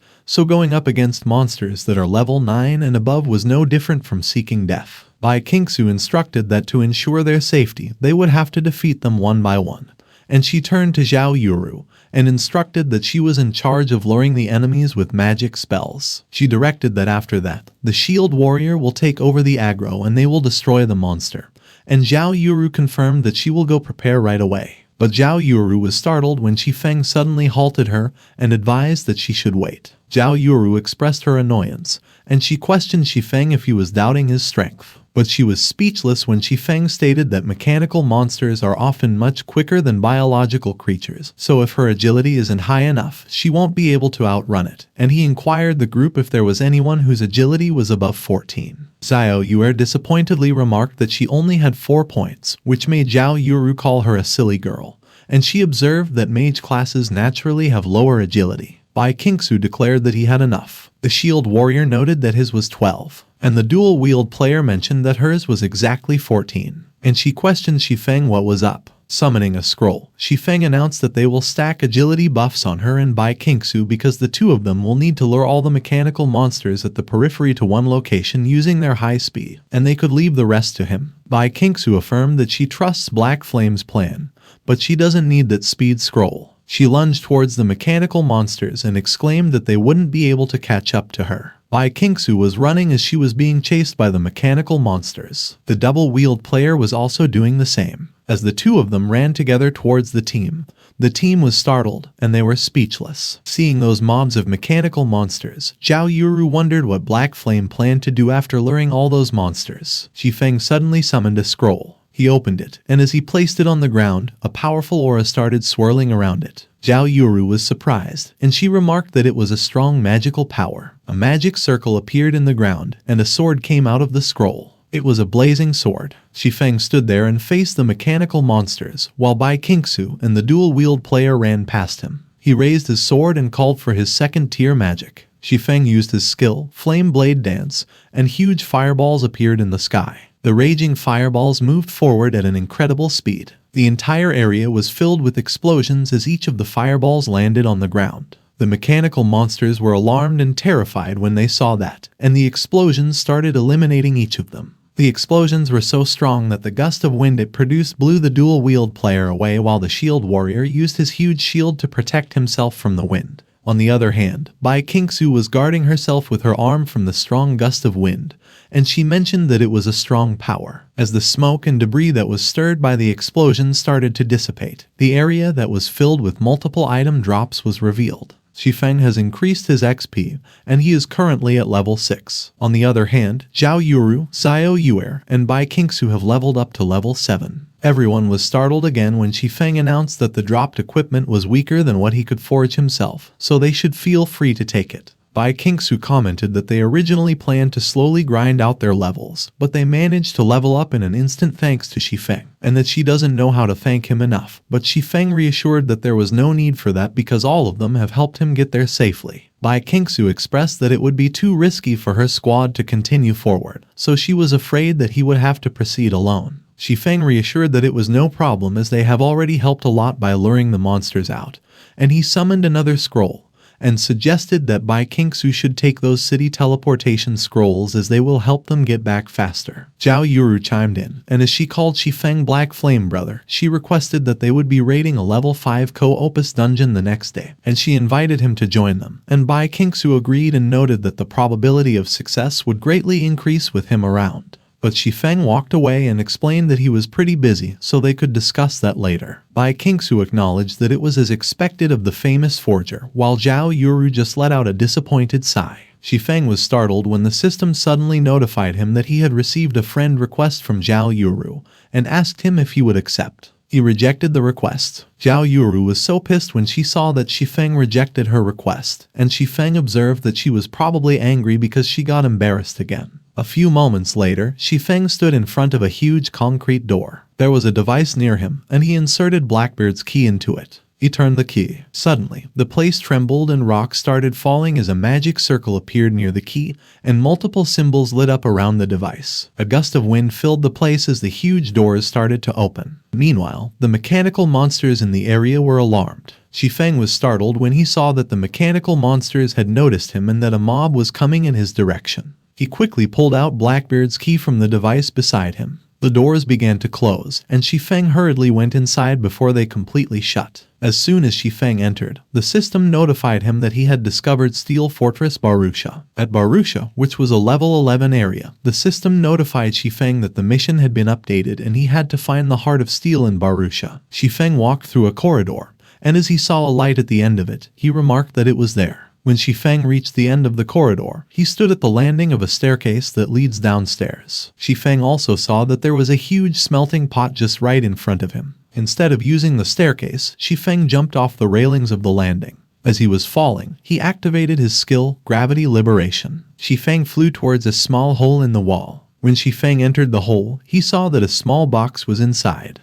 He smiled as he mentioned that it was there. Shi Feng slowly approached the box and reached out to it. Suddenly, a skull symbol lit up, and a huge explosion came out of the box when Shi Feng opened it. Due to the damage from the explosion, Shi Feng fell unconscious, and smoke was coming out of his mouth. He started disappearing. But what was disappearing seemed to be a clone, as Shi Feng was watching it disappear, and he was speechless. Shi Feng wiped the sweat off his forehead, and he expressed relief that he was glad that he has the habit of being meticulous in what he does. Otherwise, he would be the dead one instead of his clone. The box contained a shield and multiple scrolls. Shi Feng picked up the shield, which was a mysterious iron rank with an unseen rampart, which reduces all damage received from the wielder's front by 10% after equipping that item. And Shi Feng noted that it was definitely one of the best among level 10 equipment, so he will take it. Shi Feng also picked up a random mastery dice, which makes the wielder obtain the corresponding number of mastery points in a random attribute upon throwing it. And Shi Feng observed that gamblers are huge fans of those things,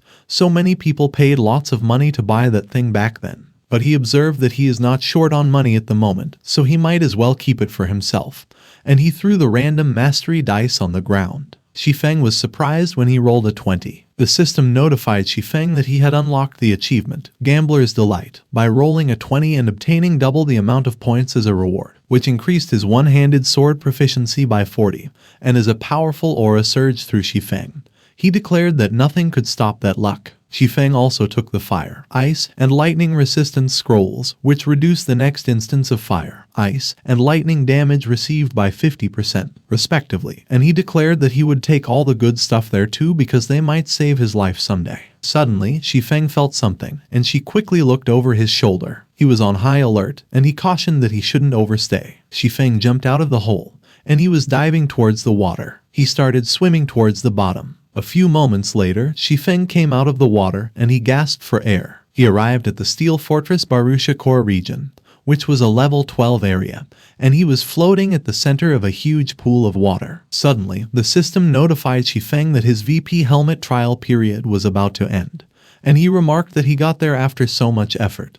but his trial period was about to end. Shi Feng smiled bitterly as he accepted the situation, and as he mentioned that he managed to save up quite a bit of credits those past few days so he would upgrade his equipment after going offline. He called the system and announced that he would log out. Back into the real world, someone called Blackie. It was a guy named Wui, and he inquired of Blackie if he didn't mention that he was an expert at the game. He stated that he had been waiting for Blackie in the Shadow Workshop for several days and queried him why he hadn't seen him. And Blackie responded and declared that he had already explained that he had joined another studio, so he didn't go for the Shadow Workshop's assessment. Wui proclaimed that it was bullshit because there aren't any other studios at Jinhai University, and he queried Blackie what its name was. Blackie hesitated, and he looked troubled as he admitted that Shi Feng hadn't revealed the name of the workshop. Wui proudly proclaimed that there was no need to hide it from him any longer as he knew Blackie didn't pass the assessment, and if it doesn't work out, he will help him because making him a tertiary member won't be a problem. Suddenly, Wui was surprised when he noticed the helmet on Blackie's shelf, and he queried Blackie to confirm if he was using the trial helmets that were given out to promote the game and if his workshop was even doing fine.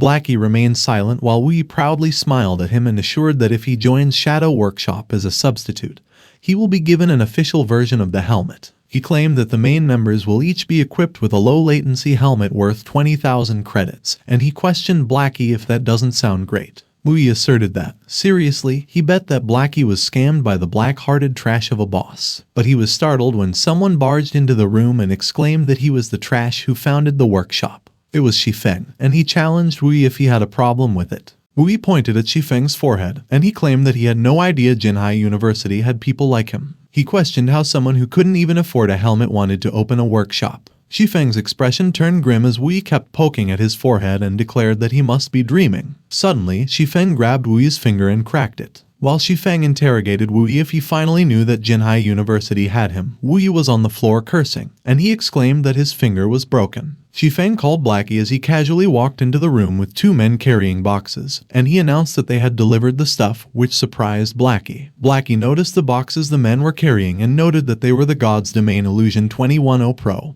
and a matching nerve conduction acceleration suit. Shi Feng instructed that the man should change the dorm network to an ultra-low latency private network too, and as the man acknowledged that he got it, Blackie excitedly remarked that it was so luxurious. On the other hand, Wui cursed Shi Feng, called him a damn loser, and asked him if he was trying to put on a show for him in the dorm room. Wui remarked that it didn't matter if Shi Feng was rich and that he better watch out because if he informs the boss of Shadow Workshop about him, he won't be able to continue playing that game. But Blackie proudly mentioned that Shadow Workshop is nothing compared to our Ouroboros, and Shi Feng has attracted the attention of Bai Qingsu from there. Wui was startled when he heard about our Ouroboros, but he insisted that he didn't care, and as he called Shi Feng a sucker, he asserted that he should continue bragging all he wants because, in the end, he was not accepted by our Ouroboros anyway. Shi Feng remained silent while Wui argued that if he was accepted, there was no reason why he would make his own workshop. Wui pressed Shi Feng to tell him the workshop's name. Shi Feng revealed that it was the wings that would lift them from zero to the top, Zero Wing Workshop, and he invited Wui if he wanted to join. A few moments later, Wui was standing in front of Brother Zhang and explained that he was almost done with it. Zhang Luo was the second in command in Shadow Workshop, and he slammed a clipboard on his table as he questioned Wui what he meant by almost. Wui explained that everyone, except for Blackie, has already agreed.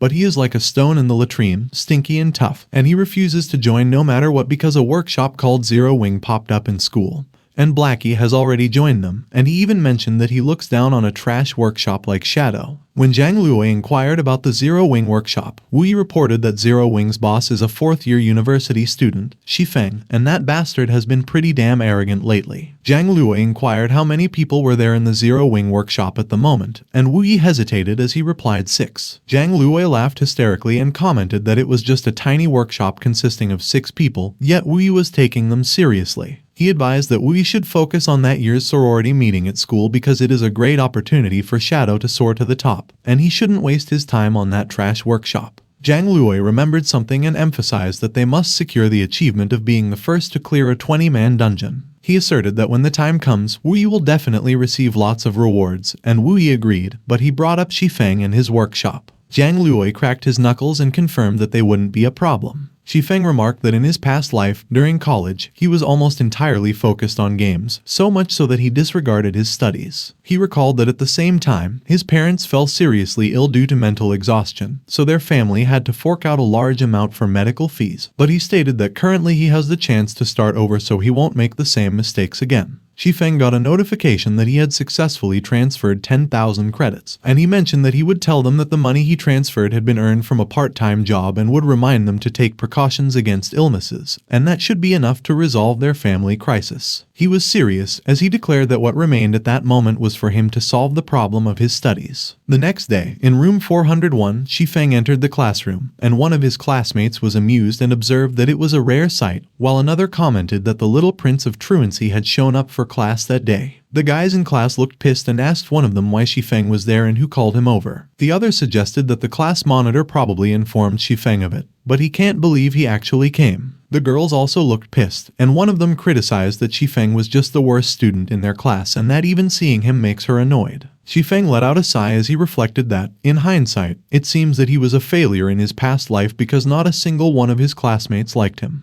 But he was startled when a student called him and announced that he was finally there. It was a girl, and as Shi Feng acknowledged that there was just one exception. He recalled that back then, he was ostracized by the whole class, and Zhao Ruoxi was the only one who wasn't prejudiced against him. Zhao Ruoxi looked worried as she spoke to Shi Feng, and she expressed that if something bad happens during the class meeting, she requests that he don't do something with Lin Feilong.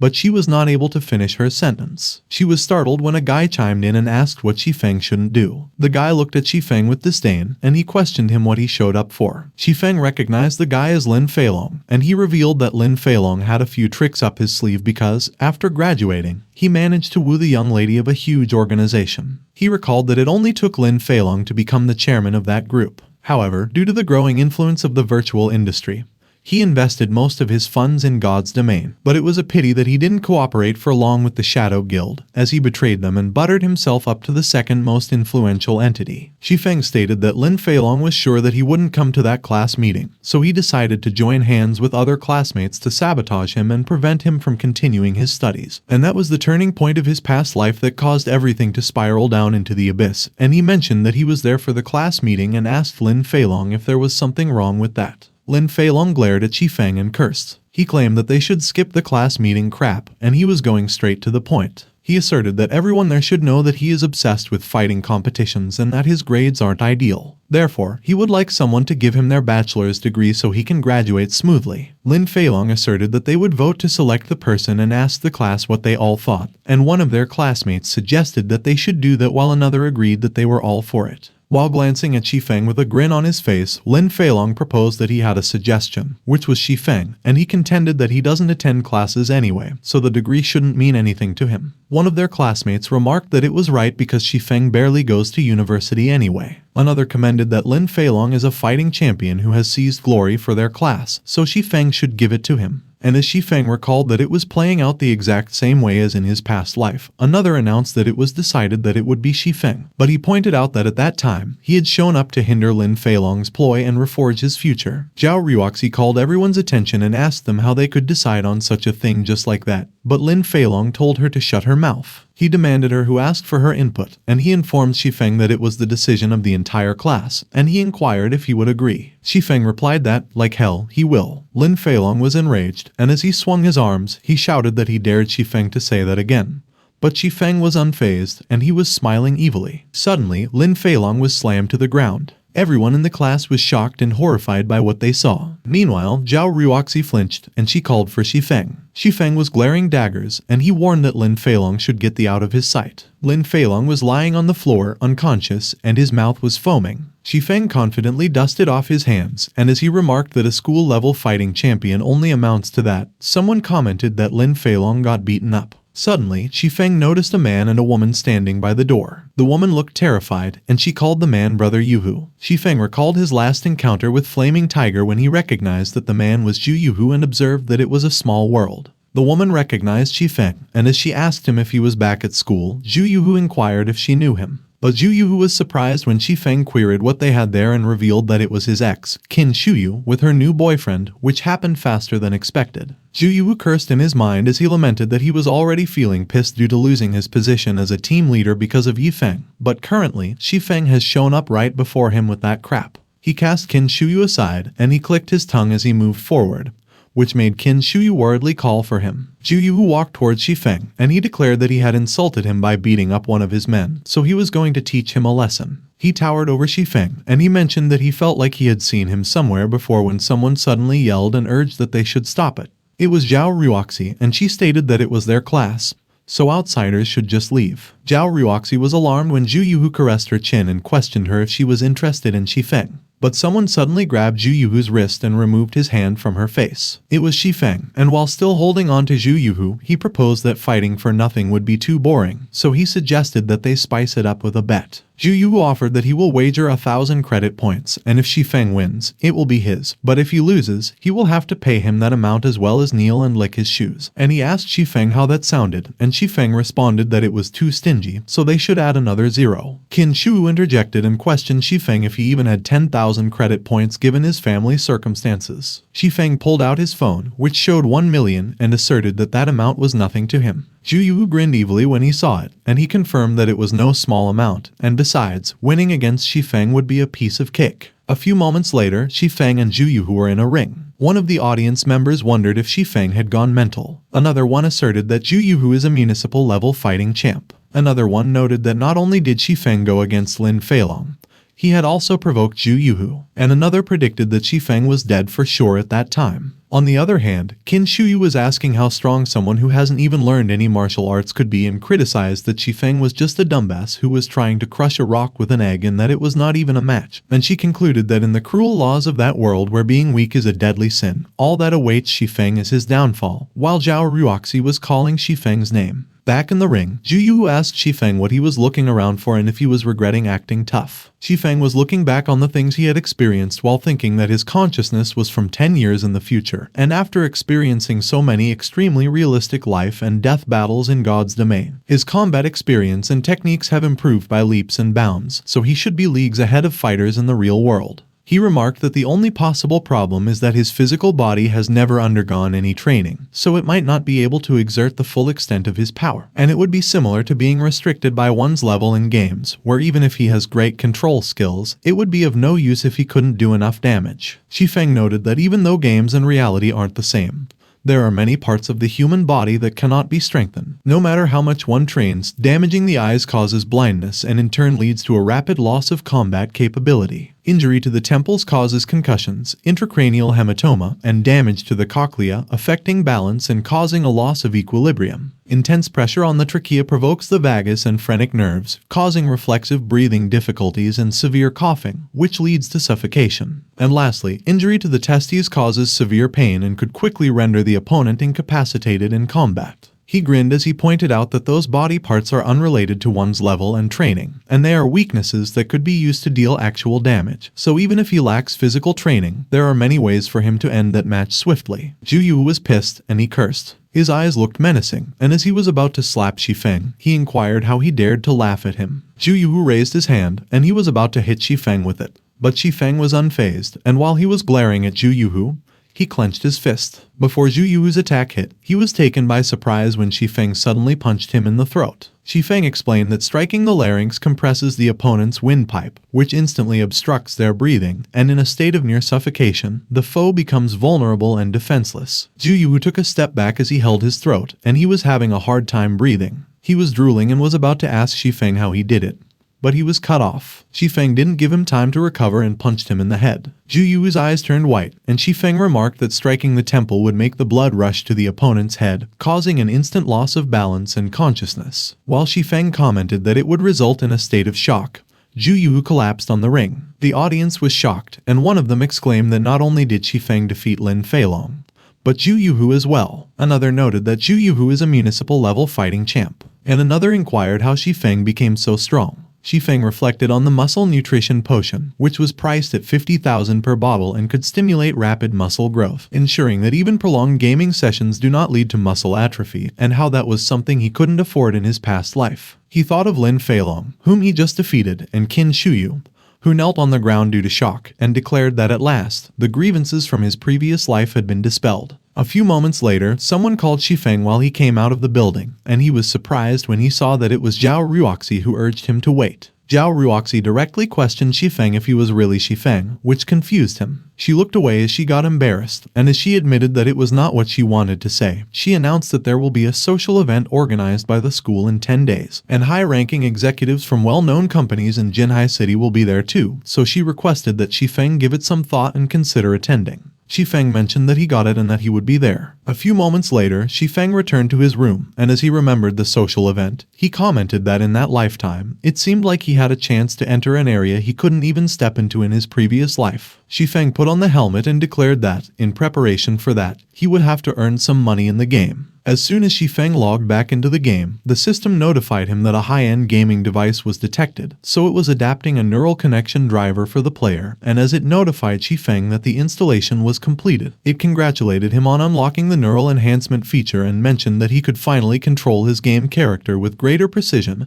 and execute incredible action commands. Shi Feng came back to the game, and he landed at the bottom of a huge staircase. The system notified him that the mission in progress was to find the Titan's heart. Shi Feng started running up the stairs, and he observed that with the upgraded gaming device, the loading speed had significantly increased. A few moments later, Shi Feng stopped running. He stopped in front of a device that had a huge ball floating above it. Shi Feng revealed that it was the heart of the entire steel shell fortress, the energy center known as the Titan's Heart. Suddenly, a jester appeared and exclaimed that he didn't think that there would still be visitors after so many years, which surprised Shi Feng. The jester welcomed Shi Feng to Barusha and announced that to celebrate the arrival of their first player, he had decided to use his flesh and blood as his dear pet's appetizer. The jester called for his darling and instructed that they should come out when a huge claw suddenly appeared beside Shi Feng. It was a level 15 elite rank 3-headed hellhound, which had 2,000 HP for each head. Shi Feng wondered if the changes in his fate also resulted in some modifications to the game's levels because he didn't remember there being such a boss. He summoned his red blade and resolved that he should forget it, as he would just kill it. The 3-headed hellhound started gathering fiery energy in its mouth. It used its skill, Fire Breath, and released a ferocious fire towards Shi Feng. A huge explosion occurred, but Shi Feng emerged from the flames, which surprised the 3-headed hellhound, and as he jumped over the 3-headed hellhound, Shi Feng declared that he would first avoid its attack with gravity liberation and use phantom kill to reduce its HP by the hundreds. But another head started gathering an icy energy in its mouth, which alarmed Shi Feng, and as she wondered if there was more, he cursed in his mind and pondered if he used gravity liberation too early. The 3-headed hellhound used its skill, Ice Breath, and it hit Shi Feng, who was still mid-air. Some parts of Shi Feng's body got frozen, and he revealed that his stamina had been reduced by 30%, and that he had been inflicted with a frozen debuff as well. Suddenly, a powerful lightning struck from the sky, and that surprised Shi Feng. A few moments later, the smoke in the area started to dissipate while the jester was laughing above the 3-headed hellhound. Shi Feng was kneeling on the ground while smoke was coming out of him, and the jester mentioned that he couldn't believe that Shi Feng was still alive and that he was like a cockroach. Shi Feng gritted his teeth as he explained that not only do the 3 heads cooperate with each other, they also cast high damage AoE spells with different attributes, and if he had not cast Defensive Blade in time, all that would be left of him at the moment would be ashes, so the 3-headed hellhound is really a strong boss. The jester asked Shi Feng to confirm if he had kept himself alive with those blades, and as he mentioned that they were getting in the way so he would help him get rid of them, he used his skill, High Tier Dispersal. When the jester announced the spell, the defensive blade shattered, and the system notified him that defensive blades had been dispersed and would be disabled for that battle, which made Shi Feng click his tongue. Shi Feng thought about the Dark Clown, which was the jester, and recalled that he wasn't that strong in combat, but he has disgusting skills. However, his goal at the moment was not to fight him. He charged forward and announced that he needed to get to the Titan's heart. But Shi Feng was blown away as a huge claw hit him. Shi Feng mentioned that he couldn't believe that its physical attack was so fast, and that the damage was even higher than its attribute attacks, so at that time, he would probably end up losing 60% of his stamina. While he was skidding on the ground, Shi Feng was surprised when he saw huge fireballs coming towards him. Shi Feng quickly turned around and ran away to avoid the attacks. The Dark Clown stated that he was tired of Shi Feng hopping around, and he asked Shi Feng how about it. The 3-headed hellhound used its skill, Frost Nova, and produced huge ice spikes on the ground. Shi Feng grunted as the ice spikes reached him and froze his feet in place, and the system notified him that he had been frozen for 3 seconds. Looking at the ferocious three-headed hellhound, Shi Feng thought about the 3 seconds and that if he was hit by an attack from any of those 3 heads, he was done for. But he suddenly realized something and remarked that he should hold on. Shi Feng remembered that he had those 3 attribute resistance scrolls that he got from the chest near the cooling pool. So there is still hope, but it was just that he could only activate 1 scroll at a time, so it was a 1 in 3 chance of success. He grabbed one of the scrolls and announced that he would activate an attribute resistance scroll. When the dark clown saw that, he laughed and exclaimed that it was a surprise that Shi Feng managed to get those items, but he asked him if he knew which one to use. The dark clown raised his arms to the sky, and as the 3-headed hellhound loomed over Shi Feng,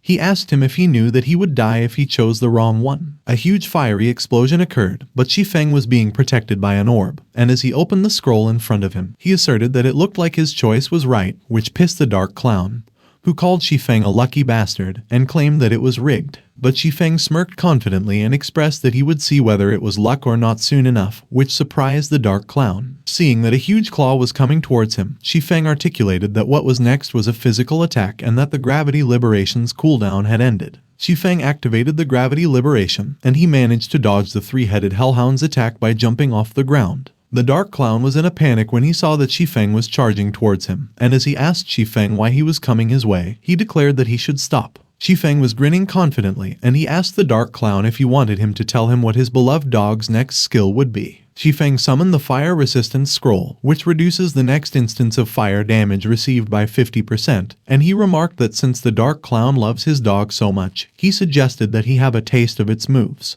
The dark clown screamed as he saw that the 3-headed hellhound was about to use its skill, Fire Breath, at Shi Feng, who was coming towards him. He was frozen in place, and the ferocious flames consumed him. Shi Feng landed safely on the ground while he explained that the 3-headed hellhound changes attack attributes in a circular fashion: fire, ice, lightning, and lastly, physical. So as long as he knew what type of damage the next move would have, he would be able to handle its attacks, and the system notified him that he had resisted a large portion of the fire damage. He looked behind him, and he was surprised. Shi Feng saw the 3-headed hellhound lying on the ground while wagging its tail, and he observed that without its master, it had completely lost its desire to fight. The 3-headed hellhound was sleeping soundly, so Shi Feng turned around to walk towards the Titan's heart. He reached out to touch the Titan's heart and declared that he would be taking it. A bright light was shining at the palms of Shi Feng's hand as he continued to raise it. The Titan's heart shrank, and as Shi Feng held it, the system notified him that the mission Steel Shell Fortress was completed, and his rewards were a black iron badge, Blackbeard's recommendation letter, advanced magical ability, 100,000 XP, and Hammerstone Town's reputation has reached the point of worship.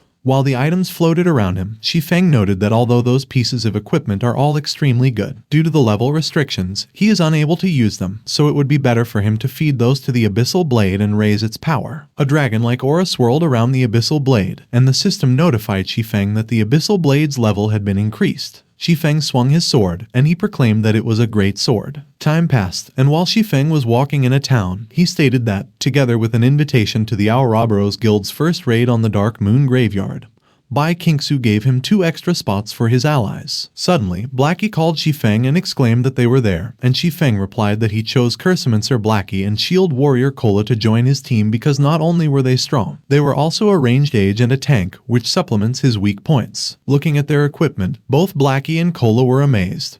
And as Blackie remarked that Shi Feng had spent too much money on them and he couldn't wait to try it on, Kola observed that the stats on his items were way too amazing. Shi Feng explained that it was Xeron Wing's first battle, so there was no way he would let them come unprepared, and that he had already sent everyone else's equipment through mail, so they should follow him as soon as they were ready, and the two agreed. Meanwhile, in a place that looked like a graveyard, the sky was red. Ironsword Lion of the Martial Union, which is in 5th place, was there. The 4th place, Heaven's Crown Guild, was also there. Heartstabber, the leader of the Assassin's Alliance, which is in 3rd place, was also there. The Shadow Guild, which is in 2nd place, was also there, and their leader declared that it seems that everyone has arrived. Xiao Yuer and Zhao Yuru of the 1st place Ouroboros Guild were also there, and Zhao Yuru countered the leader of the Shadow Guild and stated that they were still waiting for someone. Meanwhile, the other players were watching them, and as one of them commented that the leaders of the top 5 guilds had gathered there, which was an amazing sight, another player mentioned that the equipment that they have is the best of the best. A player asked why they were not starting the mission, and another player suggested that it seemed like they were waiting for someone. Zhao Yuru asked Xiao Yuer if Shi Feng hadn't arrived yet, and Xiao Yuer confirmed that Shi Feng was probably not showing up because he was too scared of getting embarrassed. But Xiao Yuer was startled when something started materializing behind her. The other players were astonished, and they inquired if the leaders were waiting for those people. It was Shi Feng and his group, and the other players quickly recognized him. Shi Feng stood face to face with the leader of the Shadow Guild.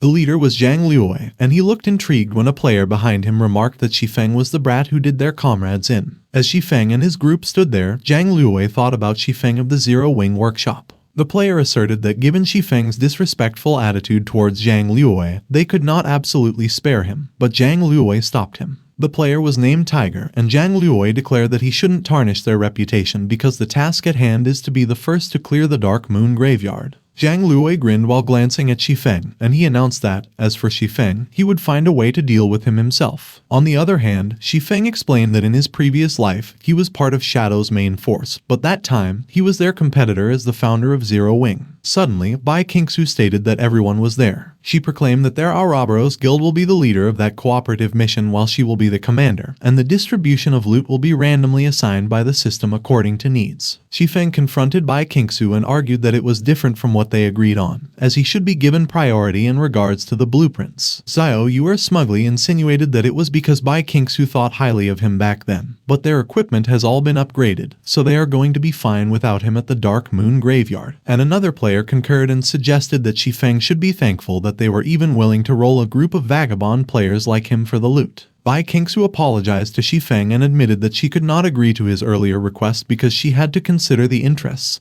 of the Ouroboros Guild. Shi Feng and his group looked disappointed, and as Blackie asked Shi Feng how a major guild like them could go back on their word, Shi Feng concurred and resolved that they would do as Bai Qingsu said and let it all come to luck. Shi Feng knew that Bai Qingsu wanted him to bring out more significant bargaining chips to have an equal negotiation with the Ouroboros Guild. While Shi Feng observed that Bai Qingsu was not an easygoing person, Bai Qingsu raised her fist and emphasized that they, the Ouroboros Guild, must achieve the best results possible in that mission to take the first clear of the Dark Moon Graveyard dungeon. A few moments later, while the area was still illuminated by a red moon, the players started to move out. Looking behind them, Kola mentioned that they have been walking for so long but there is no end in sight, and Shi Feng encouraged that he should keep his chin up as they were almost at the exit. Shi Feng was surprised when Xiao Yuer suddenly approached him and questioned him if he knew that Bai Qingsu's leadership ability was something he couldn't compare with. Recalling what happened earlier, Shi Feng remarked that indeed, Bai Qingsu's overall planning, allocation, and coordination were impeccable and also, thanks to her command, that the entire team could safely retreat from powerful monsters like the kobolds. Shi Feng looked up at the sky, and he observed that until that moment,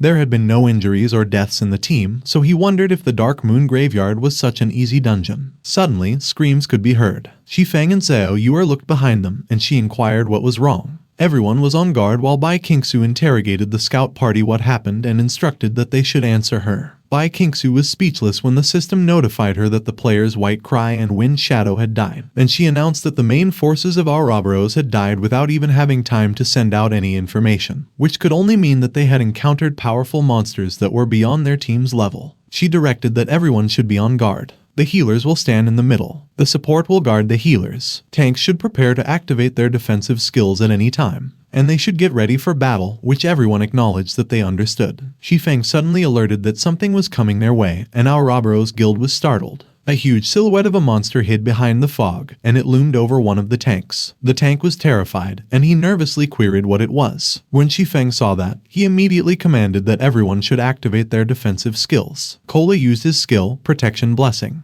He called the attention of the guy beside him, and as he asked the guy why he was still spacing out, he remarked that he should use his skills. Suddenly, the huge monster released multiple rays of a dark aura. One of those rays hit the guy beside Kola in the head, and it dealt 16-0 damage. The guy was immediately eliminated while Kola was yelling and doing his best to keep his shield up. Bai Qingsu and Zhao Yuru were speechless as the system notified them that player Ko Tank had died. The monster has revealed itself, and it was a level 6 special elite graveyard guardian with 5000 HP, and it regenerates HP while in the mist. Bai Qingsu immediately declared that everyone should retreat and not enter the mist, which everyone acknowledged they understood. But Shi Feng ran towards Kola and advised that he shouldn't retreat just yet, as he should cover him and the healing team, and Kola agreed. As the graveyard guardian started to gather its dark aura for another attack, Kola used his skills, Protection Blessing, and Enhancement. Zhao Yuru looked pissed while she expressed that she couldn't believe that Cola is only listening to Shi Feng's orders, and as she wondered if they were implying that Bai Qingsu is less reliable than Shi Feng, she observed that with Cola's HP, he would be dead if he took another hit. Suddenly, Bai Qingsu called the healers and instructed that they should replenish Cola's HP. Zhao Yuru immediately confirmed that she got it and used her skill, Recovery. The Graveyard Guardian continued to gather its dark aura into an orb, and as it threw the orb forward, it created a huge explosion. The smoke from the explosion covered Cola's location, and he could not be seen. But as the smoke dissipated, it revealed that Cola survived with his shield over his head, and as he called Shi Feng, he announced that he blocked it. Shi Feng immediately jumped to attack the Graveyard Guardian, and he praised Cola for doing well. He swung his sword with all his might at the Graveyard Guardian, and he safely landed on the ground. Shi Feng noted that it wouldn't be able to cast any spells for the time being after that. Blackie followed up with Shi Feng's attack and used his skill, Evil Whip. Thorny vines emerged from the ground, and they wrapped themselves around each of the Graveyard Guardian's arms, including the one Shi Feng cut off. Suddenly, the cut arm started regenerating, and when Bai Qingsu saw that, she notified Zhao Yuru and asserted that the Graveyard Guardian can regenerate HP when it's in the mist, and Zhao Yuru acknowledged that she got it.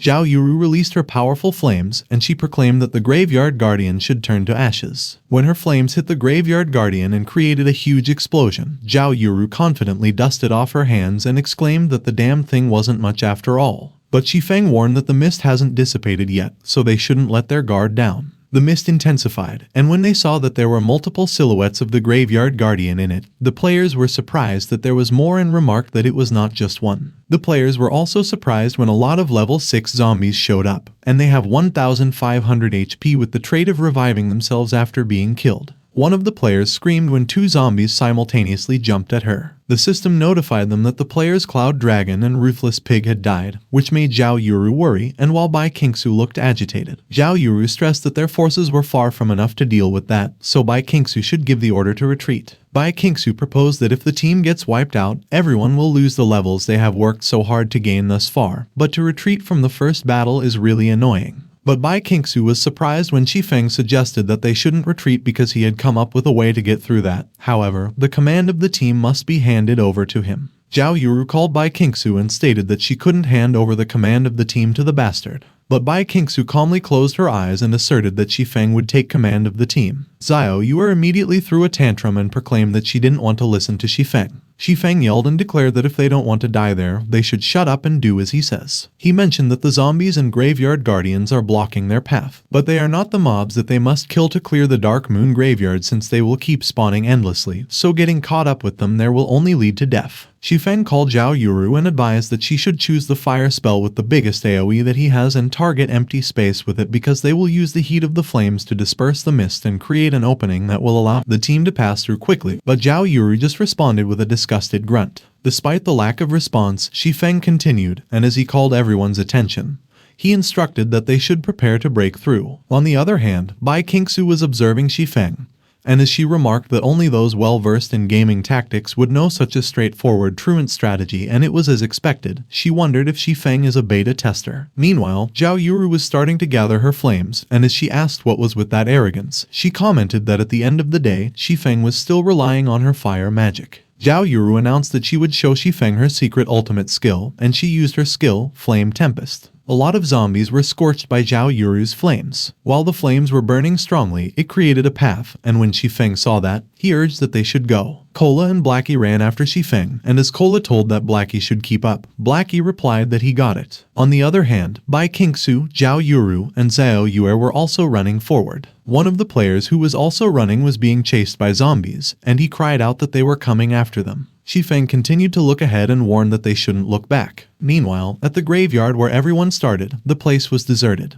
And 3 hours after the Dark Moon Graveyard opened, there was still no news of any guild clearing the dungeon. Suddenly, a player started materializing. It was Heartstabber, and he was groaning in pain as he kneeled on the ground. When Heartstabber exclaimed that he couldn't believe that his team didn't even clear the first scenario, and that the difficulty of that game is just insane. The system notified him that he, the dead player, has been revived and sent out of the dungeon, and his level has been decreased by 3. Back into the dungeon, Blackie was screaming as he was being chased by zombies, and as he ran with all his might, he shouted that they should go away. Unfortunately, Blackie tripped, and he fell face first into the ground. Blackie was horrified as he looked behind him, and he cried that he didn't want to die. But to his surprise, the zombies stopped where the mist ended, and as Blackie inquired if they were not coming after them, someone responded that mobs wouldn't leave their zones. It was Shi Feng, and as he reached out his hand to the confused Blackie, he observed that they had already escaped beyond the monster's aggro range. Blackie grabbed Shi Feng's hand and complained that the damned game wasn't fit for humans, but Shi Feng argued that it was just an appetizer because the main course was still yet to come. Blackie was horrified when Shi Feng gestured behind him and pointed out that he should take a look. A huge door decorated with a huge skull stood before them, and Blackie was surprised. Shi Feng noted that they were finally at the tomb, yet they had already lost so many players, so he queried the team if they were scared at that moment. Bai Qingsu got offended, and she declared that Shi Feng shouldn't look down on their guild. She asserted that they managed to get there only because of their comrade's sacrifice, so they have to press onward for their sake, and Shi Feng acknowledged that it was well said, so they should go. The door made a rumbling sound as Shi Feng opened it. Shi Feng and the rest of the team entered the room, and it was dark inside. Suddenly, a torch automatically lit itself up. More torches lit up, and the team was surprised when they saw an ominous-looking figure at the center of an arena. It was Patch Leo, the Fallen Lord, and it was a level 6 Lord rank with 120,000 HP. When Bai Qingsu saw the 120,000 health points, she realized who Patch Leo was, but before she could utter it, Shi Feng affirmed that she was right and that they could go around those graveyard guardians, but they couldn't clear the dungeon without defeating the final boss, which is the fundamental rule of God's domain. Shi Feng mentioned that there are only 2 ways to leave the Dark Moon graveyard, either to kill Patch Leo or to die. Bai Qingsu recognized that Shi Feng had access to special information, and she queried him what their odds of winning were, which rendered Shi Feng speechless. Shi Feng looked troubled, and he admitted that they should hold on because his information seems to be a little off there. Shi Feng remarked that, if he was not wrong, Patch Leo shouldn't be appearing at that stage. He looked agitated as he mentioned that either things have deviated from his memories or their current team is making far greater progress in the game than in the previous life, so some level of data is still in its original, unadjusted state.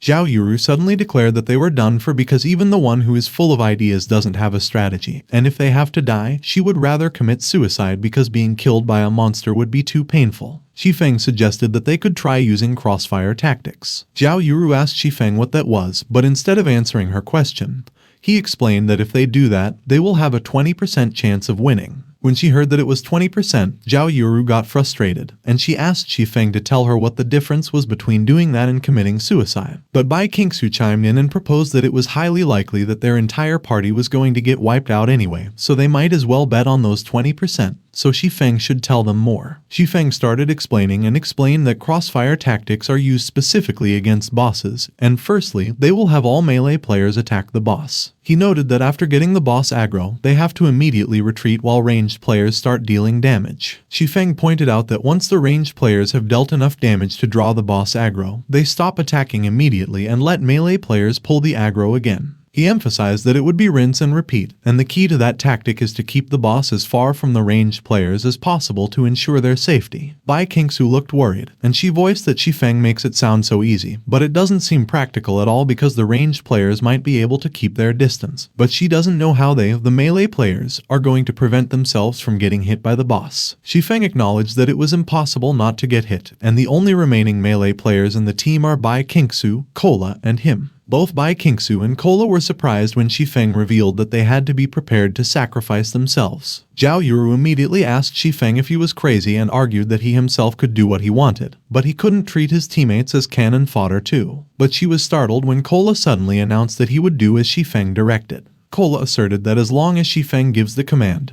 he will brave even a sea of knives and mountains of fire without hesitation. Bai Qingsu admitted that, as the squad leader, she could sacrifice herself if Ouroboros could become the first to clear the Dark Moon graveyard, which surprised Zhao Yuru again. The 3 of them looked forward with determination, and Bai Qingsu consented that she would let Shi Feng treat her life as he wished for the time being. Shi Feng smiled as he observed that, while Bai Qingsu has a somewhat prickly personality, she is unquestionably responsible when it comes to her guild. Shi Feng commented that it wouldn't be an exaggeration to say that she is the guild's spiritual pillar, while Bai Qingsu raised her sword that was imbued with a powerful aura and urged that everyone should prepare to fight. Bai Qingsu charged forward and declared that even if they fail, it is at least honorable to die trying. Suddenly, Patch Leo woke up and grabbed his sword. Shi Feng yelled at Bai Qingsu and warned that she should watch out because the boss is preparing to strike. In one swift motion, Patch Leo swung his sword at Bai Qingsu. He released a powerful, slashing aura that hit Bai Qingsu and cut through her torso. But instead of dying, Bai Qingsu suddenly disappeared. Bai Qingsu suddenly appeared beside Patch Leo, and she was ready to swing her sword at him. She swung her sword, which hit Patch Leo with a very powerful aura, while she landed gracefully on the ground. Patch Leo growled and glared at Bai Qingsu, and when she saw that, she remarked that they got the boss aggro, so it was the ranged player's turn. Blackie immediately dug his staff into the ground and released a powerful aura. A strong beam of light emerged from the ground and hit Patch Leo. But Blackie was surprised when Zhao Yuru asked him if he was trying to tickle Patch Leo or something. Zhao Yuru released a powerful flame and exclaimed that Patch Leo should take it. Her flames were so powerful that they were affecting Blackie, and as Blackie asked her to confirm if that should be enough, Zhao Yuru confirmed that the monster has 120,000 hit points.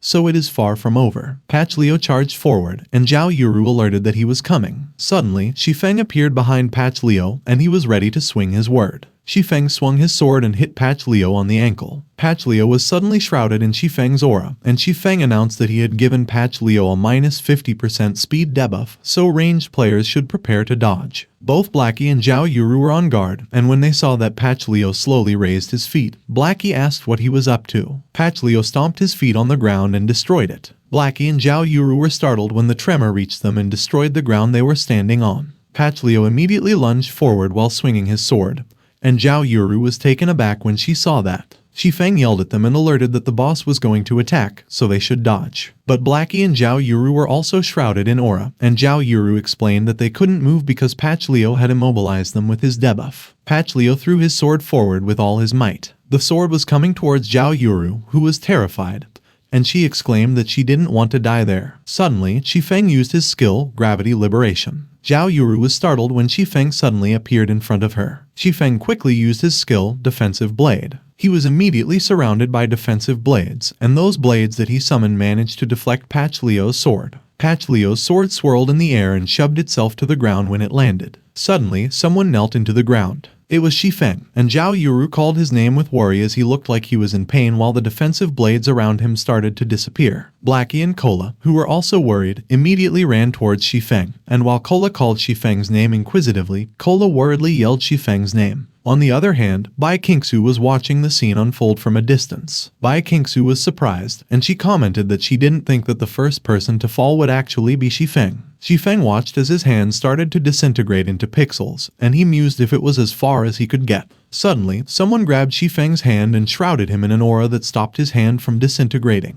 It was Xiao Yuer, and she was chanting a very long, unintelligible spell while she continued to heal Shi Feng. Shi Feng looked confused as he called Xiao Yuer's name. Xiao Yuer revealed that it was a recovery spell that she had learned recently, and while calling him Brother Yi Feng, she insisted that he couldn't die there. As Shi Feng stood up, Xiao Yuer mentioned that it was a spell that could only be used once in 24 hours, named Saved by Heavens, and Shi Feng thanked her when he heard it. Suddenly, Patch Leo grabbed his sword that was stuck on the ground, which alerted Shi Feng, and he warned that everyone should pay attention to their positioning as Patch Leo had picked up his weapon. Kola started banging his sword on his shield and declared that Patch Leo should bring it on. But to his surprise, Patch Leo paid him no mind, so he inquired if taunts didn't work anymore. Bai Qingsu suddenly attacked Patch Leo from behind with a multiple slashing aura and exclaimed that he should take that. The system notified Bai Qingsu that Patch Leo's aggro towards her was 0, and she was horrified as she realized that she couldn't draw his aggro at all. Bai Qingsu saw that Patch Leo was standing face to face with Shi Feng, so she began to wonder why he was only targeting Shi Feng. Meanwhile, the system notified Shi Feng that he had been locked on by Patch Leo, so until he died, Patch Leo's aggro would not be transferred to anyone else, and Shi Feng observed that he could see that they had already brought Patch Leo's HP down to less than half, so it had entered the second phase. Shi Feng used his skill, Phantom Kill, and urged that everyone should attack Patch Leo with all they've got, as they don't have to worry about drawing its aggro. As Shi Feng's clones started to run around Patch Leo, he noted that Patch Leo would continue hunting high-value targets on the battlefield until they were eliminated. So in other words, it would only attack him for the time being, which is an excellent opportunity. Patch Leo was surprised and confused when he saw Shi Feng's clones that were running around him. Suddenly, a huge explosion hit Patch Leo. It was the ranged player's attacks, and as Zhao Yuru called Blackie Shi Feng's lackey and asked him if he could put in more effort, he responded that he was already giving it his all. Both Kola and Bai Qingsu also came to attack Patch Leo simultaneously, and Shi Feng explained that originally, Patch Leo could only lock into one person, but currently, it is being disrupted by 4 identical targets, so the eye's proximity-based targeting principle is forcing it to constantly switch aggro to the nearest clone. While his clones kept moving around Patch Leo, Shi Feng pointed out that as long as his clones kept adjusting their distance from Patch Leo, he would be stuck in place, unable to move. Patch Leo looked enraged, and he growled. He let out a tremendous amount of aura that filled the entire area. Shi Feng's clones were wiped out in an instant. Shi Feng was alarmed, and he admitted that it was Patch Leo's final phase. Shi Feng and Bai Qingsu both charged towards Patch Leo. Shi Feng remarked that in Patch Leo's final phase, his reaction speed and aggressiveness are both much stronger than before, and his death acquisition ability allows him to recover 10% of his HP every time he kills a player, so in other words, if he kills any one of them, their efforts will all have been in vain. Bai Qingsu got nervous when she realized what Shi Feng was trying to convey and declared that they would have to finish that last phase without anyone dying. Shi Feng stated that everyone should stop attacking all at once, not use any heals, and avoid drawing aggro. Bai Qingsu also announced that all members of the Ouroboros Guild are to retreat beyond the boss attack range and no one is to enter the battlefield, and they agreed. Zhao Yuru quickly turned towards the other players and instructed that everyone should retreat. Shi Feng and Bai Qingsu charged towards Patch Leo, while the others retreated and kept their distance. Patch Leo swung his sword at Shi Feng, and Shi Feng managed to dodge it by moving to the side. Shi Feng swung his sword and asserted that he was already well familiar with Patch Leo's attack patterns. He used his skill, Thundering Flash, and dealt 204 damage to Patch Leo. As Shi Feng jumped away, Bai Qingsu sneaked behind Patch Leo. Bai Qingsu stepped on Patch Leo's armor and was ready to plunge her sword as she jumped into the air. She stabbed Patch Leo at the back of his head, which made him let go of his sword and dealt 608 damage. But with his sword stuck on the ground, Patch Leo's hands were free, and he was trying to reach Bai Qingsu on his back. Bai Qingsu was surprised when Patch Leo managed to grab her by her torso. She flinched in as Patch Leo threw her on the ground. Bai Qingsu was helpless, and Patch Leo was about to stomp on her. Suddenly, Shi Feng used his move, Gravity Liberation. Shi Feng applied Gravity Liberation in between Bai Qingsu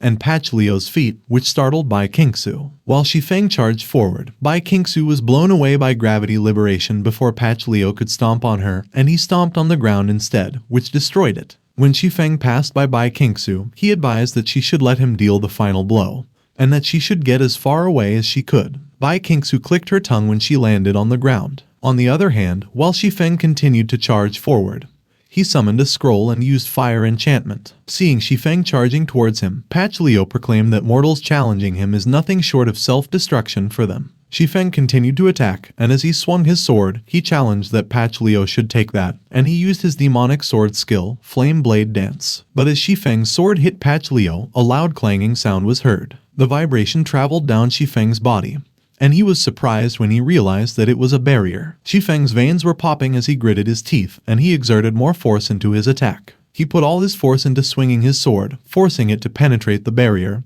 and create a slashing attack. Summoning multiple phantom swords, Shi Feng declared that the enchantments were worn off, so he could only depend on his sword skills at the moment. Shi Feng used his skill, 9 Dragon Slash, and dealt multiple damage worth 1008 to Patch Leo. When Shi Feng saw that Patch Leo had 808 HP left, he looked agitated as he exclaimed that he needed just a bit more. Suddenly, Patch Leo released a powerful aura, which caused Shi Feng to back away. But while Shi Feng was retreating, he was startled when he saw that Bai Qingsu took that opportunity to charge forward with all her might. Bai Qingsu raised her sword and proclaimed that the final blow had to be dealt by them, Ouroboros. Shi Feng yelled as he tried to warn Bai Qingsu not to do it. But it was already too late, and Bai Qingsu had plunged her sword into Patch Leo's chest, which created a huge spark. As the spark disappeared, Bai Qingsu's broken blade flew up in the air and was stuck to the ground. Bai Qingsu was surprised, and she was about to ask how it happened, but she was not able to finish her sentence. While Bai Qingsu was frozen in place due to shock, Patch Leo raised his sword and announced that her life was his. Bai Qingsu looked troubled as she saw Patch Leo's sword coming at her at incredible speed.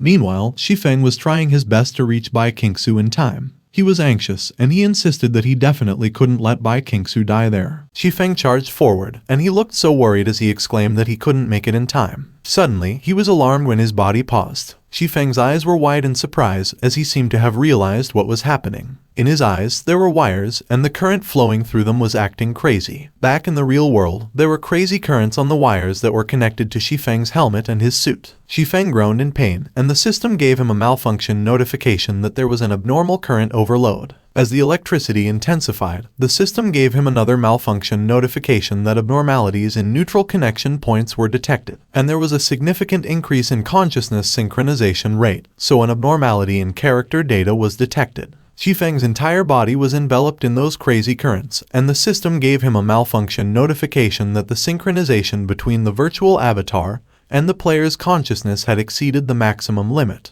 Back in the game, the concrete floor broke as Shi Feng dug his feet into it. Shi Feng was surrounded by an intense, lightning-like, purple aura, and the concrete floor was destroyed as he applied more driving force to his feet. Those purple auras were also coming out of Shi Feng's eyes, and the system notified him that overclocking mode was activated. Shi Feng left a burst of shockwaves as he charged forward at an incredible speed. The abyssal blade went ahead and blocked Patch Leo's sword. Both Patch Leo and Bai Qingsu were surprised when they saw that Shi Feng suddenly appeared in between them. Bai Qingsu was astonished, and she wondered how Shi Feng got there so quickly. On the other hand, Patch Leo called Shi Feng a brat and asked him how he did it from so far away. With a serious look in his eyes, Shi Feng replied that it was beyond Patch Leo's comprehension, and he wouldn't understand even if he explained. Shi Feng used his skill, Abyssal Bind, and huge chains wrapped around Patch Leo. While Patch Leo was being restrained, Shi Feng took a step back and prepared to launch another attack. Shi Feng swung his sword as he charged towards Patch Leo. He hit Patch Leo with multiple slashes, and Patch Leo screamed in pain as his HP depleted.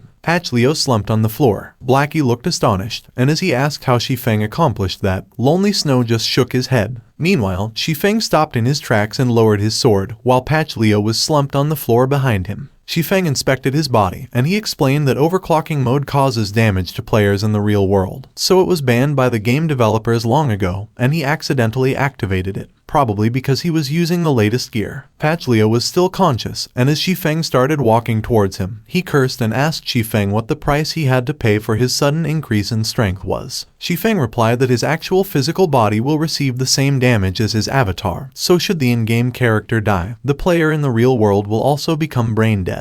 Melancholy filled Shi Feng's eyes. He remembered the time when the leader of the Shadow Guild looked down on him and declared that he should know when to be content. The leader commanded that Shi Feng should get the hell out of the Shadow Guild. Shi Feng recalled how he was drinking his sorrows, and he scoffed as he retorted that it was generous of them. He stated that he could always start from scratch. Back in the present, Shi Feng asserted that if Patch Leo asked him, that price was nothing at all. Shi Feng swung his sword and beheaded Patch Leo. The system notified them that Shi Feng had killed Patch Leo, so he received the reward for killing the legendary boss, Patch Leo, the treasure chest of the ancient Holy Emperor. On the other hand, outside the dungeon, the players waiting outside were startled when the system announced that the Dark Moon Graveyard had been cleared for the first time and congratulated Ouroboros Guild and Zero Wing. They were all astonished, and one of them was in such disbelief that he exclaimed that a team had actually managed to clear that dungeon. Looking at the first clear ranking in the Dark Moon Graveyard, where the first and second spots were taken by Ouroboros Guild and Zero Wing, one of the players commented that he could believe that a renowned workshop like Ouroboros managed to clear it. But he asked who the hell Zero Wing were, and when the players beside him heard him, he responded that he didn't know them, but they must be quite a big deal to be able to appear on that ranking board. Meanwhile, Zhang Luoi looked pissed as he clicked his tongue and asked what the Shadow Guild's progression was with the dungeon, which made Flaming Tiger nervous as he tried to answer the question. Flaming Tiger explained that it seemed like they were still stuck at the first stage, and the main team died so many times that they have almost dropped to level 0, so emergency reinforcements are being called over at the moment. Zhang Luoi pushed Flaming Tiger aside and demanded that he should get lost. Flaming Tiger was horrified when Zhang Luoi walked away and declared that they truly were a bunch of trash. Shi Feng's eyes lit up as the system notified him that he was currently at level 7.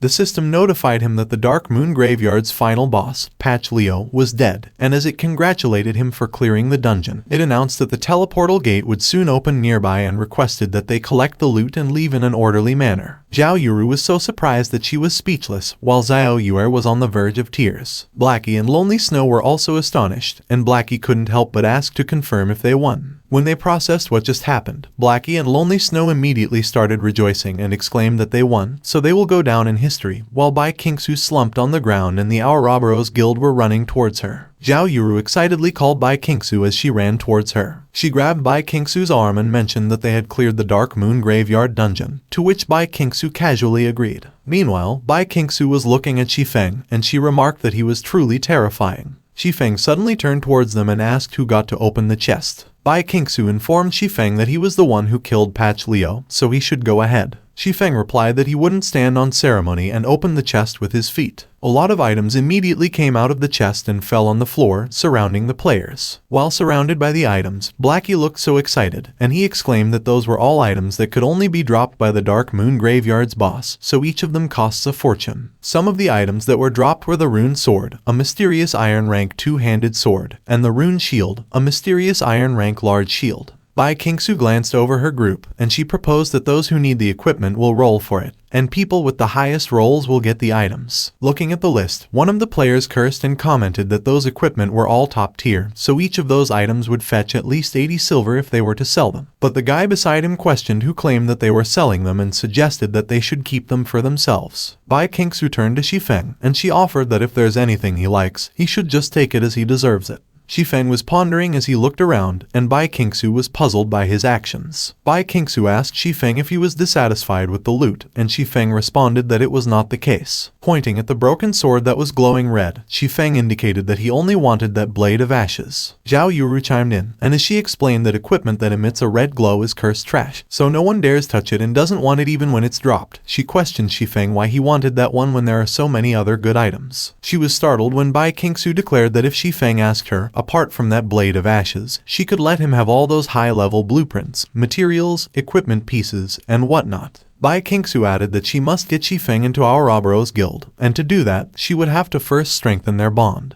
But as if Shi Feng could read Bai Qingsu's thoughts, he immediately inquired why she was suddenly being so generous. Bai Qingsu reaffirmed her stand and hoped that Shi Feng could leave Zero Wing and enter Ouroboros, and if he joins them wholeheartedly, they will no longer be just partners. While collecting his items, Shi Feng smiled and accepted Bai Qingsu's kind gesture. Bai Qingsu was pleased, and she expressed that it was good because Shi Feng is finally willing to join their guild, so their Ouroboros will surely be able to become the strongest guild in God's domain. But she was startled when Shi Feng rejected her offer. Zhao Yuru looked so pissed as she interjected, and she sighed as she wondered why he was rejecting it when it was to his advantage. Shi Feng explained that his reason for rejecting it was simple. Gesturing towards Blackie and Lonely Snow behind him, Shi Feng asserted that he already has comrades of his own, so he can't let them down. Bai Qingsu acknowledged that it was all right, and she asked Shi Feng what would happen if she let his comrades join Ouroboros too, and that startled Blackie. Shi Feng responded that Bai Qingsu had to ask them herself. Blackie was trembling as he confessed that he would naturally be super happy to enter Ouroboros, one of the world's top guilds. However, he is Shi Feng's follower, so he will stand by his original intentions and grow together with Zero Wing. He added that someday Zero Wing will also become a top-tier guild like Ouroboros, so he has no desire to join them, and Lonely Snow echoed the same sentiment.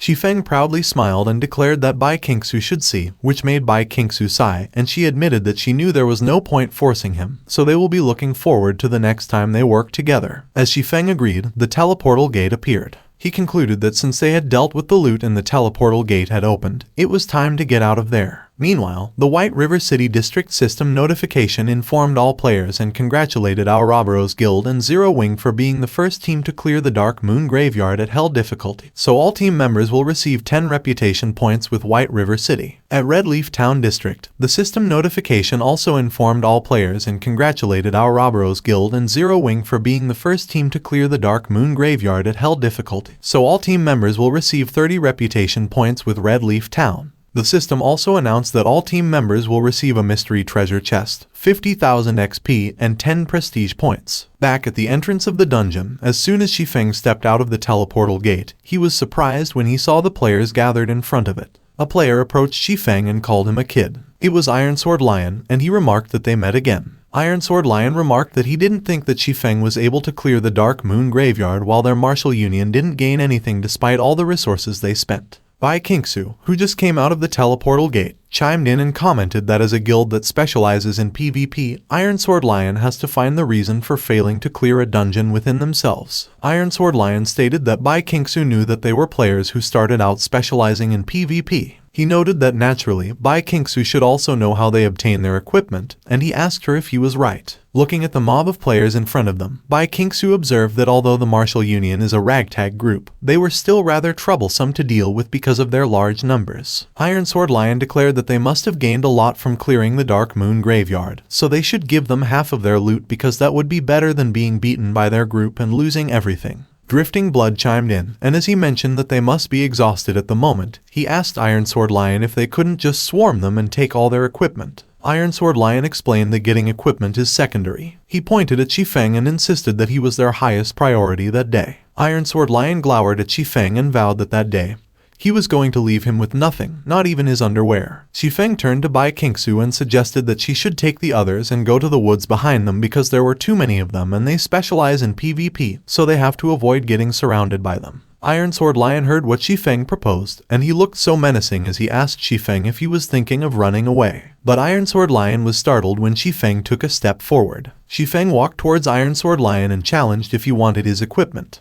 He extended his hand and dared that he should come and get it if he could. Iron Sword Lion was pissed, and he cursed as he exclaimed that Shi Feng was still being all arrogant. He added that they were not in a town, so there were no guards to help Shi Feng. Wielding his sword, Iron Sword Lion instructed that everyone should prepare for combat. Blackie also prepared his staff, and as he asked if they wanted to fight, he asserted that it was perfect because he would take that chance to try out the power of his new equipment. Meanwhile, Zhao Yuru asked what the hell Shi Feng was thinking for him to decide to fight a PvP guild. Bai Qingsu suddenly brandished her sword, and she warned that anyone who tries to take advantage of Aurobro's guild will have to pay the price. Iron Sword Lion materialized a fiery lion as he swung his sword, and as he called Bai Qingsu and the other players bitches, he threatened that they should get out of there because he doesn't care about Aurobro's guild.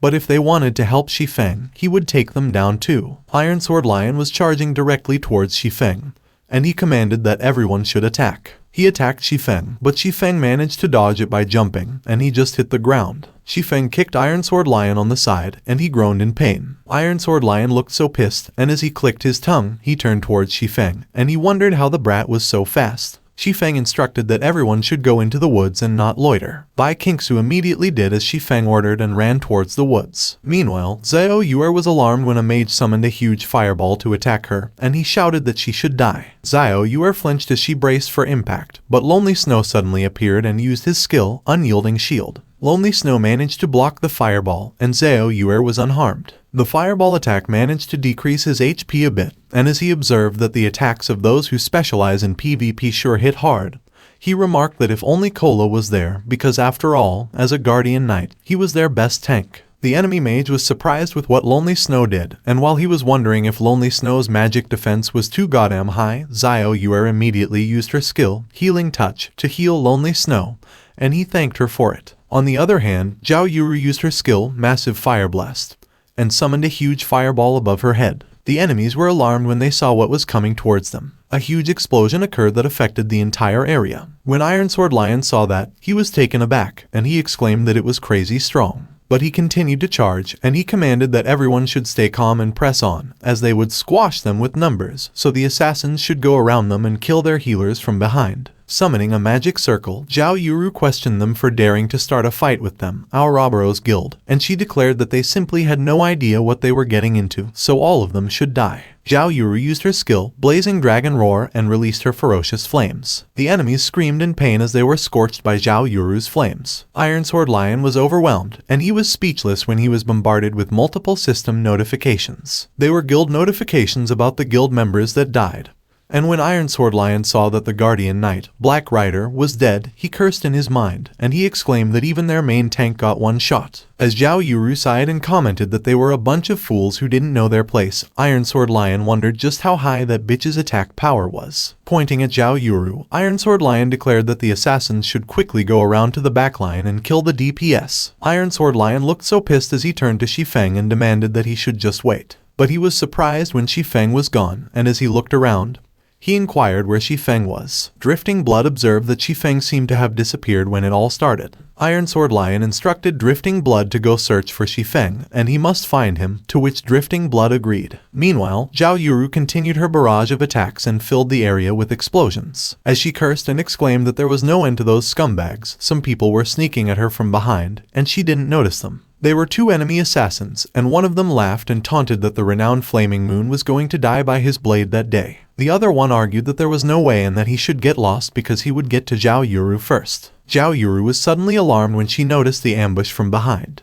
Her face looked so sinister as she used her skill, Flame Burst. But she was surprised when her flames disappeared and the system notified her that her skill was on cooldown, which made her curse in her mind and made her think that her attacks couldn't keep up. One of the assassins laughed and jeered that Zhao Yuru should be nice and die, but something suddenly struck them from behind. They didn't seem to notice what hit him, as one of the assassins was surprised and questioned his companion why his HP bar was empty, and the other assassin exclaimed that his was empty too. It was Shi Feng who attacked them, and they immediately disappeared from the area. Zhao Yuru looked so glad when she saw Shi Feng, and she called his name. But Shi Feng just ran past her, and she flinched as the gust of wind Shi Feng created hit her. Zhao Yuru gazed at Shi Feng, and she remarked that he was really strong. Meanwhile, the Martial Union's healers were busy performing their skills, and one of them urged that they should keep their allies' HP up. Suddenly, a slashing attack hit one of the healers. It was Shi Feng who attacked him, and he stood there sinisterly while the system notified him that the enemy cleric chosen by the gods was dead. One of the healers noticed that chosen by the gods stopped healing, so he turned to ask him about it, but he was puzzled when he saw a sword instead. Shi Feng slashed through him, and the system notified him that the enemy cleric water-pumped beef was dead. Iron Sword Lion was surprised when he saw Shi Feng charging from behind and slashing the two healers. He was enraged, and he released a tremendous amount of aura that materialized a bull. Iron Sword Lion used his skill, Wild Bull Charge, and lunged towards Shi Feng. As he loomed over Shi Feng and raised his sword, he commanded that Shi Feng should die. Shi Feng saw that Iron Sword Lion's sword slashed through his shoulder, but he seemed unfazed. Iron Sword Lion was surprised when he saw that the Shi Feng he cut in half was a clone. Shi Feng was standing behind Iron Sword Lion, and he was alarmed when he noticed him. Iron Sword Lion called Shi Feng a bastard as he swung his sword,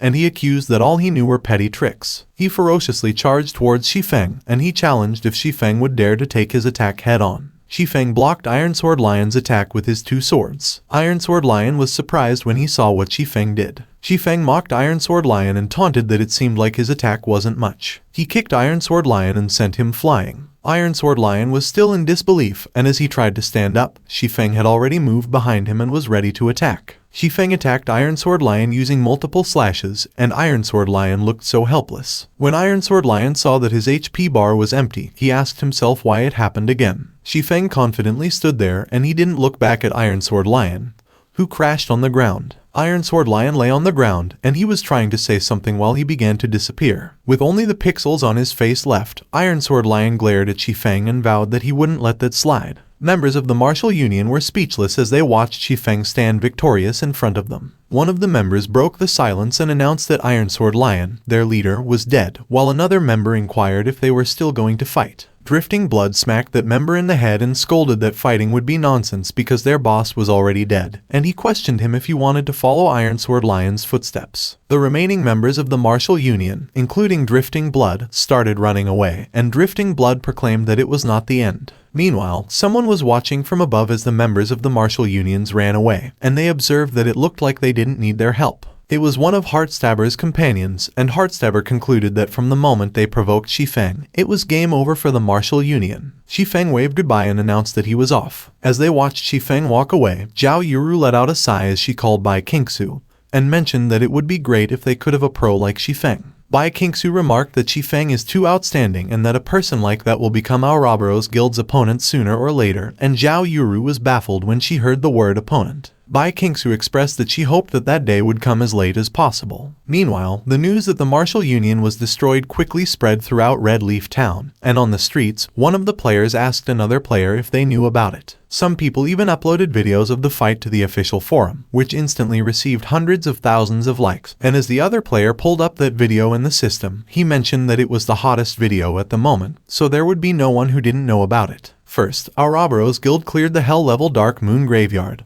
They killed more than 100 people from the Martial Union, so Bai Qingsu's heroic image as a goddess conquered many players in God's domain. The status and influence of Ouroboros Guild in the White River City area have soared, so countless new players are currently desperately trying to join them, and as one of them proudly declared that they should let him join Ouroboros Guild because he is a loyal fan of Bai Kingsu, the recruiter got pissed and responded that they only accept pros and not fans. The video also made the higher-ups of many guilds notice Shi Feng's existence, and people in town seemed to be wary of them when they went and met up with Kola. One of the players recognized him and noted that he was the Shi Feng who cleared the dungeon with their goddess Bai Kingsu. But another player panicked and described Shi Feng as a cold-blooded murderer, so they should stay away, and Shi Feng looked awkward when he heard them. Shi Feng was terrified when a player asked if he would carry her and help her grind some levels if she begged him, while another player commented that she was too plain-looking and that Shi Feng would only be attracted to gorgeous girls like her. On the other hand, Kola cheerfully noted that it must feel great fighting in team battles with Shi Feng, and as he asked Lonely Snow if he was right, Lonely Snow confirmed that it does, but it also almost killed him. Kola laughed and remarked that after all, Lonely Snow is not a pure tank and that he has learned some new skills lately, so he could leave the front lines to him from that point onward. Suddenly, Shi Feng called Kola and Drowsy Sloth, and as he pulled out some items from his inventory, he announced that there were new items for them too, which amazed the two of them. Shi Feng instructed that they should go get their equipment repaired and buy some supplies in preparation for leveling up, and he was going to take care of something, so he was leaving first. Kola and Drowsy Sloth cheerfully agreed with Shi Feng as he walked away, and that made him smile. A few moments later, they arrived at the forge. As Forge Master Jack inspected the equipment, he informed them that based on the degree of damage to them, it would cost them 1 silver and 63 copper to repair it all. Both Blackie and Lonely Snow were horrified when they heard the price, and while Blackie asked if 1 silver and 63 copper wasn't daylight robbery, Lonely Snow remarked that his cost was 4 silver and asked Forge Master Jack if he was for real. Forge Master Jack explained that the greater the durability loss and the higher the value of the equipment, the higher the repair fee, and all other things being equal, plate armor is more expensive than leather and cloth armor. With tears in his eyes, Lonely Snow agreed, and as he pulled out his purse, he mentioned that if he hadn't earned 3 silver and 5 bottles of intermediate recovery potions for clearing the Dark Moon Graveyard, he would have gone broke just by paying the repair fee. While Forge Master Jack was counting Lonely Snow's payment,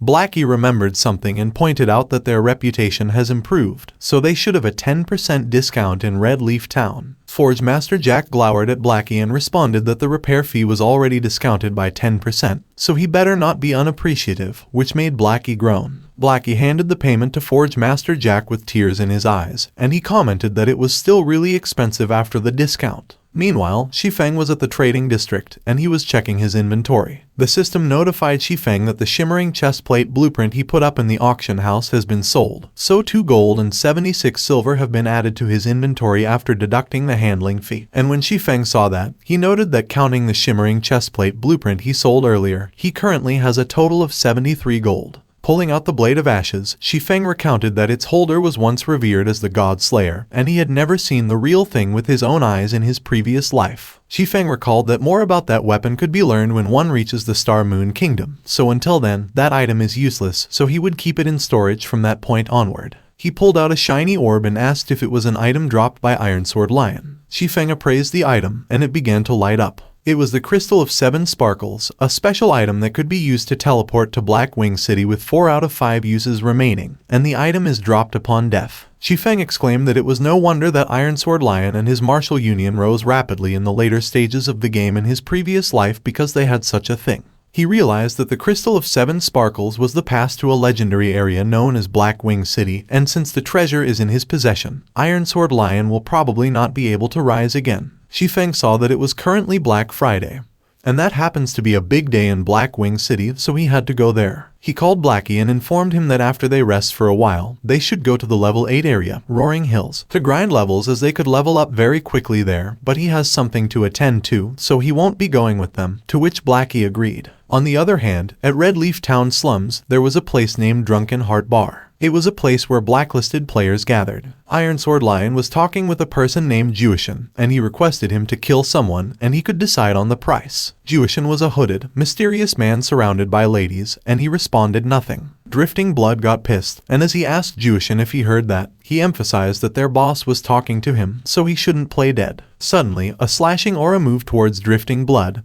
and he got frozen in place. Ironsword Lion was speechless when he saw that Drifting Blood suddenly disappeared behind him. Jewishan snapped his fingers and demanded 10 golds as payment for killing the fool. Iron Sword Lion got nervous, and he acknowledged that the person was very strong, so he was sure the person would pique Juishan's interest, which intrigued Juishan. Juishan grinned sinisterly, and he asked Iron Sword Lion who it was. Things were peaceful in Blackwing City. There was a narrow alleyway in the city, and it was completely empty. Suddenly, a portal appeared in that alleyway, and Shi Feng was coming out of it. Shi Feng smiled as he looked around, and he mentioned that Blackwing City is where the most famous auction house in God's domain is. He checked on his system screen, and as he began walking, he stated that it was still early so he could take a look around before the auction started. Shi Feng pulled out the demon mask from his inventory. He wore it to disguise himself. Shi Feng transformed into the Black Flame blacksmith, and he noted that he should visit the engineering shop first. 10 minutes later, Shi Feng arrived and entered the engineering shop. 2 minutes later, Shi Feng was already coming out of the engineering shop. Shi Feng cursed in his mind as he complained that it was too expensive and he couldn't afford any of the good stuff inside, especially the equipment that was ideal for making escapes. The rocket boots, which cost 1,200 gold, an epic rank equipment made by a master engineer, and whose properties and effects are unmatched by the ordinary rocket boots. But Shi Feng smiled as he explained that he was, however, able to buy the intermediate frost grenade, an item that deals 800 points of frost damage within a 12-yard radius against monsters or players below level 70. Freezes the targets for 5 seconds and slows down their speed by 60% for 12 seconds, and it should be more than enough to deal with the Martial Union pursuing him. As Shi Feng walked away, he suddenly bumped into another player. The player was pissed, and as he cursed and asked what kind of NPC Shi Feng was, he demanded that he should look where he was going.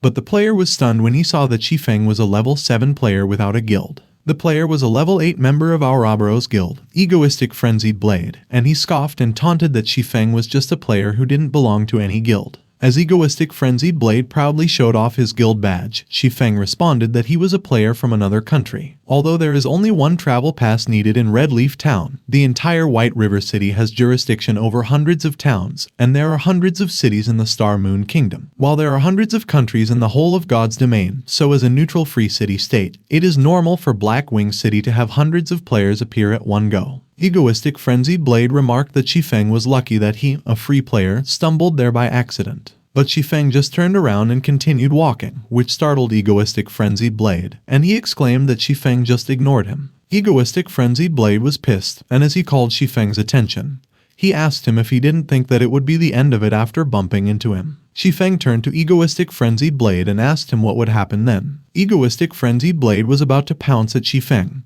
but a man stopped him, and with a smile on his face, he suggested that they were all elites from various countries, so instead of baring fangs at each other, he asked if it wouldn't be better to make friends and exchange information. As the man walked towards Shi Feng, Egoistic Frenzied Blade crossed his arm and commented that, on account of Lone Swan, he wouldn't quibble with trash like Shi Feng. Extending his hand, the man greeted Shi Feng and introduced himself as Lone Swan from the Palace of Moon Reverence, and while he asked Shi Feng if he could ask his name, Shi Feng was busy thinking about the Palace of Moon Reverence. Shi Feng recalled that the Palace of Moon Reverence was a very famous major guild in God's domain that is affiliated with the Tulip Empire, and it is said that the competition among the forces there was fierce and that the Palace of Moon Reverence was the leader among them. Shi Feng shook Lone Swan's hand and identified himself as Black Flame from Star Moon Kingdom. Lone Swan remarked that the Star Moon Kingdom was a long way from there and asked Shi Feng if it was his first time coming to Blackwing City for the auction house, which Shi Feng confirmed, so Lone Swan asked him if he knew that he needed to buy the Blackwing emblem for 2 gold to enter the venue. Shi Feng admitted that he didn't know about that, while he added that he had to keep a low profile, so it was better to pretend not to know. Egoistic Frenzied Blade was startled when Lone Swan invited Shi Feng to join their team in the meantime, as he happened to have an extra Blackwing emblem so he could bring him into the venue. Egoistic Frenzied Blade immediately interjected, and as he declared that Shi Feng is a casual player,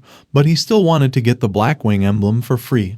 He questioned if he was worthy of such a hard-to-get ticket. He turned to Lone Swan and warned that if he let Shi Feng join the team, he shouldn't blame him for quitting and finding other players. Lone Swan countered that even though Shi Feng is a casual player, the fact that he came there shows that he is quite capable, so they might encounter him frequently in the future. When Egoistic Frenzied Blade questioned Lone Swan for saying that Shi Feng was capable, he asserted that he had the mighty bloodthirsty war god behind him, and it was what's called capable. Yet an ordinary guy like Shi Feng wanted to have the same status as the cream of the crop from major guilds. Shi Feng suddenly turned to walk away, and he remarked that he wouldn't trouble them. While egoistic frenzied Blade was baffled, Lone Swan asked if the players from the Star Moon Kingdom were very rich because Shi Feng wouldn't be able to buy a black wing emblem even with 3 more gold coins at the moment. Egoistic frenzied Blade sneered that Shi Feng shouldn't put on airs because he was just a fool who wouldn't even be able to get through the auction door, but Shi Feng just ignored him and calmly walked away. A few moments later, the doors to the auction house started to open. The players saw that, and as egoistic frenzied Blade announced that the auction house was open, the other players agreed that they should hurry and go in. But egoistic frenzied Blade was surprised when a guard blocked his way and apologized because they could not enter just yet. Lone Swan showed the emblem to the guard, and as he insisted that they have black wing emblems, he asked why they couldn't enter, to which the guard replied and explained that ordinary people have to wait for all the VIPs to enter first. Pointing behind them, the guard indicated that it was Lord Demon Hunter, the Black Wing City's VIP, so he could enter without an emblem. An egoistic frenzied Blade looked agitated as he was about to ask who it was, but he was astonished when he saw Shi Feng, whom he recognized as Black Flame. As Shi Feng walked past the guard bowed to him and welcomed him as the Lord Demon Hunter. Egoistic frenzied Blade was nervous, while Lone Swan looked baffled when they heard that Shi Feng was a demon hunter. Inside the auction house, the host was standing in the middle of the stage with an item while the bidders surrounded him. The host smacked the gavel as he announced that the auction will officially commence and they have a level 20 secret silver rank breastplate first up for bidding with a starting price of 2 gold. Shi Feng seemed to have recognized the attributes of the equipment when he used his skill, Observing Eyes, which allows the user to clearly see unknown and concealed targets. It also allows VIP bidders to receive additional information when participating in auctions, and he obtained the skill while searching for treasures in the regular auction house. One of the bidders mentioned that the breastplate hasn't been appraised, so it's a bet on whether it's a good quality item. Shi Feng commented that it could be used to liven up the atmosphere and fish while doing so too, so he raised his hand and declared that he bids 3 gold.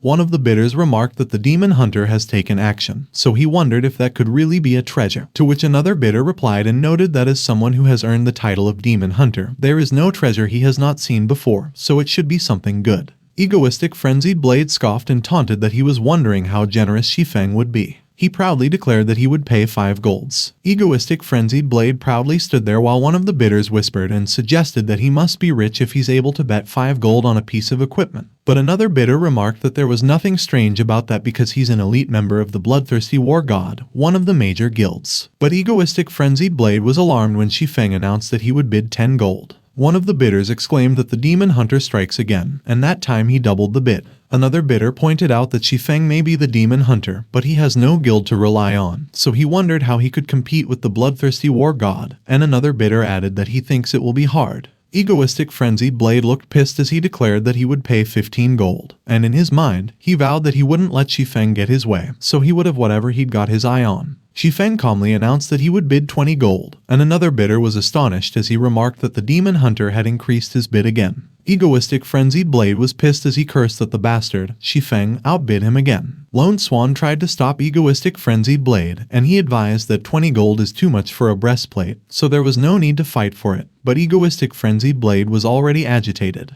Egoistic frenzied Blade scolded Lone Swan and insisted that he shouldn't stop him because, since Shi Feng insists on not showing him respect, he will give him a taste of his medicine. He was fired up as he declared that he would bid 30 gold, and he announced that he would add all the gold from the guild that he could to his bid. When they heard that the current bid was 30 gold, one of the bidders commented that some of the minor guilds have smaller budgets than that. But egoistic frenzied Blade was betting all that on a breastplate.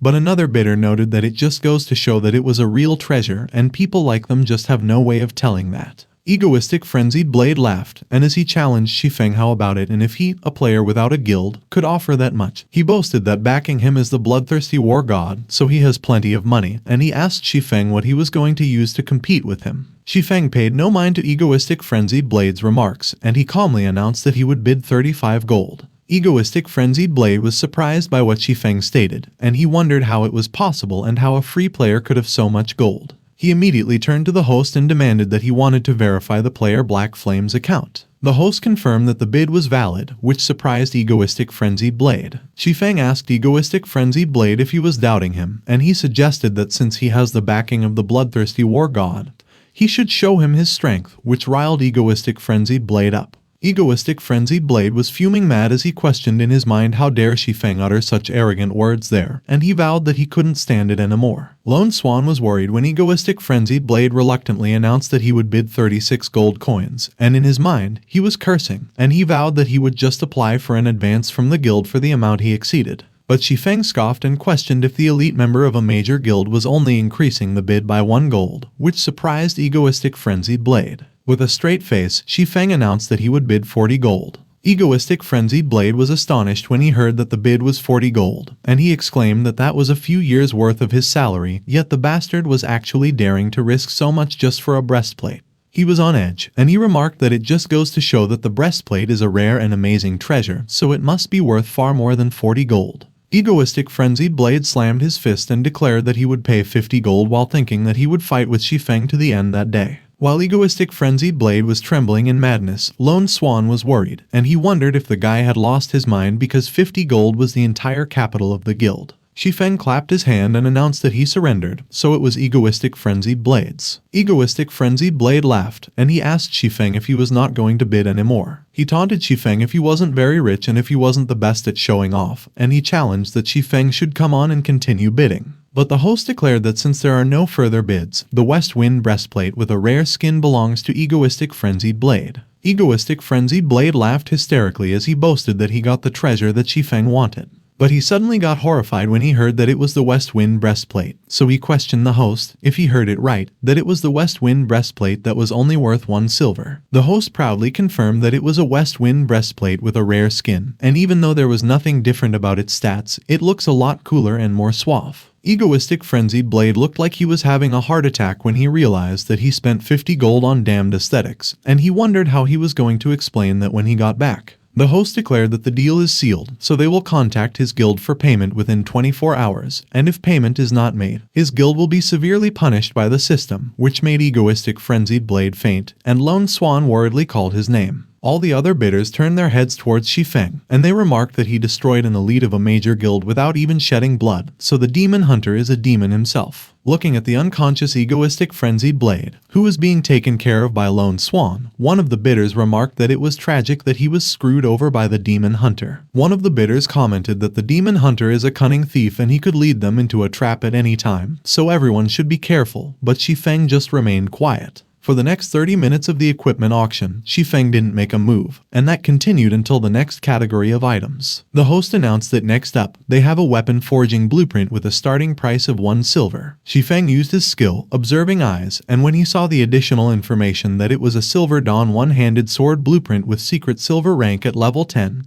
he exclaimed that luck was on his side. He mentioned that the weapons of the Silver Dawn set were almost a must-have for level 10 players in his past life, and they're hard to come by. Besides, his Abyssal Blade just so happens to need 10 secret silver weapons to upgrade, and with that blueprint, he won't need to grind dungeons anymore. Shi Feng declared that he would bid 1 silver, and one of the bidders muttered that the demon hunter was preparing to reap from players again. One of the bidders inquired if it could be another reverse tactic to fool them into buying junk, and as another bidder warned that they shouldn't bid on that. Another bidder speculated that the demon hunter might be an NPC in disguise, specifically tricking them, the players, into bidding. The host stated that 1 silver was going once. The other bidders remained quiet, and Shi Feng thought that there were no competitors, so he wondered if it could be his chance to snag a bargain. The host proclaimed that 1 silver was going to go twice. The other bidders remained stoic, and they all expressed that they refused to be the second person fooled. The host smacked his gavel and declared that there were no higher bids, so it was sold for 1 silver. He continued that in that case, the winner of the secret silver rank, Silver Dawn one-handed sword blueprint, the legacy of Master Korin, was Black Flame, who was Shi Feng in disguise, and congratulated him. The other bidders were horrified when they found out that it was a secret silver rank blueprint, and they exclaimed that those blueprints are worth at least 20 gold, yet he got it for 1 silver. Shi Feng smiled when he got the blueprint in his hand, and he celebrated that he had managed to win big that time. Another item appeared on stage, and the host announced that for the last item in that day's auction, they have a super rare close combat skill, Flame Thunderstorm, with a starting price of 5 gold.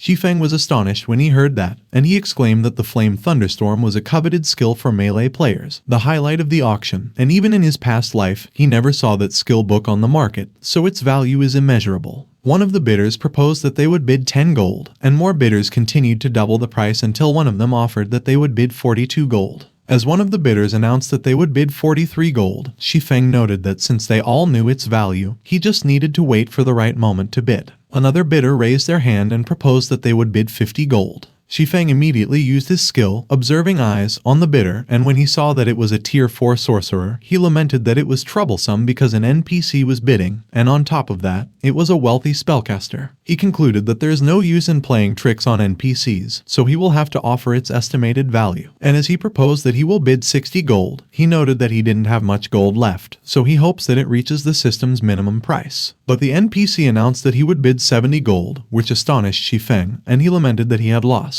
Shi Feng mentioned that he hadn't prepared enough gold, so he should see if there were new funds from the auction, and he was surprised when he looked at his system screen. He received multiple notifications about his auction's shimmering blueprint being sold, and when he saw that his current balance was 113 gold and 93 silver, he celebrated that it was great and that the money came just in time. Shi Feng immediately declared that he would bid 100 gold, and he wondered if that would be enough. The NPC was speechless while the other bidders questioned if Shi Feng was for real when they heard that the bid was 100 gold. Meanwhile, the host proclaimed that the bid was 100 gold and asked if there were any other bidders. The other bidders remained quiet, and they remarked that the demon hunter was outrageous, as they weren't getting a chance at all. The host smacked his gavel. He declared that the item was sold for 100 gold and congratulated Black Flame for acquiring Flame Thunderstorm. The system notified Shi Feng that he had spent 100 gold to acquire the skill book, Flame Thunderstorm, and he let out a sigh of relief as the skill book appeared in his hand.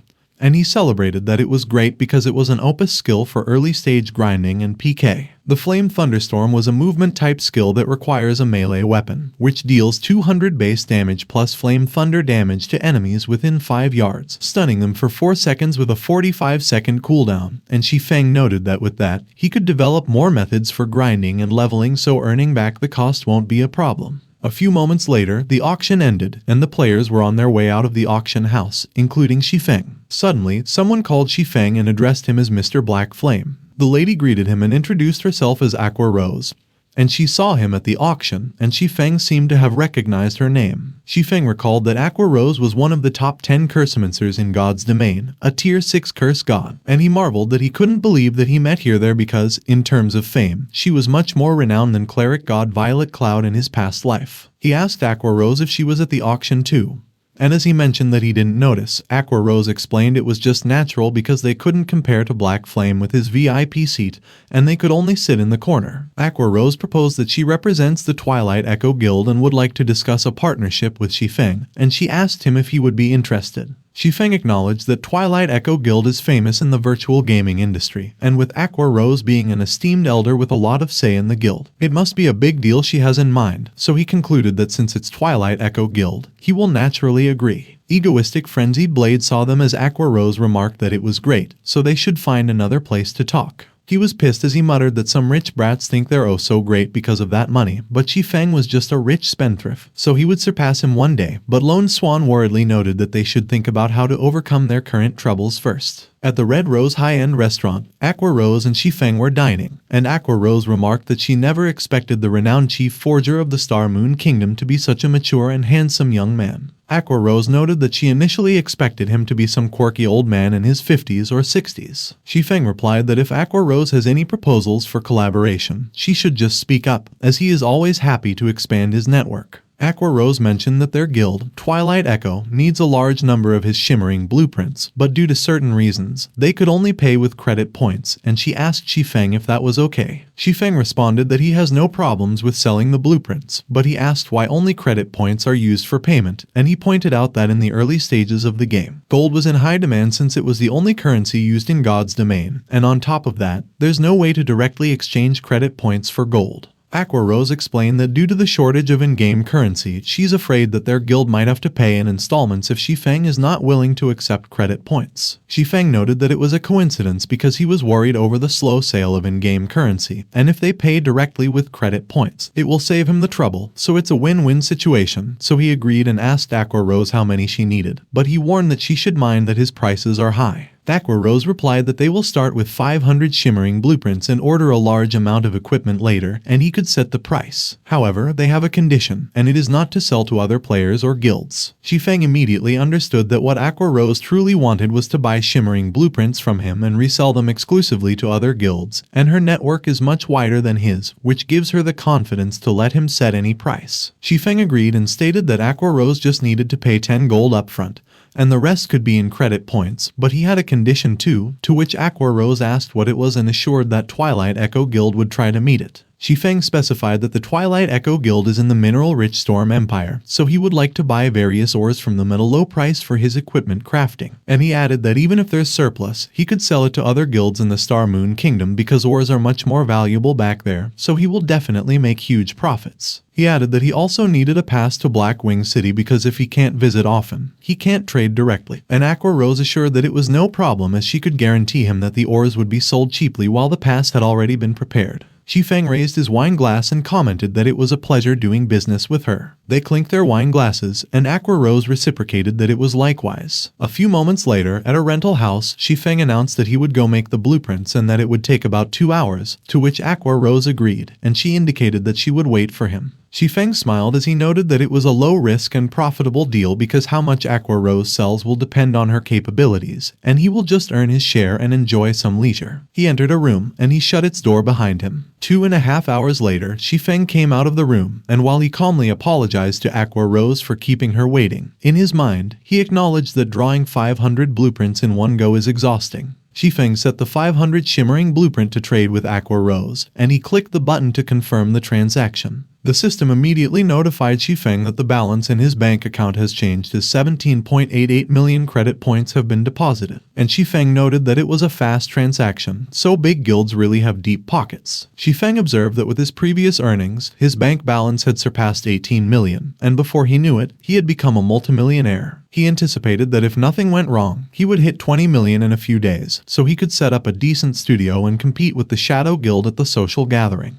Aqua Rose promised that she will bring the ores Shi Feng needs in 3 days, so he shouldn't forget to bring more weapons and equipment because she will take as much as he has. They shook hands, and Shi Feng assured that Aqua Rose wouldn't be disappointed. Shi Feng teleported back to Red Leaf Town. He immediately noticed when the system notified that there was an urgent notice and announced that the God's Domain would soon undergo a system update. And the upgrade requires 12 real-time hours, so it requested that the players exit the game within 10 minutes. Shi Feng wondered what was going on and why God's Domain was suddenly updating when it should have taken at least a month for the first update to hit live servers. But he recalled that after the last update, materials skyrocketed in price, so it was a great opportunity to make money. Shi Feng acknowledged that there was still time, so he would hurry to the auction house and stock up. A few moments later, Shi Feng was at the auction house, and he was frantically buying things. He declared that for ores, herbs, and materials, as long as they were rare, he would buy them all, and thankfully, he got 10 extra golds from Aqua Rose, so adding that to what he had left was enough for him to fill up his inventory purchases. The system notified Shi Feng that his storage was full and the countdown to restart had 11 seconds left, so Shi Feng remarked that it was okay and that it was a perfect wrap. Shi Feng confirmed that he would log out of the system. Meanwhile, in the real world, it was already 8 a.m., and the sun was rising on the horizon. Shi Feng let out a sigh of relief as he removed his helmet. After he washed up, he opened his TV, and the news reported that at 5 a.m. that day, most of the world's top 1,000 conglomerates announced their entry into God's Domain, and to boost the virtual economy, they were also setting up their own workshops. The reporter mentioned that in less than 3 hours, all virtual helmet stores have been swamped, and the number of players in God's Domain rose by a whopping 800 million, with 18 billion players online simultaneously, breaking the world record for a virtual game. After hearing the news, Shi Feng exclaimed that he finally saw it. Shi Feng noted that with 800 million level 0 players flooding in, naturally, there's a huge demand for equipment, which is why the big conglomerates were buying up shimmering blueprints and beginner equipment at any cost. He smiled as the reporter reported that God's Domain was becoming humanity's second world, and the administrators encouraged everyone to migrate to the virtual world, contributing player data to the main God system to perfect the God's Domain's framework. Shi Feng looked excited and nervous as he declared that the great evolution of God's Domain had arrived ahead of time. God's Domain was the first ever virtual reality online game with self-evolving capabilities. Unlike old-school games whose updates are controlled entirely by human game designers, God's Domain introduced a groundbreaking concept, a game world that evolves through player participation. It was all about survival of the fittest there, and players adapt to the game system, and the game system unceasingly collects player data. When human players explore the game world faster than expected, the system cranks up the game difficulty, and that is what they call the Great Evolution. Shi Feng mentioned that, on that note, the way he defeated bosses of a much higher level definitely contributed to the spike in difficulty, and he might have already become a target of the main god system. He was exercising at his new condominium apartment, and he was already counting 1,200 reps while he was lifting the dumbbells. Shi Feng placed the dumbbells in their place. He commented that in those days, the big corporations entering God's domain were investing heavily to recruit gaming pros and rookies with great potential, and many were top-notch fighters from professional tournaments. Looking at his A-grade nutritional supplement, Shi Feng remarked that those pro-level players have top-tier teams backing them up, and they, the regular players, can't even compete, so the game was about to get even tougher. Shi Feng took and drank one of the supplements. He threw the vial into the trash, which was almost already full of empty vials. Shi Feng dressed, and as he got out of his room, he noted that it was time to upgrade his phone. A few moments later, Shi Feng was walking on Jinhai City Commercial Street, and an advertisement that proclaimed God's domain welcomes them could be heard. Shi Feng walked past two guys, and one of them, who was carrying a newly purchased helmet, stated that he was glad that he started queuing there at 7 o'clock that morning because, after 6 hours of waiting, he finally got his hands on it, and from that point onward, he's going to dedicate his life to God's domain. He listened as the other guy added that his friend started playing during God's domain's open beta and he was already level 4, making tons of in-game cash, so he was going to beg him to carry them, to which the first guy agreed. Big corporations are currently recruiting pro gamers with large contracts, and even washed-up players get contracts with million-dollar annual salaries while real pros rake in tens of millions, and on top of that, reports of those aren't even that rare in the news. The snow goddess of Ouroboros Guild, Bai Kingsu, isn't just an idol-like player in the game. She's a real-life sensation, and she gets million-dollar endorsements just for taking a random advertising gig. A few moments later, Shi Feng arrived at the commercial area and showed his phone to the sales lady. Shi Feng declared that he wanted to change his phone. The sales lady was a bit taken aback, and she was wondering why Shi Feng was still using such an outdated model and if he was some penniless guy when she saw his phone. Noticing the sales lady's reaction, Shi Feng asked her if there was a problem or something, and the sales lady explained that the models they are selling at the moment are all the latest smart neural wristwatches, and they can make calls, handle payments, and connect to the game system of the new God's Domain game. She mentioned that they are a little pricey, but Shi Feng assured that price isn't an issue and he wanted the latest model. A few moments later, Shi Feng got his smart neural wristwatch, and as he walked away, the sales lady bowed and thanked him for his purchase. Looking at Shi Feng, the lady observed that he was actually a low-key but wealthy man, and she should have asked for his contact info earlier. Suddenly, Shi Feng's wristwatch beeped, and it notified him that there was an incoming private call. It was Zhao Ruoxi, and as Shi Feng inquired what was up, she informed him that there's a social gathering on Friday, so he should remember to come on time. Shi Feng agreed and acknowledged that he got it, but Zhao Ruoxi added that there was one more thing, and she seemed hesitant. Zhao Ruoxi disclosed that everyone needs to pay 5,000 credits for the entry fee, and she knew that Shi Feng used to be on a bursary, so she wanted to help him apply for a partial waiver. Shi Feng responded that there was no need as he had already paid for the ticket, which surprised Zhao Ruoxi, and she asked him how he paid and how he got so much money. Looking away uncomfortably, Shi Feng revealed that he had been working in God's domain, so 5,000 credits wasn't too big an issue, and he warned that he should not broadcast the fact that he had suddenly become a tycoon, or it might get him into trouble. Zhao Ruoxi asked Shi Feng if he meant the new super popular game, and she praised that he's awesome for making money from it. And it was no wonder that he's got the fancy intelligent neural wristwatch, which Shi Feng confirmed, and he inquired if she was interested in playing together. Surprised, Zhao Ruoxi bashfully admitted that her parents don't allow her to play games, and besides, there's just too much going on in real life at the moment, so she can't play anyway. Zhao Ruoxi expressed that she was happy to hear that Shi Feng's making money from it, and as she reminded him not to lose track of time, Shi Feng thanked her for the reminder and assured that she would be there on time. She bade Shi Feng farewell and said goodbye, which made Shi Feng think that she was quick to hang up. As he exited the building, Shi Feng's wristwatch beeped again. The wristwatch notified Shi Feng that the God's Domain game update was complete so he could log in, and he exclaimed that it was great, so it was time to go back to God's Domain. A few moments later, Shi Feng logged in and arrived at Red Leaf Town. Looking at the system screen, Shi Feng noted that it felt more familiar at the moment as two new physical attributes had appeared.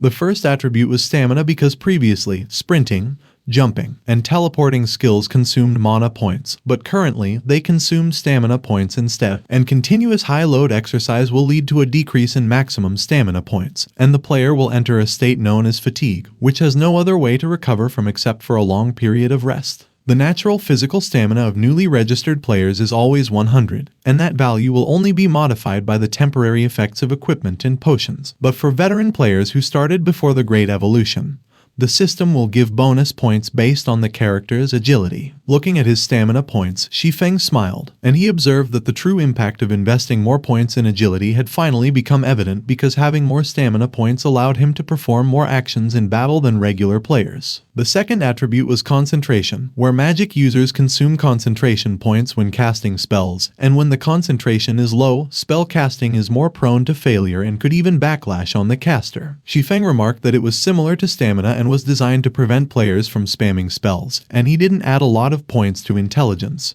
so he was only rewarded with 110 points, but it should be enough. Suddenly, an envelope fell from a portal above Shi Feng's head, and he inquired if it was an attachment. The letter was from Charlie, which said that it was a big present and there was no need to thank her, but Shi Feng immediately warned that if it was from that avaricious nun, it was definitely a trap. Shi Feng was terrified as he looked at the letter, and he stated that his intuition was telling him that he should throw that thing away immediately. But he replied that if he didn't accept it, the consequences would be even more dire, so he opened the envelope. As he opened the envelope, Shi Feng was blinded by a bright light that came out of it. Inside was the sacred cross emblem, an item that radiates a holy aura, weakening undead creatures within a 30-feet radius and purifying the malicious aura. Shi Feng was surprised when he recognized the sacred cross emblem, and he inquired if it wasn't the ultimate relic to suppress the undead. He walked away and commented that he guessed that the avaricious nun sometimes gives good presents too, and he was unaware that someone was approaching him from behind. Suddenly, the person called for Shi Feng's attention and requested that he wait.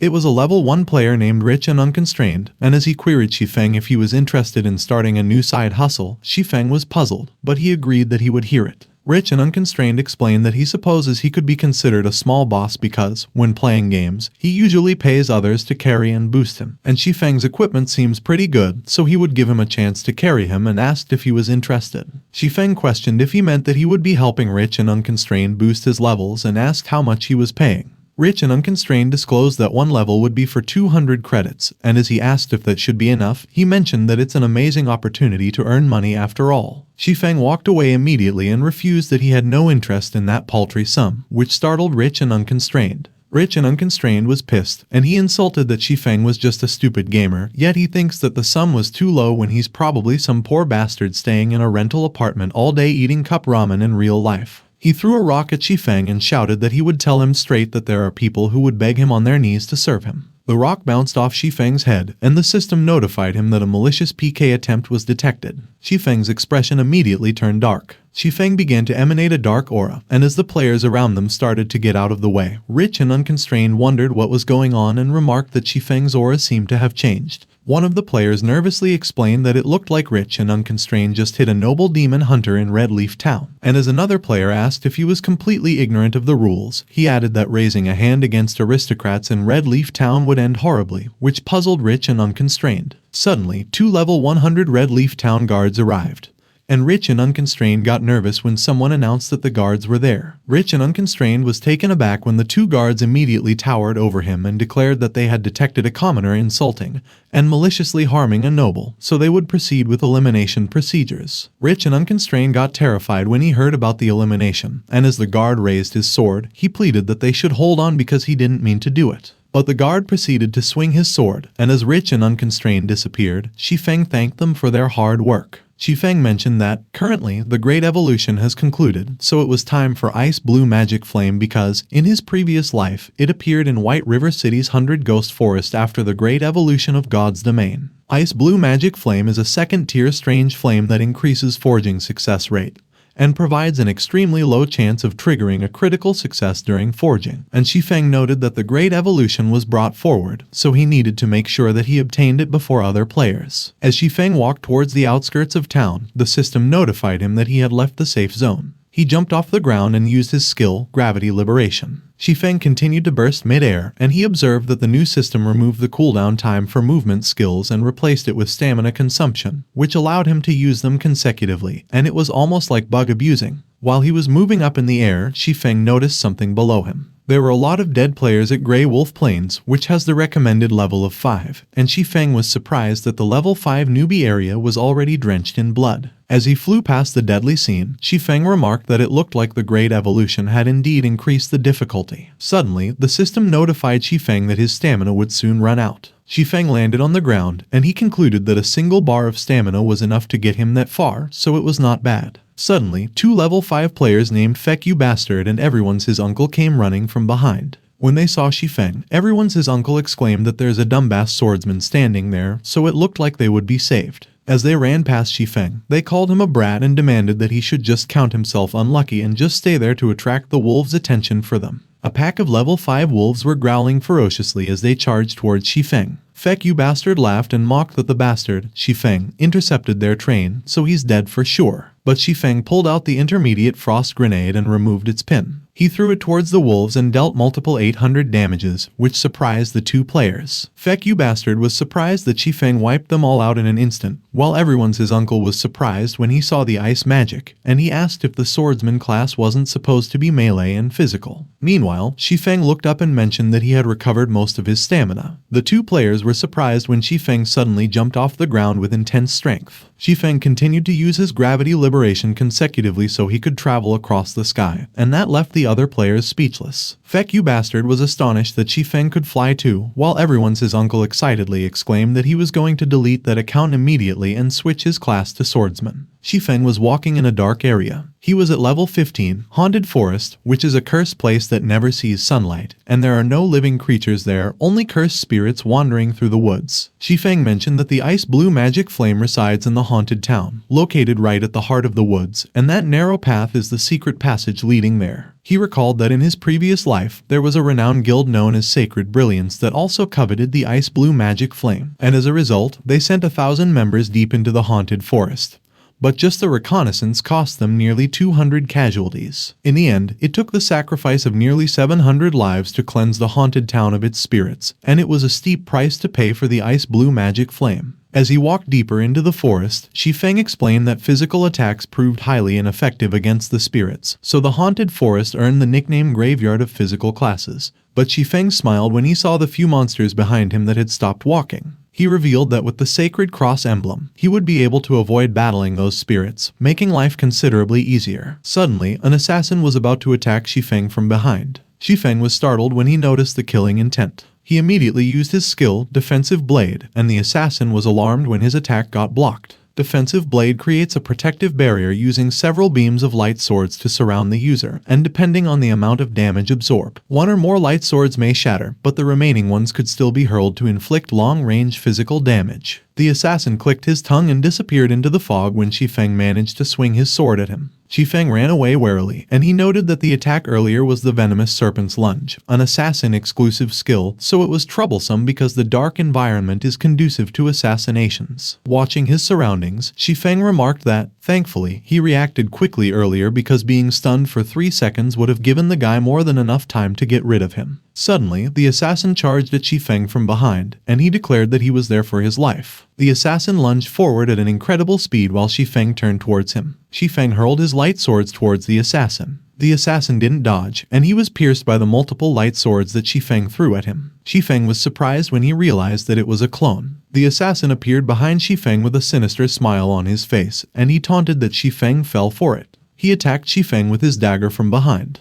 The assassin was Jewishan, and as he introduced himself, he boasted that when he took Shi Feng's life that day, he wanted him to know who dealt the fatal blow. But Jewishan was startled when he realized that what he attacked was a clone because it disappeared, and he couldn't help but wonder that Shi Feng could create clones too. Jewishan was astonished when Shi Feng suddenly appeared behind him and stated that he had heard that rogues excel in their ambush techniques. However, once they reveal themselves, their physique is even more fragile than that of a cursomancer, and he asked Jewishan if he was right. Jewishan quickly turned to swing his dagger at Shi Feng, but he was alarmed when Shi Feng snapped his fingers and used his skill, Abyssal Bind. The Abyssal Bind binds its target for 10 seconds, and while he was restrained, Jewishan remarked that Shi Feng could actually see through his shadow concealment technique, which was impressive. Shi Feng explained that with observing eyes, seeing through a clone of such caliber is a walk in the park. He added that Jushin should forgive his bluntness, but his shadow technique was nothing special when compared to Phantom Kill. Jushin laughed hysterically as he acknowledged that it was truly interesting and that exchanging blows with a master is always the most fun. He smiled sinisterly and warned that, as a word of advice,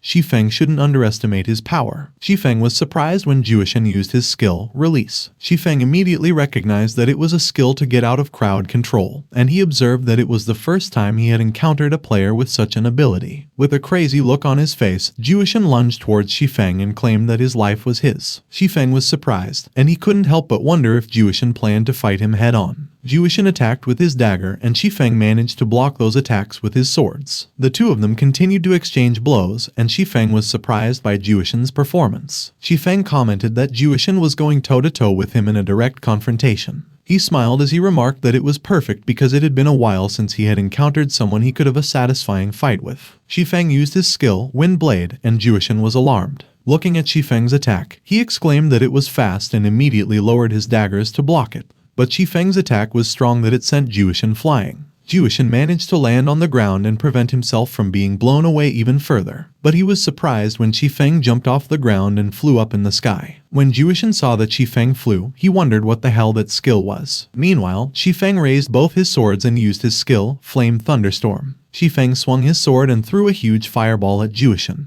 Jushin immediately used his skill, Shadow Cloak, which reduces impending elemental damage by 95%, and that skill is cast instantly with a cooldown of 2 hours. Shi Feng's fireball hit the ground, and it created a huge explosion. The Shadow Cloak was destroyed, and Jushin was speechless. Jushin took some damage, and he exclaimed that Shi Feng was powerful because he had used up his life-saving ultimate, but he still lost so much health. Looking up at Shi Feng, who was still mid-air, he acknowledged that Shi Feng's strength was immeasurable, so he couldn't engage him in a direct battle. Meanwhile, Shi Feng was observing Jushin, and he commented that he really knew his stuff because he used Shadow Cloak to absorb most of the elemental damage. But Jushin suddenly used his skill, Shadow Escape, and Shi Feng was surprised. Shi Feng asked Jushin if he was trying to conceal himself, and as he charged forward, he used his skill, Phantom Kill. Jushin grinned as he prepared himself, and he remarked that at that time, he wouldn't be lured out so easily. Shi Feng activated overclocking mode. As Jushin started disappearing in the shadows, he laughed and declared that Shi Feng wouldn't make it in time. But Shi Feng used his skill, Nine Dragon Slash. Both Shi Feng and the Phantom Kill threw their phantom swords on the ground, dispersing the dust all over the place. As the dust dissipated, it revealed the multiple swords that were impaled on the ground. One of those swords was pierced on a leg. It was Jushin's leg, and his HP was almost depleted. Shi Feng lunged forward to grab Jushin. Jushin was still smiling, even though Shi Feng had managed to grab him by the face. Shi Feng slammed Jushin to the ground. But instead of being disappointed by the defeat, Jushin laughed and exclaimed that it was awesome. Shi Feng pointed his sword at Jushin's throat and demanded that he should understand the importance of maintaining his level, so if Jushin doesn't want to die, it would be best to reveal the name of the person who hired him to kill him. But Jushin insisted that it was not important because they had a great, exhilarating fight. He mentioned that there are plenty of people who hold grudges against Shi Feng and want him dead, but as for him, he just wanted to kill a skilled player like Shi Feng with his own hands. With a sinister smile on his face, Jushin asked Shi Feng if he wanted to die together. Shi Feng was alarmed when he saw that a grenade was glowing in Jushin's hand.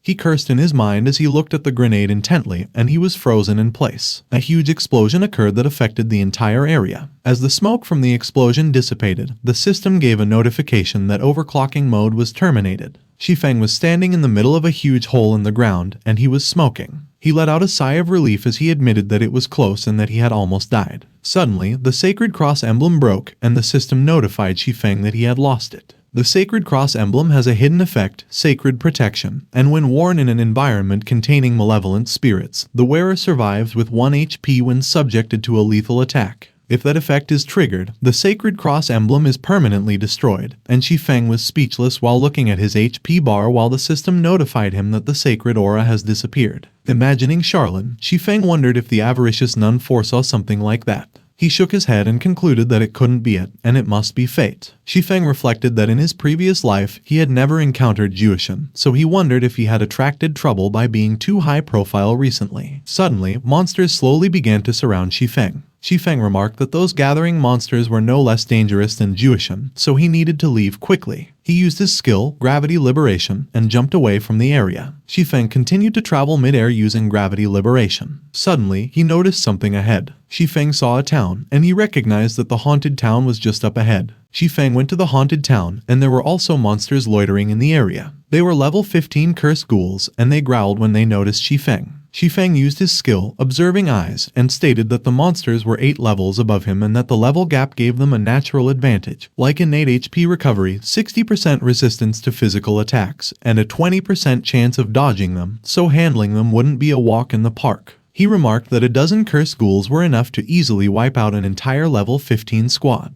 Suddenly, Shi Feng pulled out the frost grenade he bought and pulled out its pin. He threw it at the cursed ghouls charging toward him. Shi Feng mentioned that he had frost grenades, and as they exploded, they froze the area and dealt 800 damage to the cursed ghouls. But the cursed ghouls had 900 HP, so there was still 100 HP left for each of them. Shi Feng noted that a single grenade couldn't wipe them out when the ice suddenly cracked. The ice shattered, and the cursed ghouls immediately charged forward. But Shi Feng charged at them and performed multiple slashing attacks. For each of the cursed ghouls Shi Feng eliminated, the system gave him a notification that eliminating a cursed ghoul 8 levels above him gave 800% XP, so he gained 4,800 XP. Shi Feng's XP bar filled up from 5% to 23%, and when he saw that, he observed that his XP bar was growing before his very eyes, so he should lure more monsters over and grind some levels. He wished he could take them down with a single grenade and avoid needing to hit them again. Suddenly, Shi Feng got an idea. He equipped the Demon Hunter title effect, which lowered dark creatures' stats within 100 yards by 10%,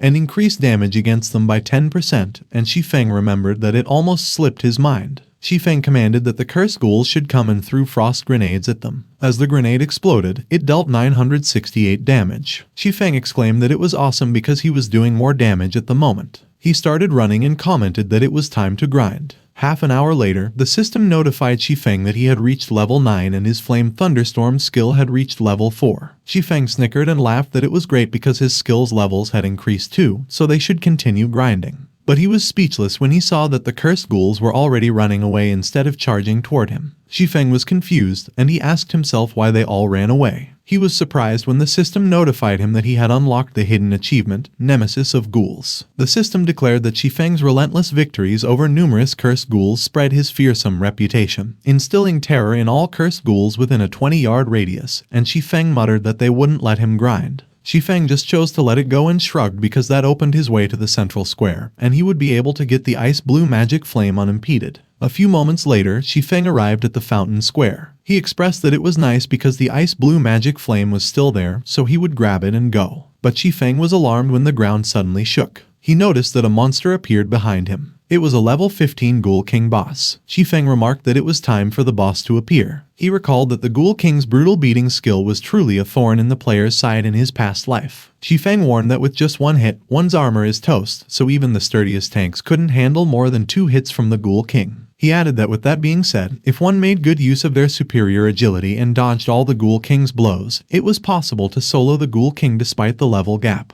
But Shi Feng was surprised when he suddenly heard footsteps from behind him. He glanced over his shoulder and saw a pair of eyes lit up. Shi Feng was alarmed when he saw what was approaching him from behind. It was a level 15 Wraith Knight boss. Shi Feng recalled that in the past, the Sacred Brilliance Guild lost hundreds of elites just to defeat the Wraith Knight. He immediately wielded 2 of his swords, and he was speechless as he stood in the middle of the 2 bosses. Shi Feng wondered if the system had just spawned 2 bosses at once and if it was just a coincidence or if he was being targeted. He smiled. Shi Feng chuckled that it sure was getting interesting. The 2 bosses and Shi Feng were at a standstill. Suddenly, the Wraith Knight released its aura. The Wraith Knight declared that he was the enemy of the living, and all of them shall be buried there. Suddenly, a skeleton's hand emerged from the ground. The Wraith King used his skill, King's Domination, and directed it at Shi Feng. Shi Feng stated that he would use speed scrolls to take the initiative and use speed boost. He explained that skeletons are weak to physical damage, so while frost grenades aren't very effective against them, he would take them down with his sword. Shi Feng swung his sword at the skeletons and slashed them as he charged past them. He jumped over the Wraith Knight. But Shi Feng was surprised when he noticed that the Ghoul King's meat cleaver came at him from behind.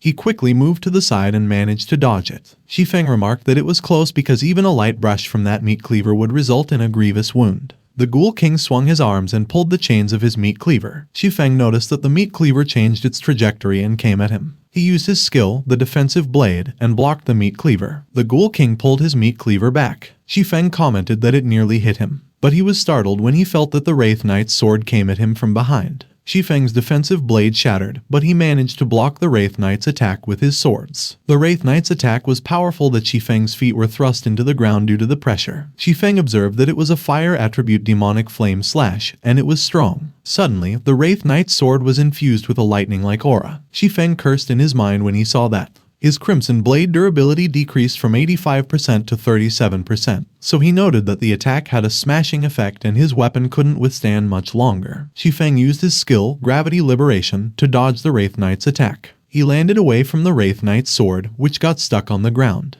Shi Feng remarked that using a weapon to block the Wraith Knight's attack meant risking weapon damage or even destruction, so it was the true definition of hell difficulty. He stated that Wraith Knight is a purely melee boss, so he should try to distance himself. Shi Feng used his skill, Gravity Liberation, and noted that the Wraith Knight has the indestructible trait and high physical resistance. He concluded that he must use elemental damage to effectively harm it. Shi Feng used his skill, Flame Thunderstorm. Suddenly, the Ghoul King appeared in front of the Wraith Knight. The Ghoul King had immunity to fire and lightning attributes, and damages were multiplied and rebounded. He blocked Shi Feng's attack and defended the Wraith Knight. Shi Feng was surprised when his Flame Thunderstorm was rebounded by the Ghoul King. He quickly dodged the Flame Thunderstorm by using his skill, Multicast Gravity Liberation. Shi Feng remarked that the Ghoul King had high elemental resistance, but he added that the Ghoul King had weak physical defense, and when it switched its elemental shell, there was a brief moment whereby it couldn't move. Shi Feng charged forward and declared that it was the best opportunity to inflict damage. He used his skill, Wind Blade. But suddenly, the Wraith Knight stood in front of the Ghoul King and protected it from Shi Feng's attack. Shi Feng's Crimson Blade dropped to 0, and he clicked his tongue when it broke in half. The Wraith Knight swung its sword, so Shi Feng retreated. Shi Feng dropped the damaged Crimson Blade. He fully activated his overclocking mode.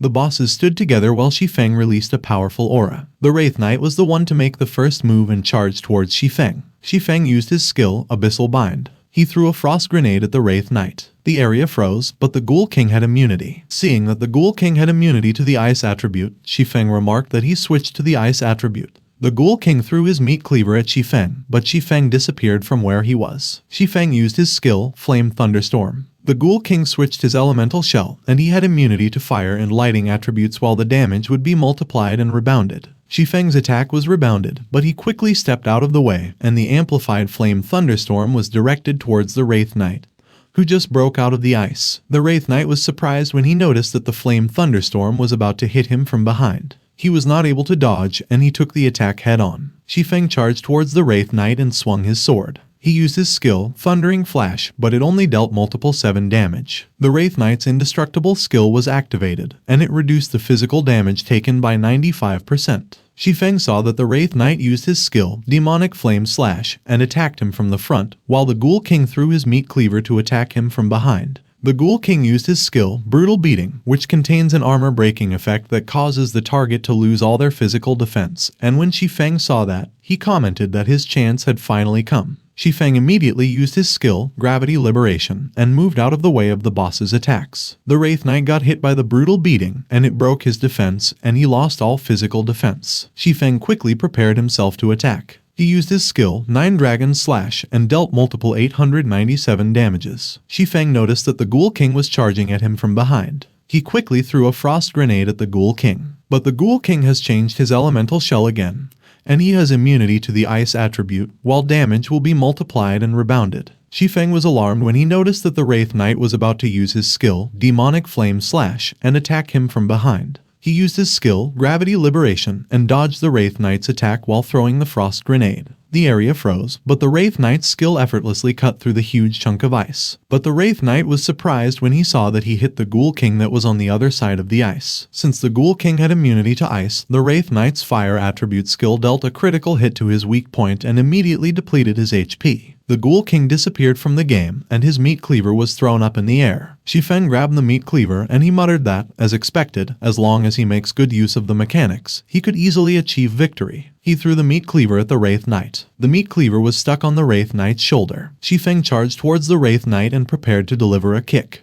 He kicked the meat cleaver to put more pressure on it. The meat cleaver cut through the Wraith Knight's body. The system notified Shi Feng that he had killed the higher-leveled Wraith Knight and Ghoul King, so he gained 480,000 XP in total and had reached level 10. The system also notified him that for the first kill reward, he had obtained the scrolls, Mauling Enchantment, where every sword skill that lands will have a mauling effect, and Brutal Enchantment, where every sword skill that lands will have a brutalizing effect that could break the armor of the target. Shi Feng wondered if it was because he used the monster's mechanics to kill them so no equipment was dropped, but he remarked that they gave him powerful enchantment scrolls instead, although those could only be used once, so he got to use them at the most critical points. He turned to see the ice blue magic flame and exclaimed, "Finally!" The system notified Shi Feng that he had obtained the ice blue magic flame, and Shi Feng stated that he had achieved his goal. On the other hand, at Red Leaf Town, a bald player asked the clothes if they heard that the Martial Union just put up an announcement saying that they would give out a bounty of 10,000 credit points for each kill on Shi Feng.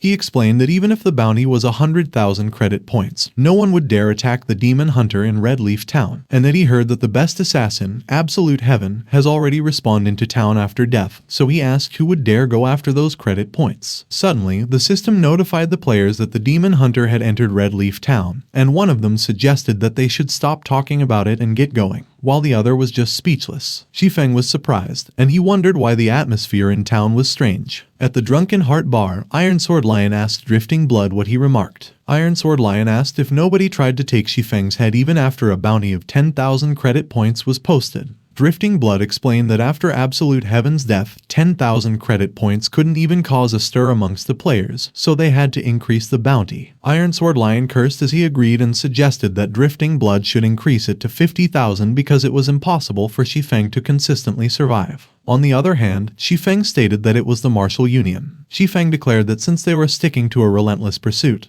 he wouldn't draw his punches either. The system notified Shi Feng that he had submitted the bounty information, and he confirmed that it was done. That day, every player in Red Leaf Town and its vicinity received a bounty letter from Shi Feng. Shi Feng placed a bounty on the members of the Martial Union in Red Leaf Town, 1 silver coin for each kill on an ordinary guild member, 10 silver coins for a high-ranking guild member, and 50 silver coins for Iron Sword Lion. When Iron Sword Lion saw the notification, he was pissed and asked if the brat put a bounty on him. Suddenly, he noticed that Drifting Blood had a withdrawal notification on his system screen. Iron Sword Lion asked him if he was leaving the guild and if he was thinking about betraying the Martial Union, which startled Drifting Blood. Drifting Blood denied that there was any way, and he insisted that he was just adjusting some settings because there was no way he could ever betray Iron Sword Lion. But Iron Sword Lion grabbed Drifting Blood by the collar. Iron Sword Lion reminded him that he was the one who made Drifting Blood's account what it currently was, and everything he had equipped came from him as well, yet he dared to leave. So if he wanted to continue playing God's Domain, Drifting Blood should come up with an idea to get rid of Shi Feng, or at the very least, mess up his Zero Wing studio. Drifting Blood immediately agreed because he might not have been as powerful as Shi Feng. But the same went for his underling, so he would gather some men and get rid of them. A few moments later, at Red Leaf Forest, Blackie, Cola, and Lonely Snow were surrounded by a group of men. Blackie clicked his tongue as he asked them if they chose to ambush them when they couldn't contact Shi Feng, and one of the men boasted that without their leader, they were just a bunch of misfits, so he suggested that they kneel down and call him Daddy. Cola protested that they were going too far, but Blackie reassured him that Cola shouldn't get worked up because Shi Feng told them to avoid a fight by all means. But Lonely Snow charged forward, and he argued that the group was insulting them to their faces, so he had to kill a couple of them first. Blackie exclaimed to hell with it. He instructed that they should coordinate the attacks and slaughter their way out, and as he used his skill, Dark Arrow, he was hoping in his mind for Shi Feng to hurry because leading the team wasn't easy. Meanwhile, Shi Feng was in the forging room. The system asked Shi Feng if he would activate the Ice Blue Magic Flame, and he responded activate. Shi Feng was surprised when the Ice Blue Magic Flame got imbued into his arm. He suddenly waved his arms into the air while he shouted that it was hot, and he asked if the ice blue magic flame wasn't supposed to go into the forge and why it entered his body. Shi Feng noticed that there was an assimilation progress bar, and it was currently at 1%. He was in pain as he looked at his arm that was on fire. Shi Feng muttered that it was cold, so cold that he could feel the sharp pain right in his bones. Looking at the assimilation progress bar, Shi Feng inquired if it was still at 2% after all that time. Shi Feng realized that he needed to disable his pain settings before the pain spread throughout his entire body. But as he adjusted his settings, the system notified him that the simulated pain was currently locked at 1000%, which made him wonder if the system was serious and if he had to endure 10 times the normal pain level from both fire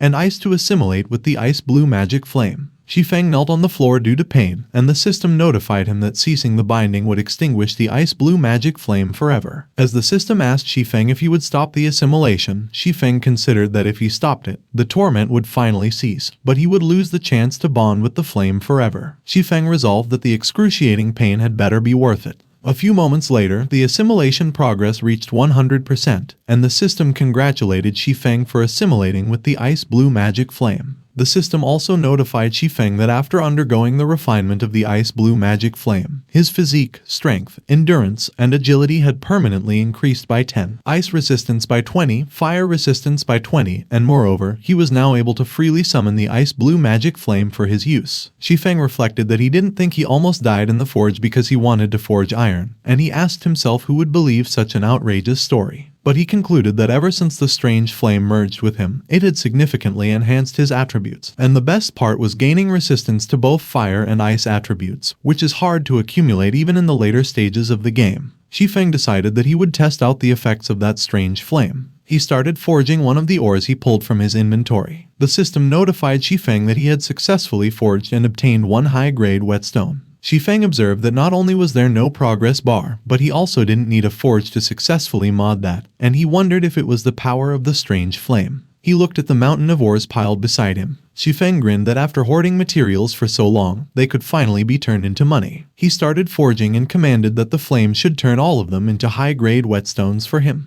The system notified Shi Feng that the forging was a success and his forging had increased and reached intermediate forging apprentice. Shi Feng stated that signal isolation allows for undisturbed forging, so he wondered how things were outside. He mentioned that Blackie and the clothes should be able to hold on for a while because, at the moment, forging the Silver Dawn was more critical. Shi Feng started hammering on the rune steel. He explained that rune steel is a rare material that is extremely difficult to forge, so if he could successfully craft the Silver Dawn with it, the weapon's strength would be off the charts. Shi Feng thought of the 20,000th hammer strike. A few moments later, Shi Feng finished forging, and as the system asked him if he would like to check the forging result, he replied yes. Shi Feng wondered if he was right that it was probably a success. But the sword broke into pieces, and the system notified him that forging had failed. Shi Feng stated that he followed the blueprint exactly and the measurements were spot on, so he asked himself if he was missing something. He flipped the paper and remarked that there was a symbol on the back. Shi Feng used his skill, observing eyes. The image of Korin appeared in front of Shi Feng, and he explained that it was a trigger-type incantation. When the image of Korin introduced himself and explained that the Silver Dawn blueprint is his heirloom creation, which was inscribed with the secret incantation to prevent it from being copied, Shi Feng immediately recognized him as the master forger Korin. Korin explained that only by following the cold-quenching forge method recorded in the incantation could the sword be successfully forged.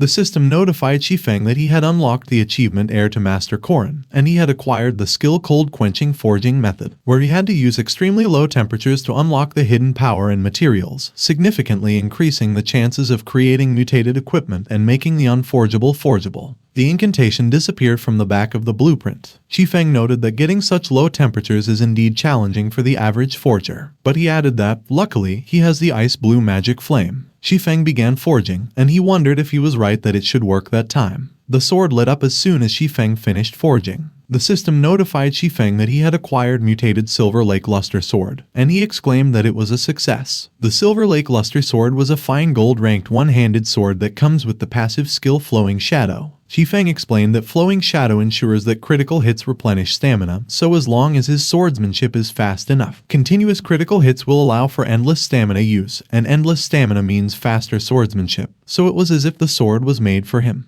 He declared that it was time to settle the score with the Martial Union. On the other hand, Kola's Knight Shield durability dropped to 0 as it got hit by an axe. Kola was speechless when his Knight Shield shattered while the man who attacked him laughed and announced that it finally broke. The man claimed that those 5,000 credit points were his and Kola groaned that he was done for. But as Kola flinched, he heard the men groan in pain, so he opened one of his eyes. He saw that a red-named player, Fire Dance, eliminated the men who were attacking him. Kola wondered why a red-named player saved him. He was surprised when Fire Dance pointed her dagger at his throat. Fire Dance asked Kola if he knew Shi Feng, and Kola was taken aback. Meanwhile, Blackie was alarmed when he saw the trouble Kola was in. Blackie yelled and warned that the bounty hunter has caught Kola, so Lonely Snow should go and help him. Cola was about to say something about Shi Feng to Fire Dance, but Lonely Snow arrived, and as he swung his sword, he challenged Fire Dance to come and face her doom. Lonely Snow was caught by a net made with aura, and he shouted that he couldn't move. Cola yelled and insisted that if Fire Dance was after Shi Feng's bounty,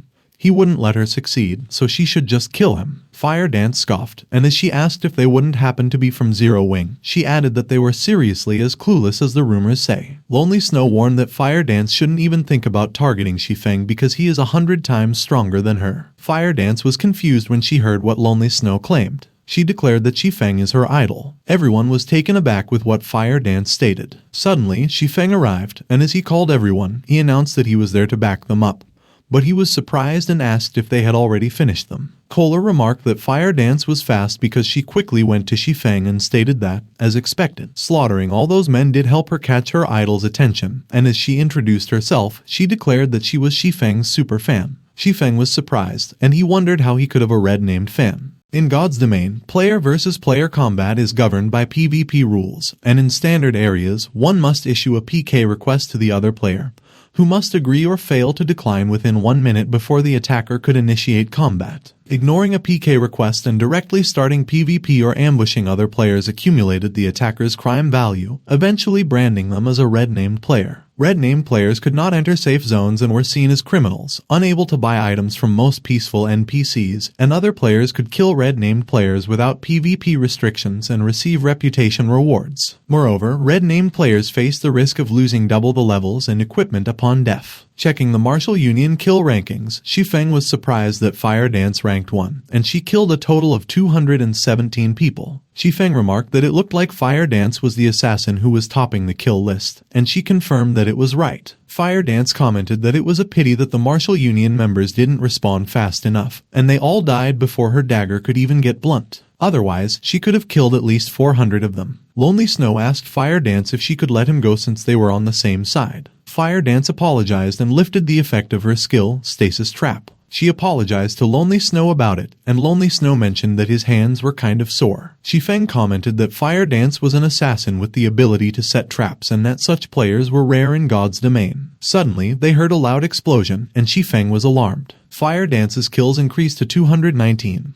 And she explained that an explosive trap had been triggered, so the next wave of bounty hunters had arrived. Blackie complained that they were exhausted and asked Shi Feng if they should retreat in the meantime. Shi Feng suggested that they should head back to the Gale Gorge and find a safe place to resupply and rest. And because that area was the only way that led to the Gale Gorge, he would stay there to block the bounty hunters. Lonely Snow objected, saying that there was no way because it was not just the Martial Union they were dealing with but also a bunch of desperados out for the bounty, and the noise they made must have drawn their main force. Shi Feng assured them not to worry because they could rest up, and he would handle what came next as it was a good chance to test the new weapon he forged. Fire Dance offered to stay as well to kill more alongside her idol, and Shi Feng agreed that it was fine with him if that made her happy, but she should just be careful not to get hit by his attacks. Fire Dance assured him that she could take care of herself. Shi Feng and Fire Dance disappeared while Lonely Snow helped Cola walk away and retreat. A few moments later, Shi Feng landed on the ground. Shi Feng scoffed when he faced Drifting Blood and his group. He remarked that he thought they had almost wiped out the Martial Union's elites, but they had managed to gather a team again. Drifting Blood retorted that it was enough talk because he knew that Shi Feng's men were out of strength, so currently, with all of them against him alone, it was more than enough. He called his brothers and announced that their boss's bounty target was there, and whoever killed Shi Feng would be rewarded greatly, so they should charge. As the men charged towards Shi Feng, he questioned if they would be greatly rewarded. Shi Feng warned that they might not live to spend that, and the system notified him that his fire and ice resistance increased, the fusion with the strange flame increased, and all attacks would be strengthened with the strange flame. One of the men wondered what was happening and why Shi Feng suddenly went up in flames, and the other man speculated that Shi Feng probably activated something and the flames might be a debuff side effect, so the advantage was theirs. Shi Feng swiftly moved and swung his sword at the man before he could land his attack on him. The other man was speechless with what he saw while the system notified Shi Feng that the Silver Lake Luster Sword hit the target, granting him 1 stack of swiftness. The man hesitated and admitted that he was just there to join in the fun. Shi Feng didn't bother to reply and swung his sword at the man. The system notified Shi Feng that the Silver Lake Luster Sword granted him the 2nd stack of swiftness, and he commented that 3 more stacks and Flowing Shadow would activate.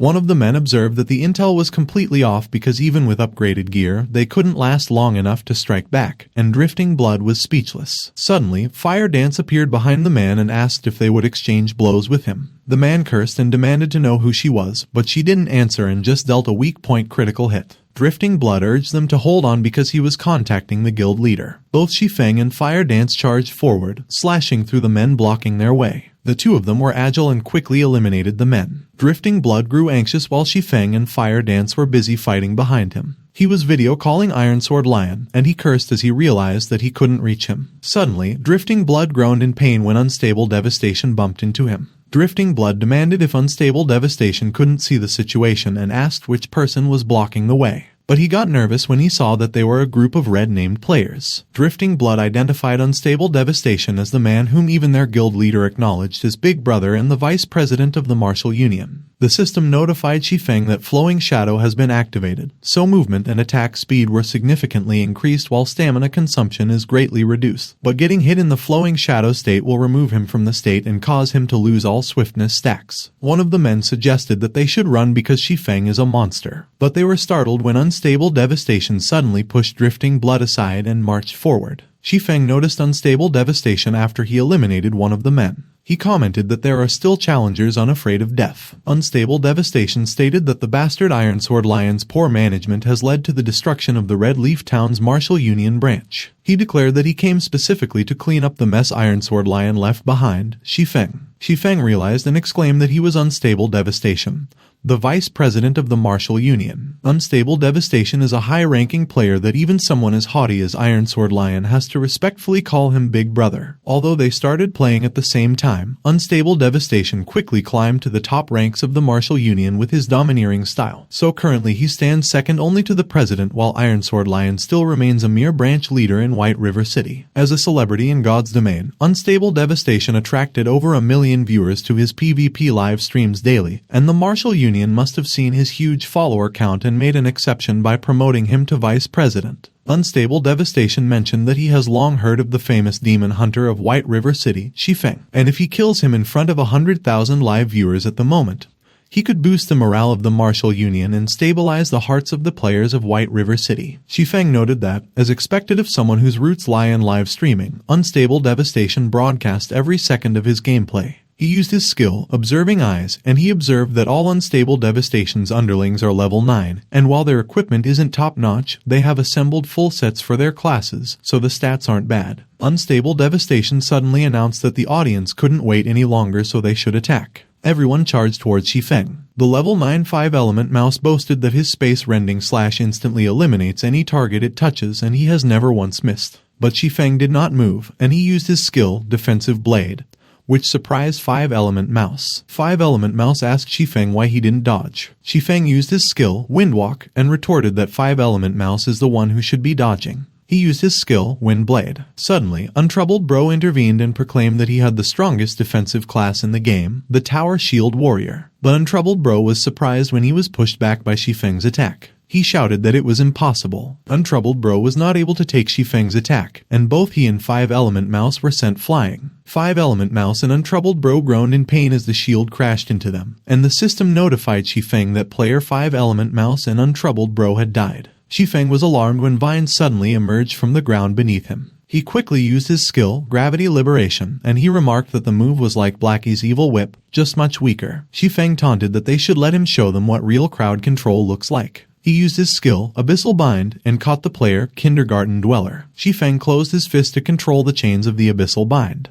The chains immediately tightened themselves onto Kindergarten Dweller and created a huge explosion. Unstable Devastation was speechless when the system notified him that the player Kindergarten Dweller had died. Unstable Devastation asked one of his men how the live viewership was at the moment, and as the man reported that there are over 110,000 viewers at the moment, he asked Unstable Devastation if he was planning to take action himself. Unstable Devastation replied that there was no rush because the show was not hot enough yet. Suddenly, one of the mages used his skill, Arise Resurrection. Kindergarten Dweller, Untroubled Bro, and 5-element mouse were immediately revived. 5-element mouse cheered that it was nice because now they could take their revenge. Meanwhile, an assassin prepared to attack Shi Feng from behind. He teamed up with a swordsman that attacked Shi Feng from the front. Shi Feng began to release a powerful lightning-like aura as he braced himself. He used his skill, Flame Thunderstorm. Unstable Devastation was speechless when the system notified him that the player's Seismic Toss, Little Spinning Top, Spring Onion Enjoyer, 5-Element Mouse, Untroubled Bro, and Distant Spectator had died. The man monitoring the stream suddenly exclaimed that the stream has reached 500,000 viewers, and Shi Feng seemed to be even more popular than Unstable Devastation. Unstable Devastation vowed that Shi Feng must die. One of the mages called for his elemental beasts and instructed that they should heed his order. He urged that they should hurry up and descend, but before he could finish his command, Fire Dance swooped in and eliminated him. Unstable Devastation asked if it was a sneak attack. He used his skill, Nail Shooting. Fire Dance quickly moved to dodge the arrows Unstable Devastation fired at her. But one of the arrows managed to hit her leg, and she clicked her tongue. Fire Dance was handicapped, and Unstable Devastation aimed another arrow at her. Unstable Devastation recognized Fire Dance as the first ranker who killed his martial union. He declared that since he caught Fire Dance, he will kill her until her level reaches 0. Suddenly, one of Unstable Devastation's men called him and warned that he should watch out because Shi Feng was coming. Unstable Devastation used his skill, High-Class Splitting Arrow. Multiple arrows were fired, and they moved towards Shi Feng at an incredible speed. Shi Feng quickly picked Untroubled Bro's shield off the ground. He used Untroubled Bro's shield and blocked Unstable Devastation's arrows. Unstable Devastation used his skill, Piercing Arrow, and taunted that Shi Feng won't be able to dodge that. A huge explosion occurred as Unstable Devastation's arrow hit. But Unstable Devastation was surprised when he saw that Shi Feng had disappeared. As he asked where Shi Feng was, one of his men called him and reported that Fire Dance was gone too. Unstable Devastation commanded that they should split up and search for them because they can't let Shi Feng escape. On the other hand, Shi Feng laid Fire Dance down underneath the tree. Shi Feng used a curing potion on Fire Dance and assured that it should get rid of the debuff. Fire Dance apologized to Shi Feng for holding him back, and Shi Feng replied that it was fine because he didn't want to wipe the group out anyway. Shi Feng asked Fire Dance why she was there and if it was only because she was his fan, and he observed that she looked like she wanted to kill Unstable Devastation more than him. Fire Dance explained that she was originally a PvE-only player, and she teamed up with a few of her friends to play casually, and she originally planned to casually challenge dungeons around all the areas. She recounted that they met the Martial Union, and her teammates were killed by them multiple times for no reason. Fire Dance continued that after they were decreased to level 0, her friends quit the game. Shi Feng was speechless, and Fire Dance admitted that it was then that she realized that one can't survive in that game by playing peacefully. Fire Dance vowed that she will have her revenge even if it causes her name to turn red.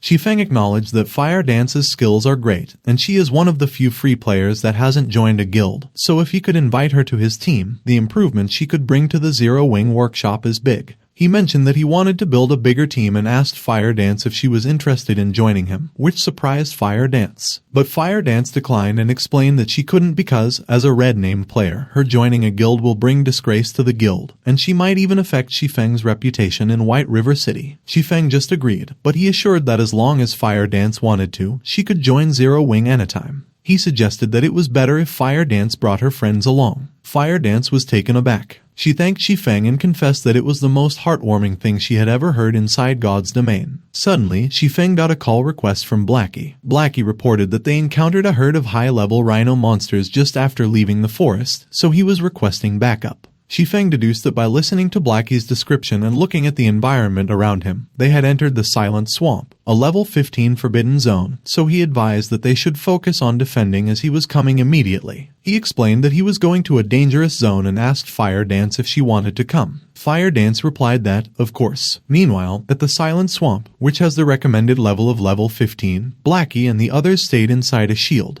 Shi Feng arrived, and he asked them if they were all fine. He immediately used the scroll of group invisibility and informed that the invisibility only lasts for 30 minutes, so they shouldn't make any big movements and slowly back out of the monster's attack range. But they shouldn't go too far either. Blackie asked Shi Feng what about him because he doesn't have the invisibility buff. Shi Feng responded that since he has already reached there, he might as well earn some experience points. The herd of level 15 swamp hippos charged towards Shi Feng. Shi Feng swung his sword and prepared to attack. He used his skill, Thundering Flash. The swamp hippos mooed in pain as they took huge damage from Shi Feng's attack. Shi Feng jumped off the ground and prepared for his next attack. He used his skill, Flame Thunderstorm. A huge explosion occurred in the area. The swamp hippos were sent flying by the explosion and fell into the ground. Blackie was speechless. He asked what kind of damage that was and remarked that it felt like they did not play the same game as Shi Feng. Shi Feng suggested that they should pick up the drops and distribute them to those who needed them while he went after the rest. Everyone agreed, and Shi Feng jumped away. 10 minutes later, Shi Feng sliced a swamp hippo in half. The system notified Shi Feng that all members of his party have leveled up to level 8. Shi Feng declared that it was finally over. Suddenly, Shi Feng was frozen in place, and he was puzzled. He muttered that he couldn't seem to move or use any skills, so it was deathlock. Suddenly, absolute heaven appeared behind Shi Feng. He hit Shi Feng, and Shi Feng got the debuffs poison, slow, silence, weaken, and bleeding. Absolute heaven was amused when Shi Feng managed to swiftly move away from him. Shi Feng observed that although Absolute Heaven's silence debuff could block his skills, it couldn't block the weapon skills. But Shi Feng coughed and knelt to the ground as he took another damage. Absolute Heaven remarked that Shi Feng can't use illusion after being hit. He added that the poison was created just for Shi Feng. Shi Feng lost his HP, and he lamented that he was unfortunate at that moment. Absolute Heaven charged towards Shi Feng, and he warned that Shi Feng should prepare to die. But Absolute Heaven was alarmed when Blackie suddenly threw his skill, Dark Arrow, at him. Absolute Heaven used his skill, Shadow Cloak, and he snarled that Blackie was a bastard and he didn't have time for him at the moment. Blackie's attack hit Absolute Heaven, and Absolute Heaven was surprised when he took 221 damage. Absolute Heaven wondered why Blackie does so much damage. Blackie used his skill, Dark Arrow, again, but Absolute Heaven was able to dodge it at that time. Absolute Heaven sneered that Blackie shouldn't waste his breath as he won't get hit twice. But suddenly, Shi Feng appeared behind Absolute Heaven, and he prepared to attack him. Absolute Heaven quickly turned and blocked Shi Feng's attack. He asked Shi Feng how he could fight him with all of his skills locked and his HP near zero. But he was startled when Shi Feng began using his skill, Ice Blue Magic Flame. Absolute Heaven exclaimed that it was impossible, but he recognized that it was the power of the strange flame. Shi Feng swung his sword and effortlessly sliced the swamp hippo into pieces. The system notified Shi Feng that the Ice Blue Magic Flame upgrade progress was 15%. As Shi Feng slashed more swamp hippos, the system notified him regarding his Ice Blue Magic Flame upgrade progress until it reached 72%.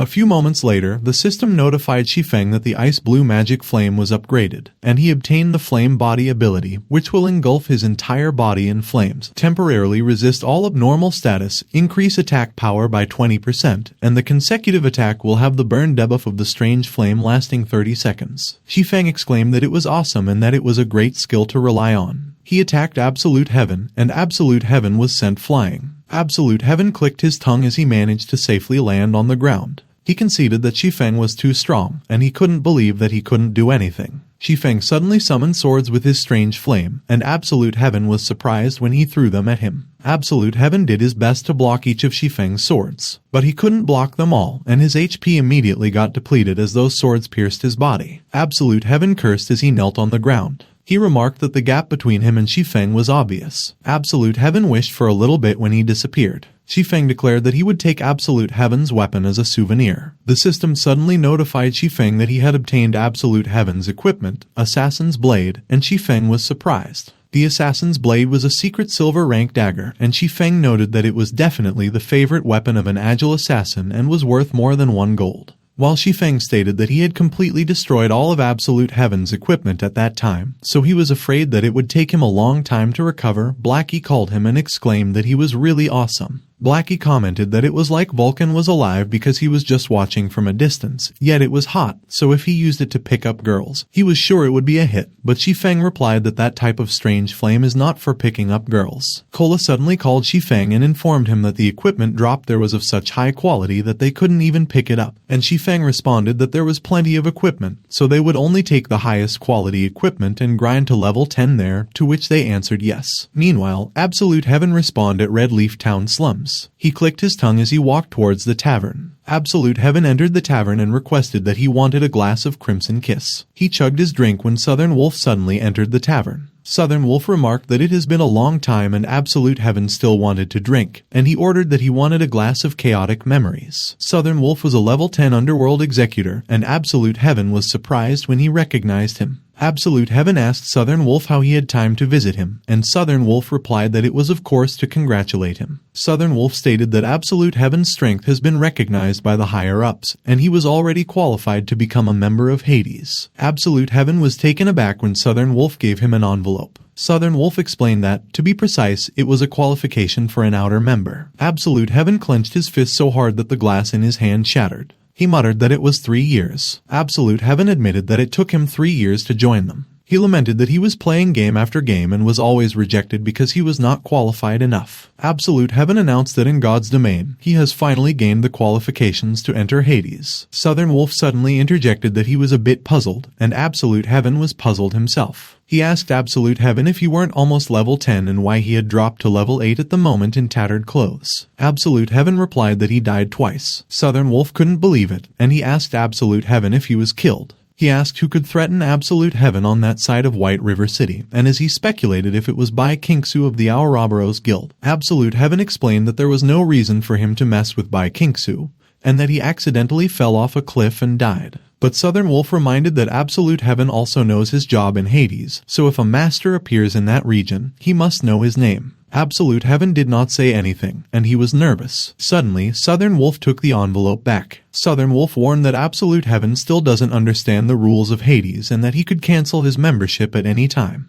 Absolute Heaven quickly blurted out that it was Shi Feng, a swordsman. Southern Wolf was surprised when he heard that it was a swordsman. Absolute Heaven admitted that he lost to Shi Feng a few days ago, and the last time they fought, he stated that he didn't know where Shi Feng got that strange flame and that it was powerful that it destroyed his equipment in battle. He complained that he became like that because of Shi Feng. Southern Wolf was taken aback when he heard about the flames that could destroy Absolute Heaven's secret silver rank equipment, and he wondered if it was some kind of strange fire. He walked away without saying anything. Absolute Heaven called Southern Wolf and mentioned something about his membership application. Southern Wolf suddenly burned the envelope in his hands. He announced that he will need to observe Absolute Heaven for a little while longer. At the silent swamp depths, stream waterfalls, Shi Feng and his team farmed. Suddenly, Shi Feng noticed the three-headed serpent demon coming at them. It was a level 16 rare elite and has an HP of 15,000. Shi Feng looked behind him and saw that Lonely Snow and Cola were still both preoccupied on their ends. The three-headed serpent demon suddenly attacked, and Shi Feng managed to dodge it.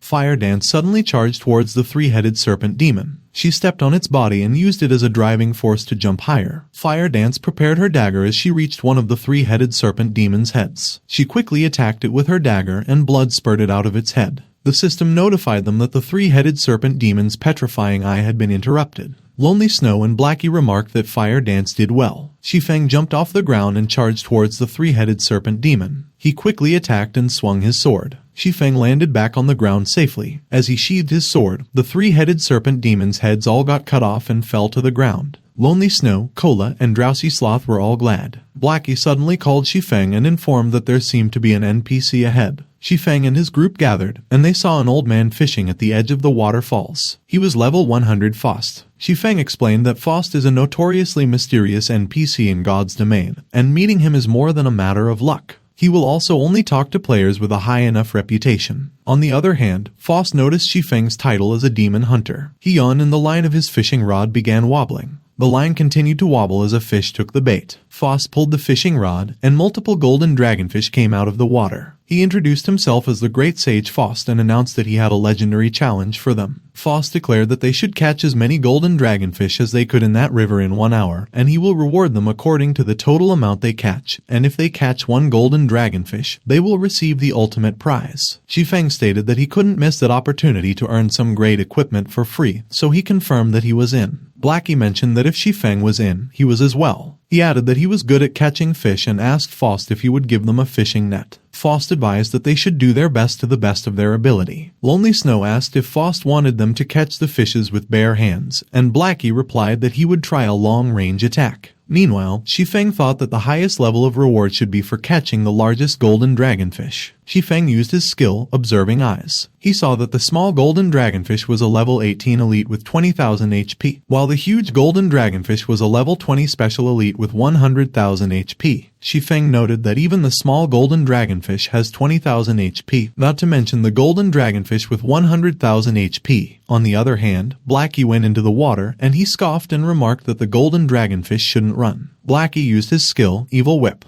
He managed to restrain one of the small golden dragonfish with his skill, but the golden dragonfish managed to break free, and Blackie was surprised. The golden dragonfish hit Blackie in the face with its tail. Lonely Snow laughed at Blackie and teased that he was simply stupid. Blackie admitted that the fish was strong. Meanwhile, Shi Feng thought that he had locked in the highest reward from the beginning, the huge golden dragonfish, so other small fish were the least valuable things. Shi Feng got the golden fish bait, which has the effect of increasing the attracting golden dragonfish by 500%. He shook the tree that was behind Faust. Shi Feng revealed that the golden dragonfish's favorite bait was actually hidden on that island. He threw the golden fish bait into the water. In a few moments, the gleaming eyes of the huge golden dragonfish appeared underneath the bait. It quickly jumped out of the water to consume the bait. Shi Feng announced that he lured it over. The golden dragonfish lunged towards Shi Feng. Shi Feng used his skill, Thundering Flash. The golden dragonfish went back to the water, and Shi Feng remarked that he couldn't even break its defense with his full power. Shi Feng observed that it seems that the surface of the golden dragonfish's body is impenetrable. The golden dragonfish lunged towards Shi Feng again,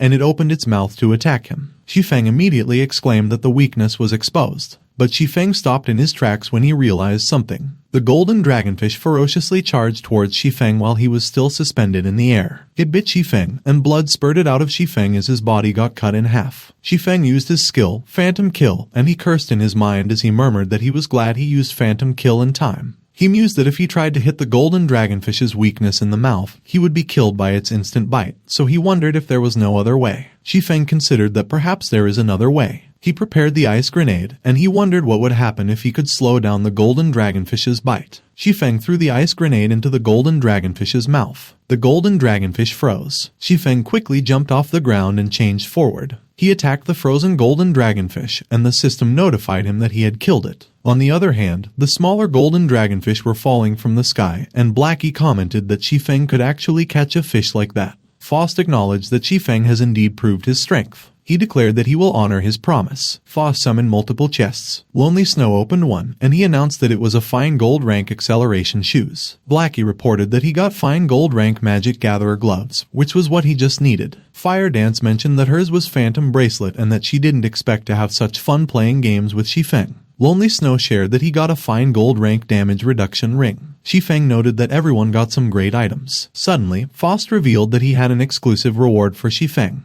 It was the fragment of the Sky Dragon's Holy Breath, a legendary item. Shi Feng explained that the Sky Dragon's Holy Breath could suppress the backlash of the Abyssal Blade, and as long as he found more fragments, he could completely eliminate the negative effects of the Abyssal Blade. Faust was about to leave, but Shi Feng interjected that he should wait. Shi Feng pointed out that if the golden dragonfish could be exchanged for the Sky Dragon's Holy Breath, he asked what else he could exchange for 1,510 normal golden dragonfish in his inventory. A few moments later, the system congratulated Shi Feng on obtaining the epic items: Holy Heart of Light, Longbow Chasing Star, Familian Staff, Mavis Guardian, and the Ring of Glory, and Faust was left devastated. A few moments later, the group came back to Red Leaf Town. Shi Feng asked Blackie how much gold they have in the Zero Wing workshop. Blackie responded that they made a lot of gold coins from the equipment they sold from the monsters they hunted previously, so they have a lot of money at the moment, and he asked Shi Feng why he asked and if he wanted to buy some equipment. Shi Feng replied that of course not, and that the time has come to let everyone know the strength of their Zero Wing workshop.